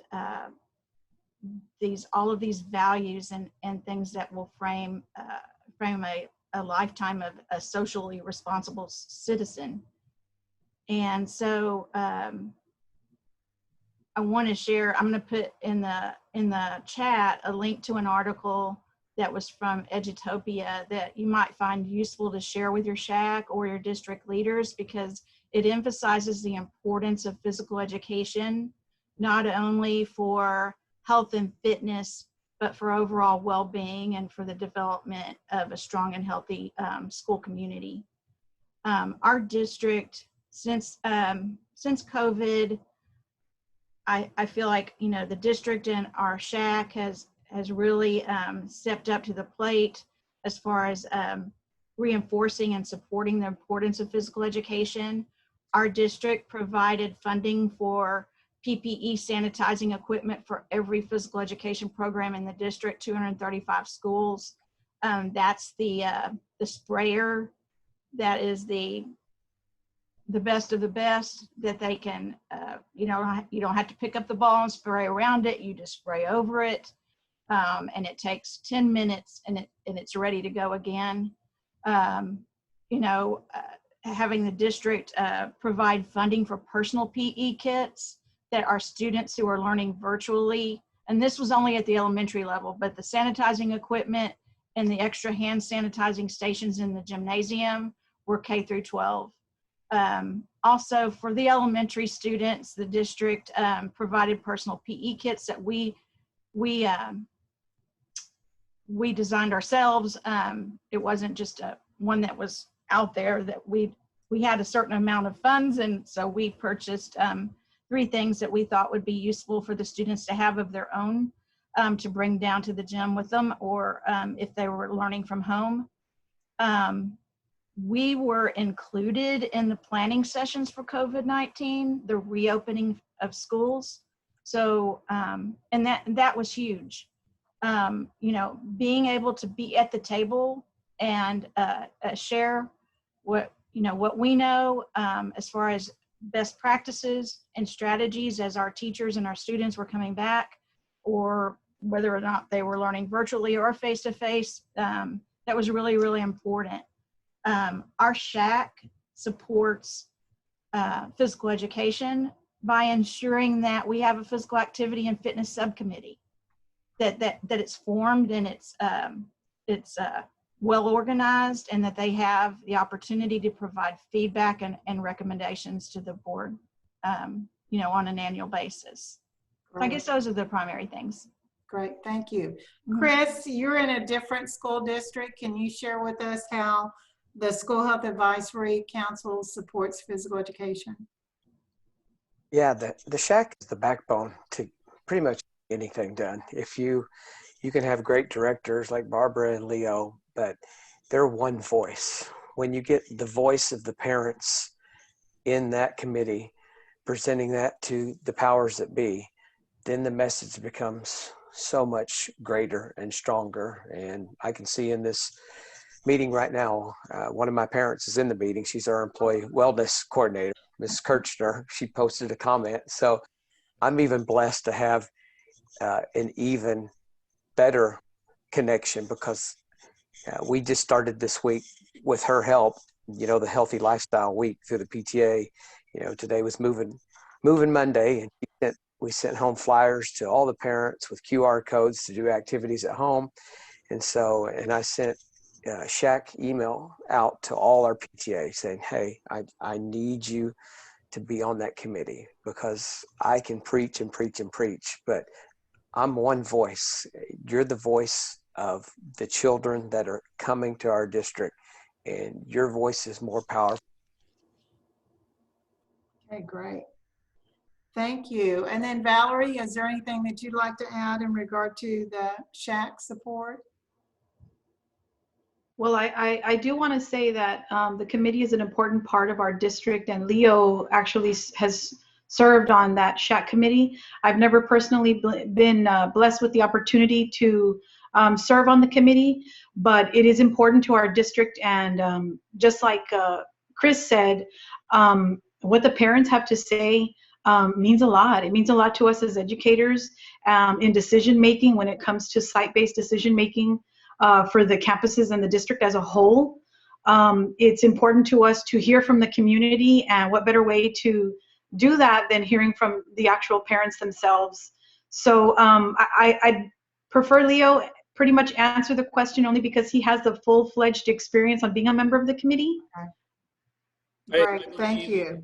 I believe, Rose, that like what Valerie's saying is parents are an important part of the educational cycle, but when it comes to the SHAC, that gives them an opportunity to be able to be involved in school wellness. And a lot of these parents have great ideas. I know that in our SHAC, we've had parents with special needs kids that recommended having inclusive playscapes and being able to be more inclusive.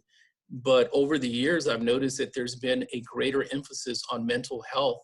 And our district, I'm glad to, because of the recommendations of the SHAC and because of recommendations from parents, we're able to have a school psychologist for both employees and students. And I think that's real important because of the fact that now we have anonymous alerts to where if students are having problems, you know, with their mental well-being, they can go out there and submit a request, and we will have somebody that will go out there and talk to them.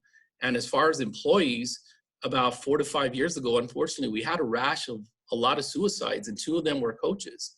And really hit the school district very hard. And as a SHAC and as administration, they decided that, you know, a lot of times we take for granted the well-being of our employees, and that is something that if a teacher or administrator is not going to work in the proper well-being, that we need to give them the resources to make sure that they can go out there and have counseling. A lot of these counseling sessions are anonymous and they're free of charge, and they're able to make an appointment with a school psychologist, and it has really made a major impact on both our employees and students. And a lot of that actually started from recommendations to the SHAC that came from parents.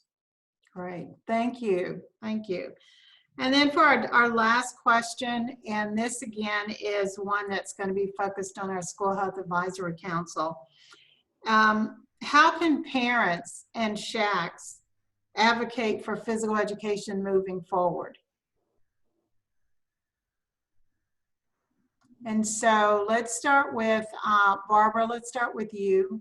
Now we'll start with the district people first, because you are the ones that have the most interaction with the School Health Advisory Council. And then from the teacher standpoint, you have an involvement with the parents. So how do you get the parents to help advocate for physical education? So with the district folks, Barbara and Leo, I'd like you to respond to the SHACs. And then with Valerie and Chris, I'd like you to respond to the parents. So let's start with the district, and Barbara, you can go first.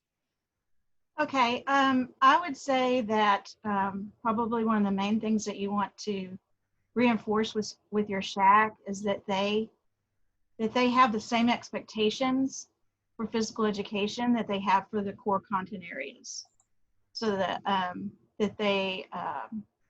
physical education deserves and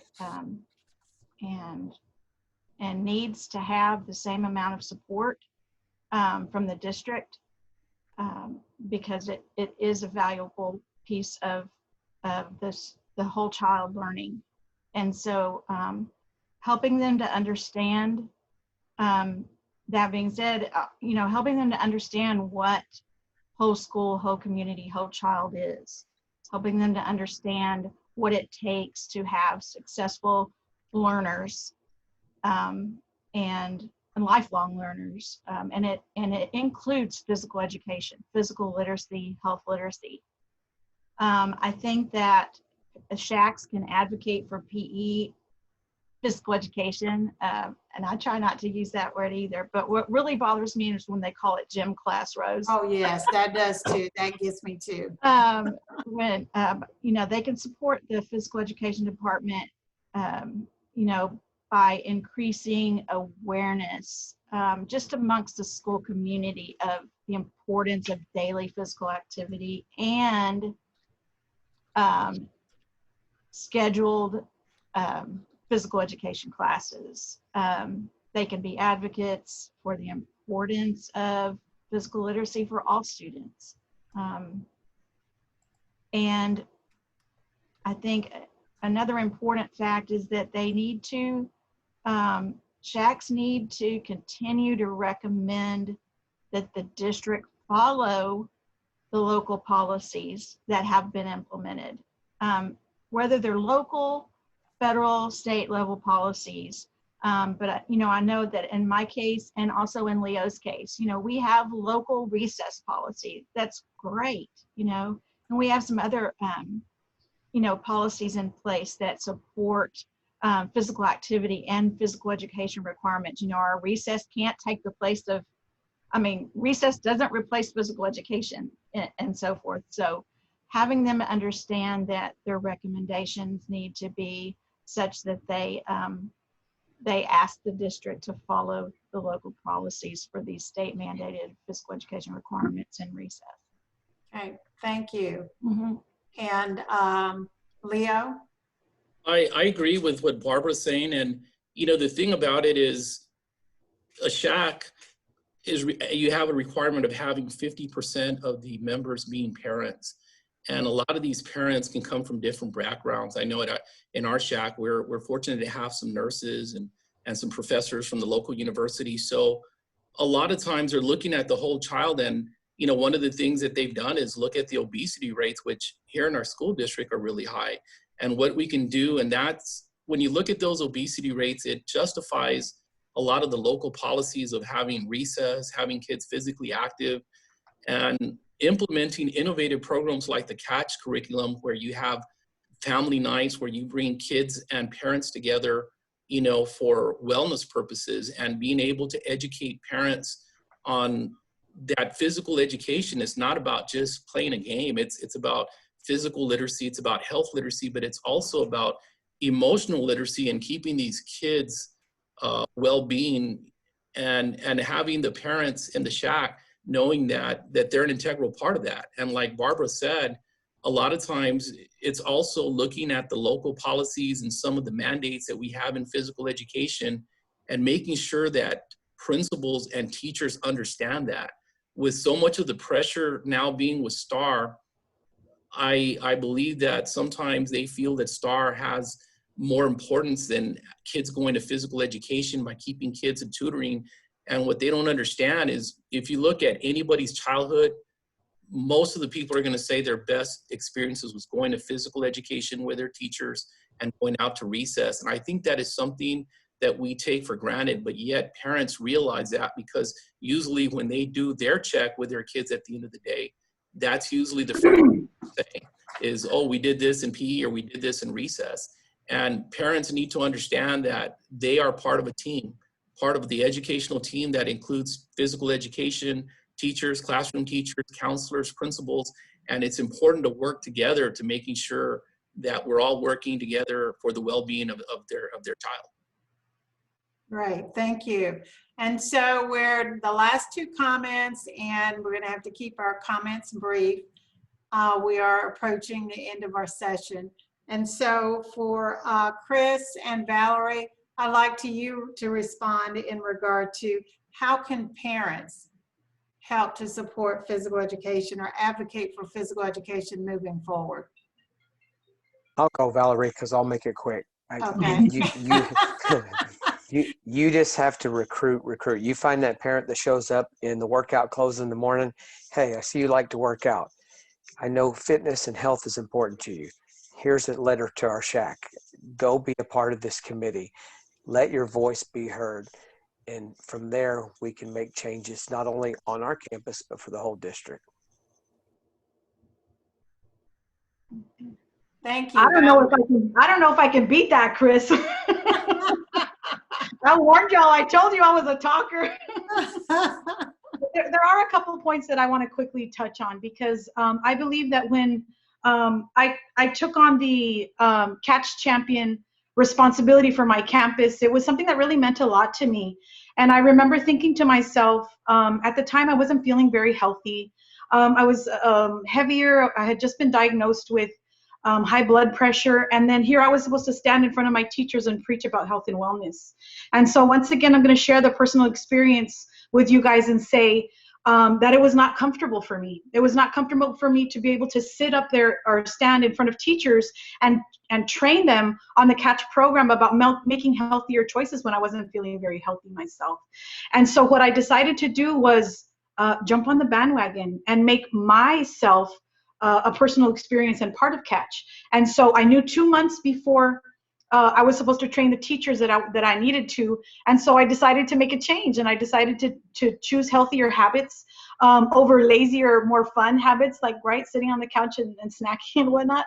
And so by the time the meeting had come around, I was down I think it was 8 pounds.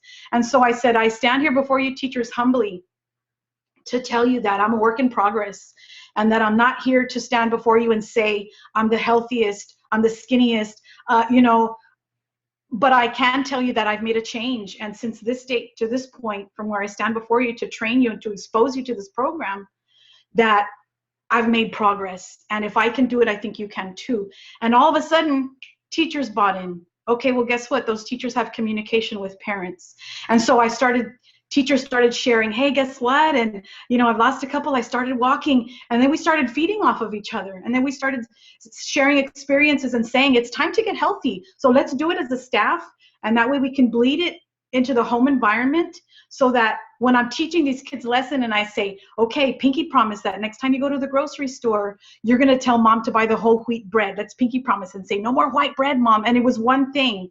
And you get stories back like, mom got mad and said, I don't like that bread, and threw it back and grabbed it. That's okay. You tried. And so when we start to take our experiences and what we teach the kids into the classrooms, and they're exposed to catch and other programs, and then it bleeds its way into the home environment, then the child is seeing it at school, they're seeing it in the classroom, and now they're seeing it at home. And so when we touch on nutrition classes that our district gives to parents, we touch on the family night that Leo talked about as far as the Catch Family Night is concerned, exposing parents to recipes, having them play games about healthy foods, showing them exercises and videos that they can do as a family exercises. Then we have a PE night that Leo organizes that exposes the parents to come in and watch us PE teachers teach their children, so they can actually see what goes on in the gym. And we do it, of course, not during a pandemic, but regular time. And the parents actually come. They want to see what the coaches are doing. They want to see what their kids are doing. And so when you get them excited about exercise, about making healthy choices, about being a bigger part of health and wellness for their child, then they start jumping on the bandwagon too. And isn't that the whole point?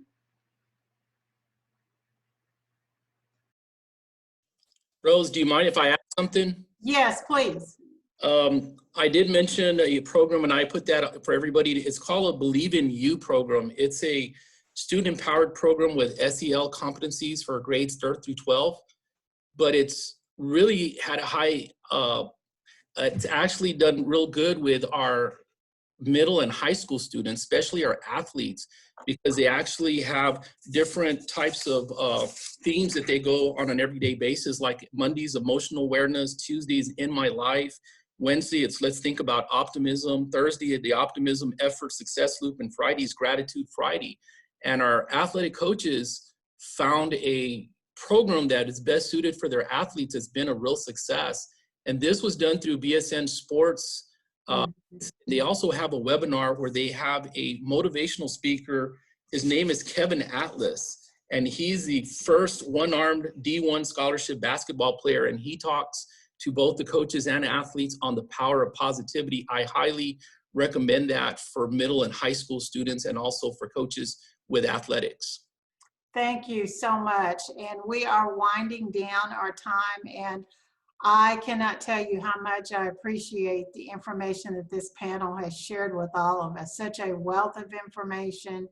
And again, you can just see the passion and the desire in wanting to make a difference. I heard so many things from each one of you talking about self-care during this time. And this is a very different time. It's a very unprecedented time for all of us. And every aspect of our lives, our personal and our professional lives, has had to be readjusted because of COVID-19. But we have learned a lot. Barbara touched on it earlier. We have learned to reach out to each other and share and just think in terms of all of the free resources and support that's out there and available for our teachers. And one of the things that we will do, and that's one thing I like to say about health and physical educators, is that we don't mind sharing. What's mine is yours. Take it, adapt it, adjust it, make it work for you. And that's what we're all about. But it's so heartwarming to see our partners such as Texas Action for Healthy Kids, our Catch partners, our It's Time Texas partners, and how so many of those have reached out to our HBE community and said, we can help. We believe in you. We believe that our children need to have access to physical education, and let us help make that easier for you. And I just cannot tell you again, lastly, kudos to all of our colleagues out there making it work, because you have done such a great job. You have made believers out of individuals that really didn't believe in physical education. And you have stepped up and said, oh yeah, we're here. Let us show you how we're here. And so again, thank you all so much. I want to turn this over to Alice. And those of you that are attending with us, thank you. Thank you so much, Rose, and thank you to our panel. It has been a wonderful day. We've had lots of insight shared.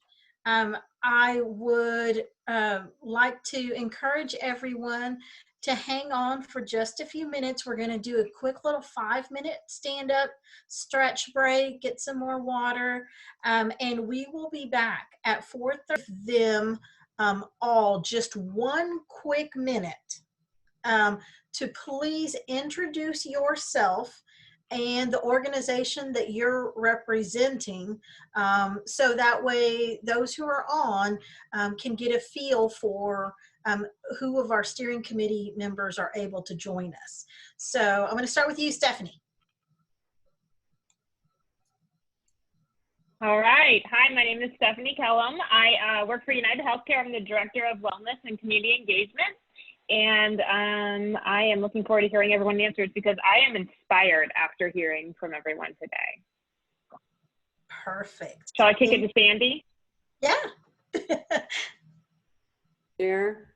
Hi, I'm Sandy Bristow. I'm the Program Director of the Oliver Foundation. We also have the Teen Advisory Board, which you got to see some of my teens today in their little videos.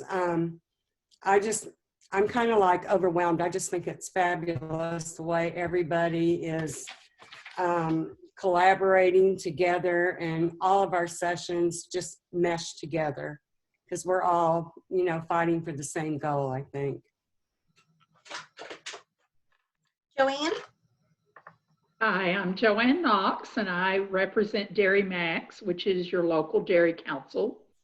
So we have a lot of programs that help with child nutrition, along with a grant program that we offer and will be offering in the spring.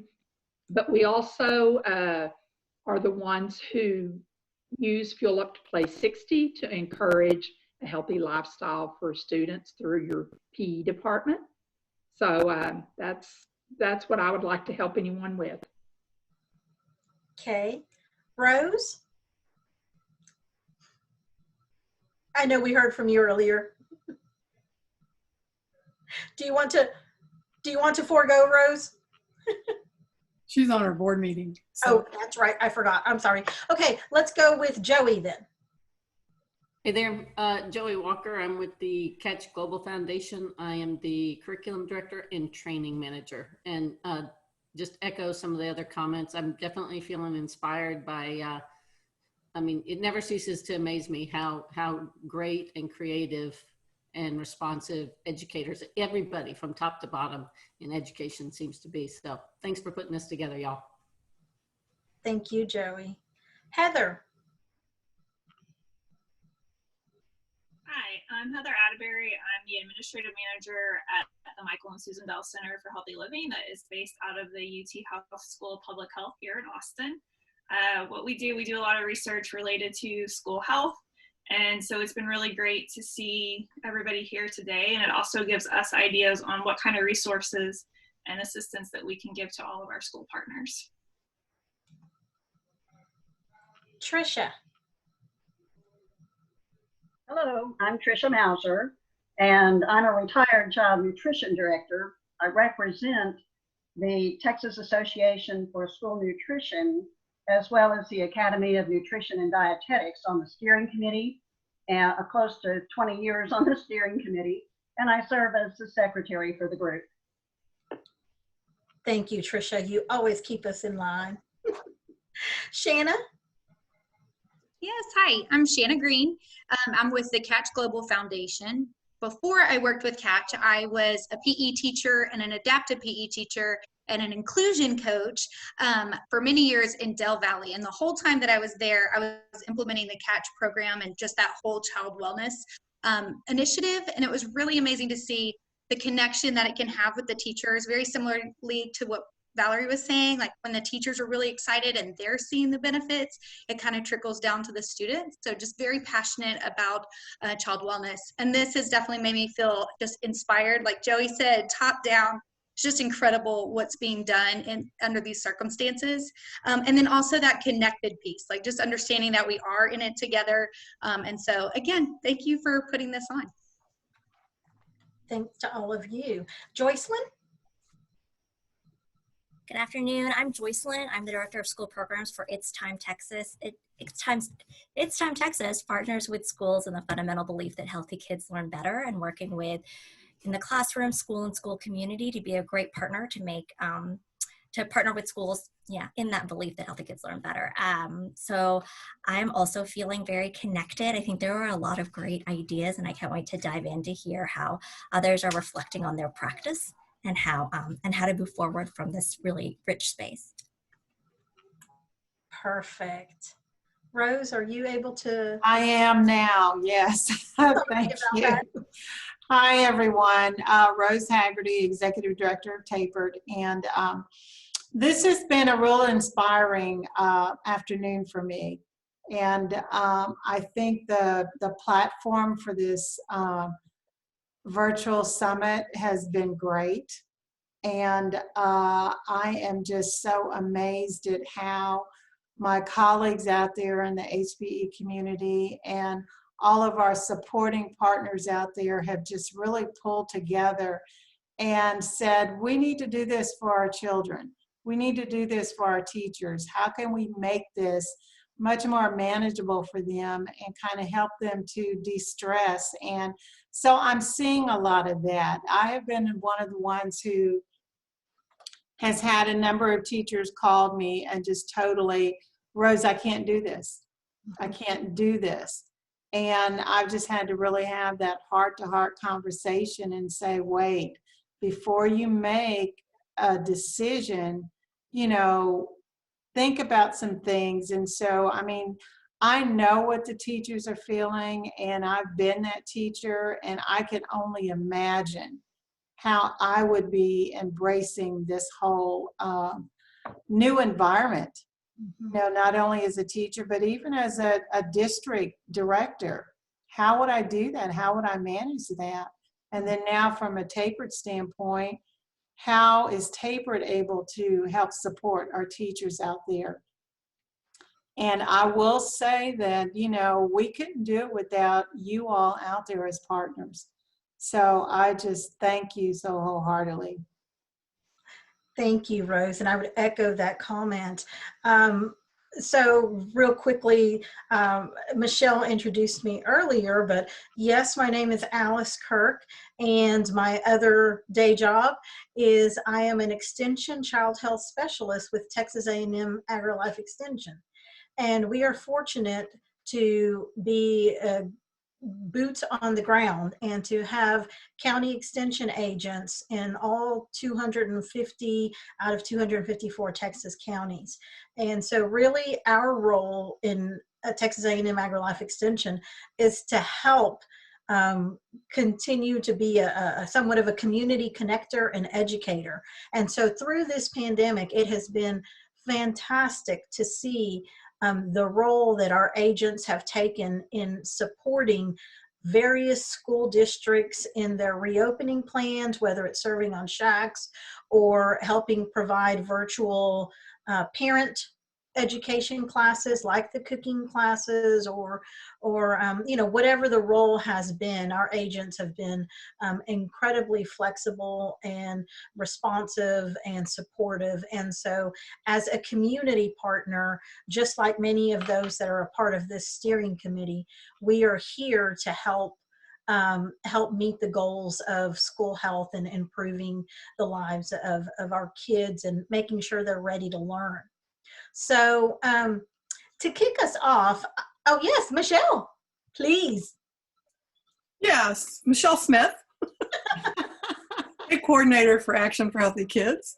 And I also work with the Partnership for Healthy Texas on the legislative policies at the state capitol around things like recess and physical activity, physical education. We've been working, we just had a briefing last week on next year's sessions, and we'll have a briefing tomorrow, so we'll hear about that. So I'm just real excited and thankful to have such a great team to work with. All of these people here today, plus the others on our steering committee, have helped put this whole agenda together and make this happen for our first virtual summit. And I want to thank you all for getting students to share their thoughts. I really feel like those kids inspired me. The kids inspired me, showing me that they can be resilient. And the speakers inspired me with the stories and the information they shared that shows that we're all working together. So I just want to thank you all for staying and listening and sharing your comments on what you got from the different sessions. And I'm looking forward to another great day tomorrow. Yes. So Alice, take it away. Absolutely, thank you. Karen, I see that you're on, but I also know that you are in and out.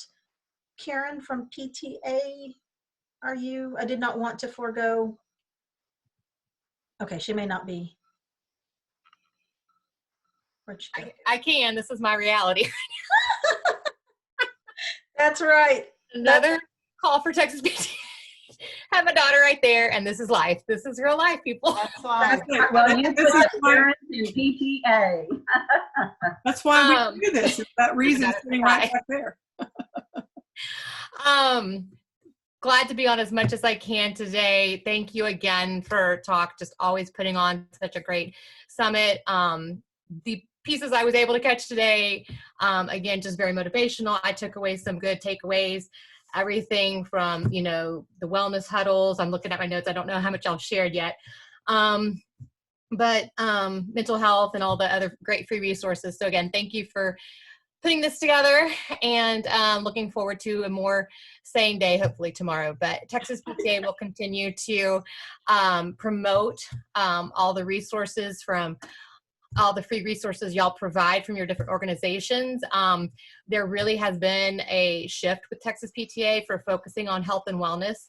I think they saw that as a huge need when they also asked me to be a director at large this year because of the impact that they've seen, or the need for health and wellness. So we have that. We have a lot of good things in motion. So just hopefully this next term, we're going to crank out some things to help support y'all for the parent education piece, and again, support our parents with a lot of your great resources as well. So thank you, Karen. I'm getting back off now. So we're going to jump into it, and what I'd like to do over the next few minutes is I will just let you jump in. I'm not going to call on everybody specifically, but if you have a burning response that you want to share regarding the question that I pose, please, I don't see a raise your hand, but I will raise your hand, and I will call on people. So the first question relates to our first panel. So let's think back to the panel on what was the new normal. And that was our panel led by Dr. Bill Kohl. It was how we kicked off today. Does somebody have one point that they want to share, something that really stood out to them that they would like to share?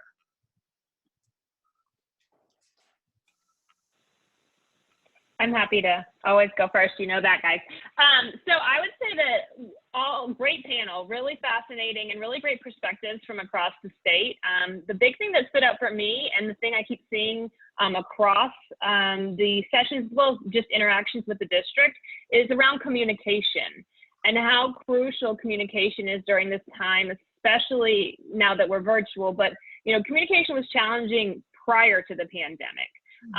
And getting good communication out is a challenging thing to do. And so I'm definitely curious to learn all the ways that, you know, districts and community organizations are communicating during the pandemic to the variety of stakeholders, because I know we've talked about social media and we've talked about some said that they do videos and things like that. But I think communication was the biggest thing that stood out for me this morning, was how do you communicate effectively to the, you know, the constituents.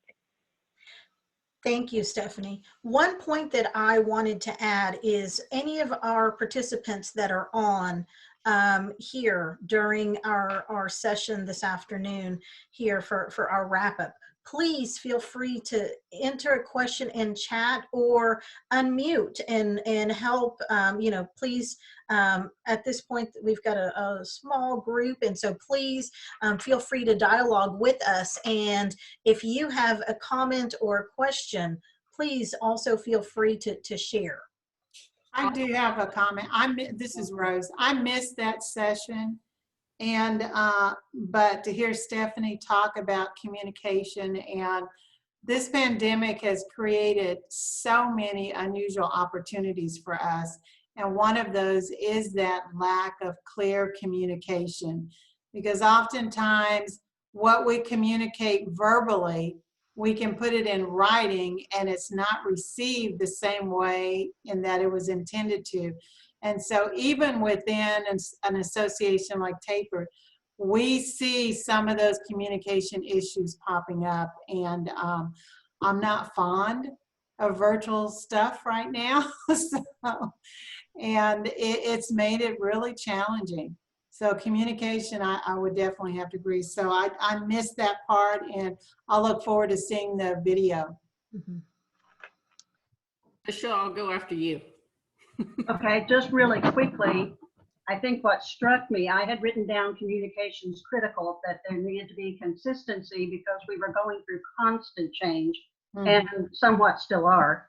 Right. But I also made a note, our emergency management partnerships, because as a child nutrition director, I was involved in our emergency response team for the district, and they were in communication with the city and the county, and you know, we had partnerships, and we were pretty prepared for tornadoes or floods or natural disasters. And we had pandemic training, but I think Bill's the one that said we were not prepared. And so we didn't have something in place that was going to last not just months, but possibly years. And the changes that would take place ongoing. So I think we've learned a lot. I think technology, even though there have been a few issues, has really been our friend in this connectedness and in being able to maintain some semblance of normalcy for the children to continue to learn. But I think there was a common thread that there is a social, emotional toll that we all need partnerships with all of our stakeholders to address. Right. All right, Joey. Just to piggyback on what everybody's been saying as far as communication was my big takeaway from that first session, but also throughout the other panels as well. And we always say, you know, CATCH stands for Coordinated Approach to Child Health. And we always say that communication is the key to coordination. And this, everybody's pandemic response has been, the cornerstone is coordinating with everybody, because all the guidelines change so quickly. In that need for communication, and in the absence, like if you're not communicating, silence is not good. So more information is better than no information. And then the other side of that, the other point I want to make is, I also heard several people talk about listening to the parents and what they wanted, and listening to their community. That's the other piece of that communication. It's not just us sending it out, it's also receiving and listening to what people need, and all the resources that are necessary to kind of put this together. And then my final point is all about several people, again, common theme as far as we're going to get through this together, right? And so that coordination and that communication, that all kind of goes right together. And so those were kind of my key takeaways from the first session. Perfect. You know, I guess one of the things I got most excited about hearing was when Kevin says, this is going to give us a chance to look at the whole child and to make education focus on the health and the whole child, because that has always been a challenge for school administrators. And as bad as it is to have a pandemic like this cause it, it has allowed us to open the door to public health, to school health, and to the importance of this to our children's futures. So, you know, that's one of the things that we're going to take to the legislature. Is it is very critical that we have PE, that physical education, that we have physical activity, that we have social emotional support, because our children can't learn without those things. And they're going to listen because of this pandemic. It's like years ago when we started working on the obesity epidemic and we finally got some traction. Like I said, it's a terrible thing to cause it, but I think that was something I really felt was helpful. Wonderful. Yeah, and I was just going to say, I would echo on that, and kind of linking the WISC model and how, you know, building your Shack around the WISC model, but also then, you know, I think sometimes when we're in the pandemic, we see it's obvious, right? We need PE, we need health education, we need all these social emotional opportunities. And then as we kind of say, you know, you get like pandemic fatigue, and we have to remember, like, we have to keep on this. I think that's really important, that the Shack stay vocal and they advocate for all this, because I think that can happen is that, you know, everyone kind of fatigues out of this, and, you know, we've talked about it a lot. We need to advocate for it. I think we need to talk to the school boards, and like you said, the legislator. I think this is really the time to kind of capitalize on it and be very vocal about the need, because people can see the need right now. It's very evident that there is a need for those things. And so I think it's the time to you know, move forward. To piggyback on that, I think having our physical educators, that's one thing that we've been really kind of harping on in our, not harping, but really encouraging in our trainings, is have those physical educators lean into that role of a wellness leader, because of they're so skilled in SEL, and that's been a buzzword in education for a while, but obviously it's just being amplified now. And so since they are well positioned to be that leader on that campus, so lean into that wellness leader role as well. And along with that, really what you were saying earlier, Rose, is advocate for your position, advocate for what the value you bring to the education of the whole child. Because as much as people have been saying that we know what we need SEL, we need health, we need, you know, physical activity. Those were some of the first things that people cut. And in the spring, I'm going to be interested, you know, if testing does still stay in place, are they going to put their money where their mouth is and still keep it in the curricular day? Or is it going to fall by the wayside like it did when the shutdowns happened? So all the more reason just to be that advocate for the importance of what it brings to the table, not just for the whole child, but for the educational development and success of the kids as well. Excellent points. Excellent points. I think I want to turn our attention now to, let's everybody think back to our second session. And what were some of the key takeaways from the second panel discussion? And this was the panel that was focused on the district stories and the COVID-19 reopening, what some of the challenges and successes were. Does somebody have something they want to share? Again, it can be from steering committee, or it could be from any of our other members that are still on, participants that are on, something that was maybe a key takeaway that resonated with you.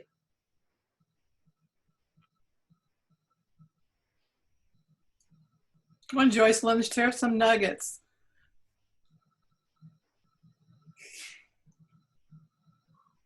Sure, let me go back to my notes because there was just so many different ideas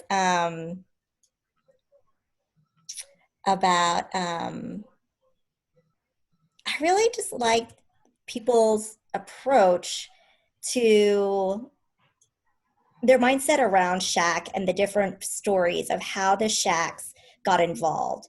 And even, I forget who it was it Karen, who said, like, we haven't met yet, but because we have built so many different community members and parents and teachers on that SHAC, even though they couldn't, I guess they felt they couldn't meet because it was summer break and it's not the time, there were still so many involved in the response. And it just, to me, showed how powerful SHACs can be with that deliberate, like, membership and a clear vision of what SHAC is for, that even if you can't reach, the right person at the right time, because it's such a diverse and responsive coalition, good things happen. And the information that's shared is, like, it's relevant, it's true, it's responsive to the community that they serve. And so that was really, like, inspiring to me, and it made me think about how do we, like, how are SHAC leaders feeling like, that they can leverage their SHAC community to get some solutions and responses in this time.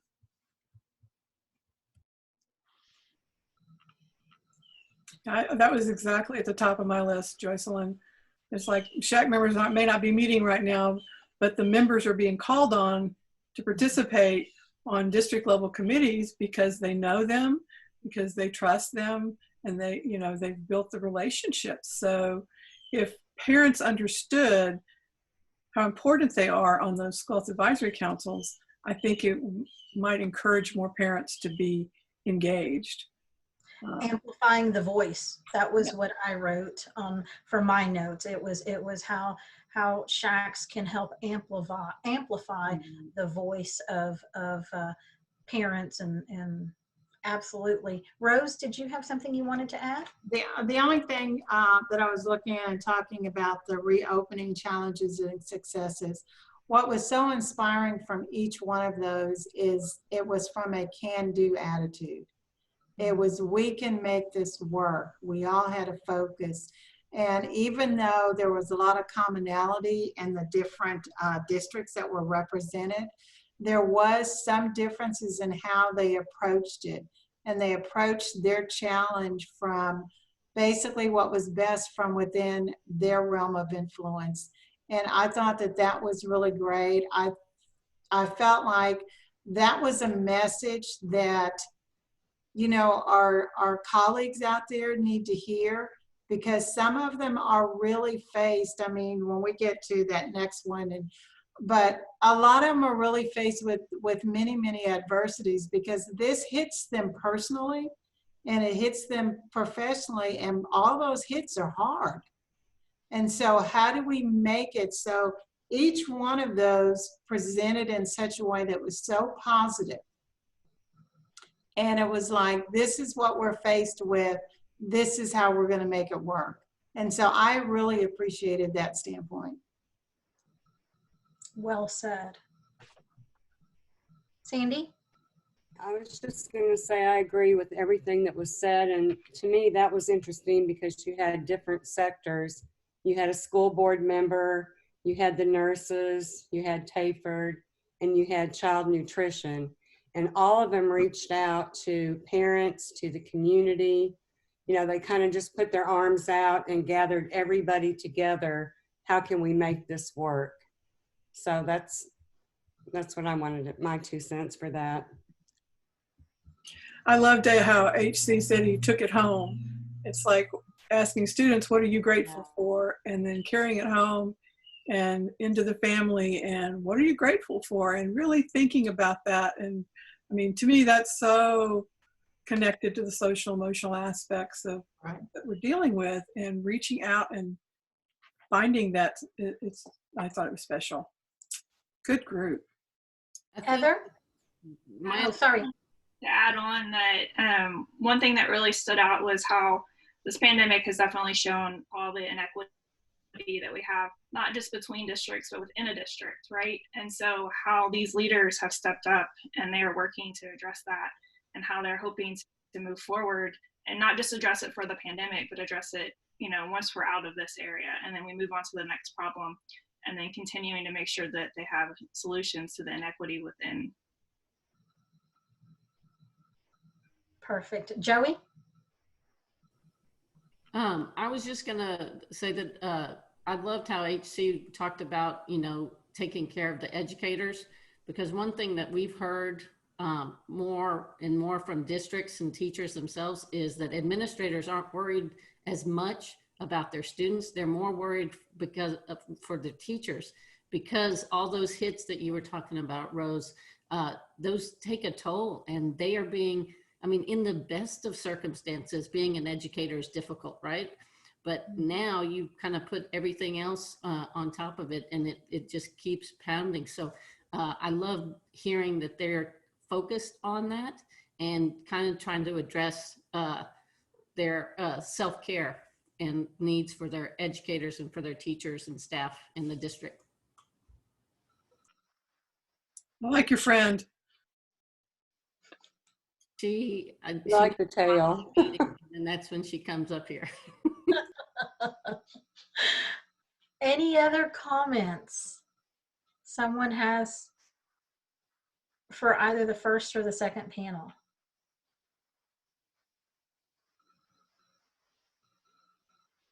Okay.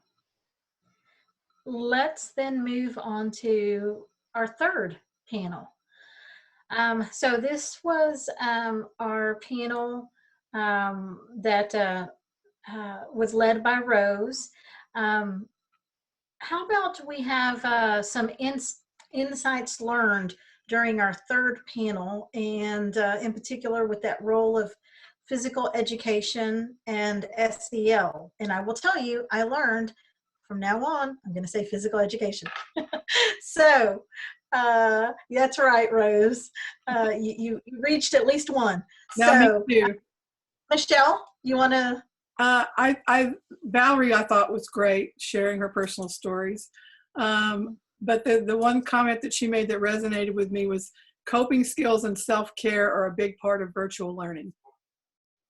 I mean, you know, and it's so true. It's not about getting in front of the camera and teaching something. It's how are you coping with things, and how are you taking care of yourself. And she really shared a lot that I felt was very impactful. So, you know, I feel like, and just like you were saying a minute ago, we've got to take care of the staff. The teachers are the kids, if you look at their videos, are resilient. The teachers are, I think, really are struggling. And that's where we need to focus on that social emotional wellness. I think we need to focus not just on SEL, teaching it and reinforcing it with students, but we need to have our educators do a self-assessment. Castle has a free self-assessment, and they can, because we're telling our educators, you need to first check in with your own SEL competencies, build those up for yourself, because once you're able to do that, then you're better able to not only teach it, but reinforce it with your students. And then just to kind of echo a little bit of what Michelle was saying as far as those coping strategies and talking about it in these virtual settings, I think that can actually help build community and kind of open up that conversation with students to be able to just be a little bit transparent with your own, like, hey, you know, guys, I really struggled turning on my camera today because I just wasn't feeling it. I was having a hard day. What do y'all do when y'all have that? You know, those types of conversations and being transparent with students and others that you work with, I think can be powerful in moving the ball forward. And Joey, that's interesting that you mentioned that in regard to how do you as that individual cope with, because what I've noticed is that when some individuals are not having a good day or whatever, they will not show their camera. Their camera will be off. And I've learned that I have to respect that and not force the issue. So you're absolutely right. I mean, people find different ways of coping.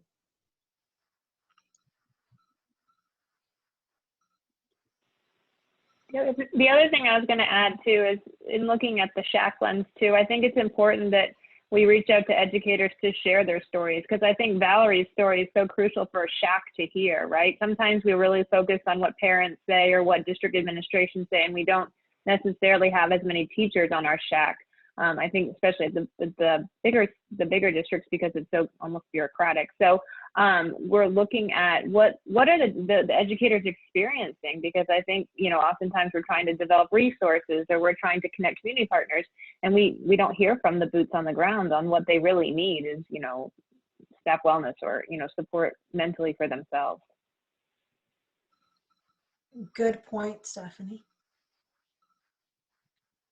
Any other thoughts? My other just like really specific point on physical educators and SEL is, again, they started off the panel talking about, hey, we've been doing this for years. This is just how we teach. That means we've taken it for granted, or they have. And so again, it's not just advocating for what you do, but be more explicit and more intentional with what you're doing and how you're doing it. So because people aren't going to naturally make that connection. Sometimes you have to make that connection for them. So all the more reason just to be more explicit with what you're doing and why. Excellent words. You know, ironically, I don't think we did a whole white paper on physical education. Rose, did we talk about SEL in that? Or what I we're think we did, yeah. Did we? Okay. Yeah, I think we We did. definitely should. Yeah, because I believe so. Because I know when we did the talk, I did mention that. Yeah. When we did the presentations, yeah. But the thing too, in terms of advocating, it's, you know, and it goes back to what Joey said about taking things for granted. It's because a lot of our folks within our community, our health and physical education teachers, they haven't been the ones to be out there advocating, you know, and really stressing the purpose and why physical education is so important. So they're learning those skills, because I know when I was in Houston, I had to basically get our teachers to understand how you advocate for yourself. Don't sit back and just teach your class. You have to actually show that. So I would tell them, I said, advocacy is how you write your lesson plans. Advocacy is how you provide that instructional delivery. Advocacy is how you provide those programs that extend from physical education. Advocacy is how you conduct your parent conferences. You know, and it just goes on and on like that. And when you get our professionals to understand that, I think that they can better articulate that. But we still need help in knowing how to appropriately articulate to advocate for what we're all about.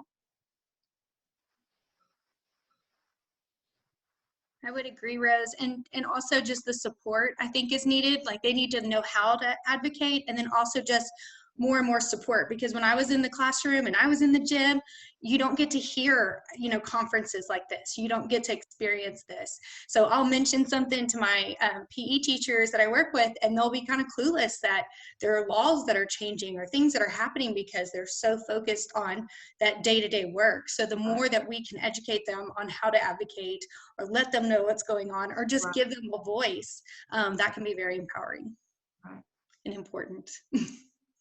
And Shanna, I think that goes directly back to part of one of the key takeaways that was mentioned earlier, communication. It is communication across the board that is needed, and that's where hopefully as we move away from the pandemic, when we talk about strategies or we talk about what stays behind, it's my hope that one of those key factors that stays in place is these new communication lines, these new channels, and the strategies that they are finding to be effective, whether it is these new dashboards that Grayle talked about in Fort Bend, or that Leo mentioned in that they're doing in Edinburgh,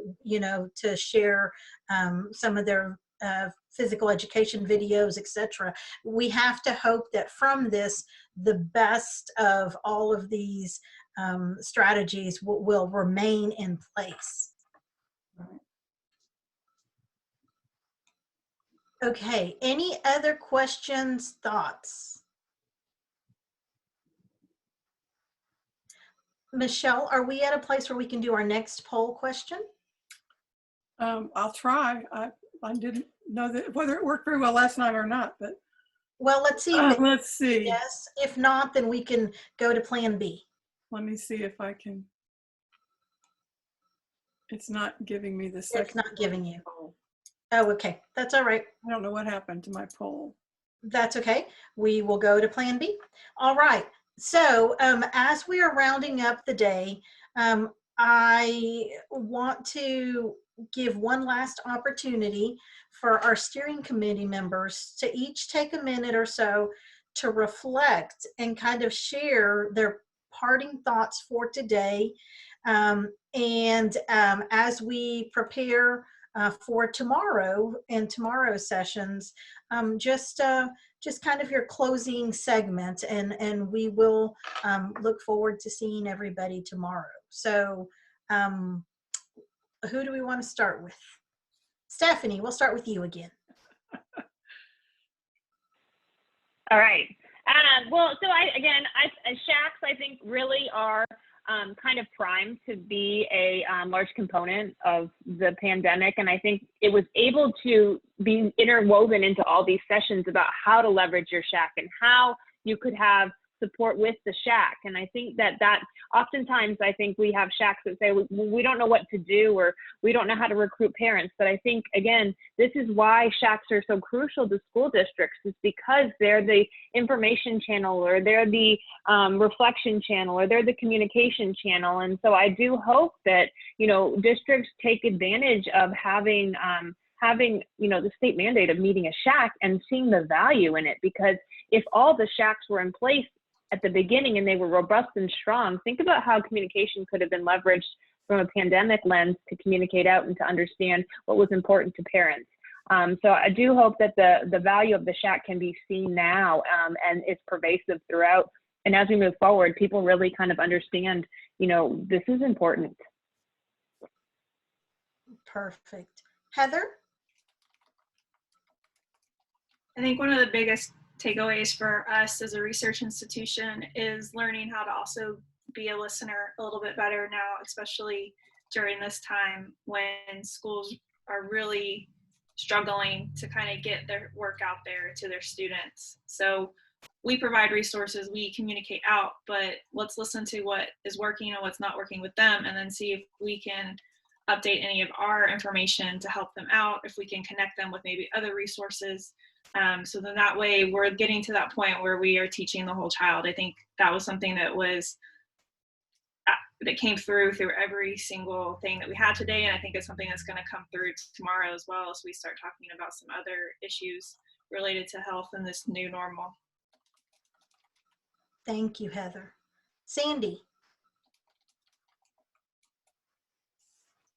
I think we heard a lot about how people have come together, they've worked together and done some communication, but I think we need to offer more support, whether it be through the SHACs, through all of our resources, because everybody's coming together and they're getting it now. They're working together, and I think they're really ready to move forward with, you know, through the SHAC or whatever, and do more things, be more involved, to get the parents, the community.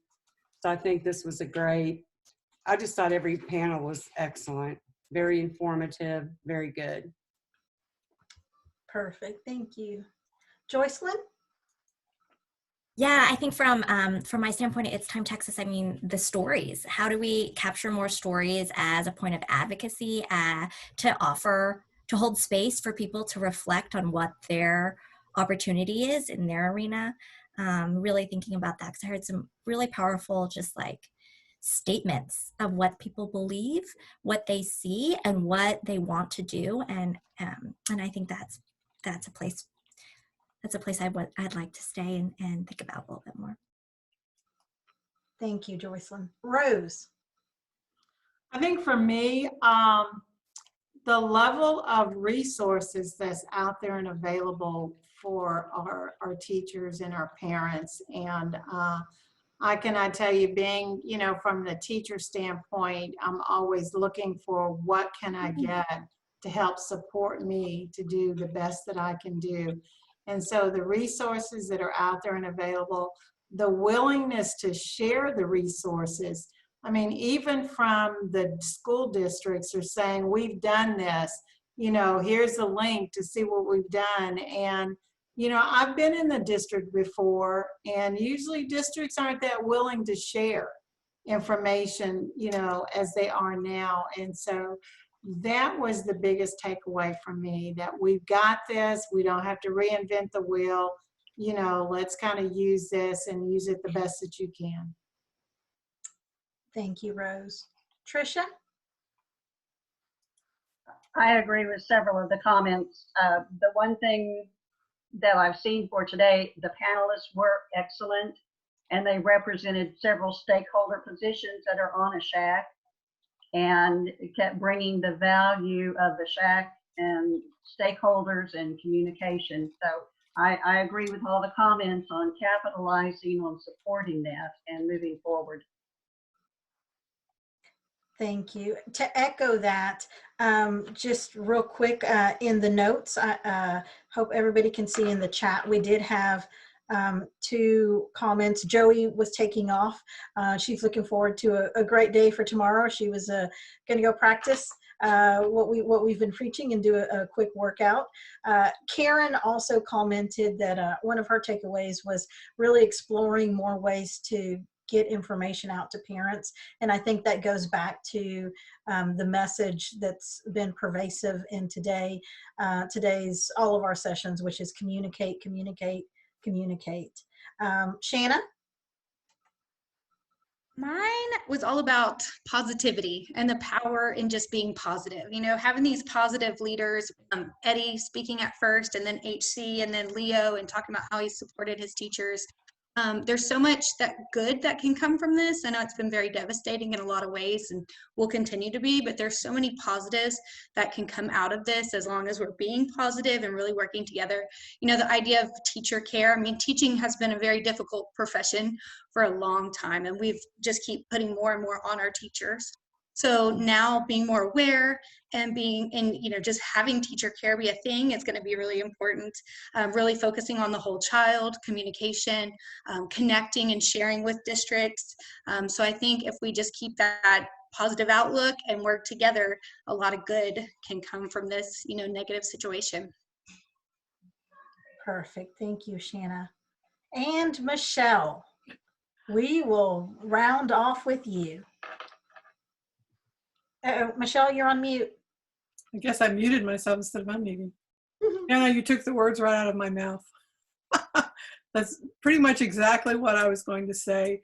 Finding the positives in this pandemic. I mean, listening to the kids talk about how, well, I can't do this, but I can do this now, and I didn't know I could. And I found time to learn how to cook. And all of the, as you said, the panelists who were talking about how they were able to support their teachers and how they were able to reach out to them. It's just something to build on, and taking advantage of the opportunity to promote the whole child to our educators. I'm going to be contacting Kevin Brown and saying, okay, let's get those administrators on board with this. You know, so we're building new partnerships and collaborations that I think we would not have had before. So taking advantage of those partnerships and building on them, and the new normal can be something better. It doesn't have to be something worse, but it's going to take time. Absolutely. Thank you so much to our steering committee members who stayed on and had some really insightful thoughts and comments for our kind of wrap-up session.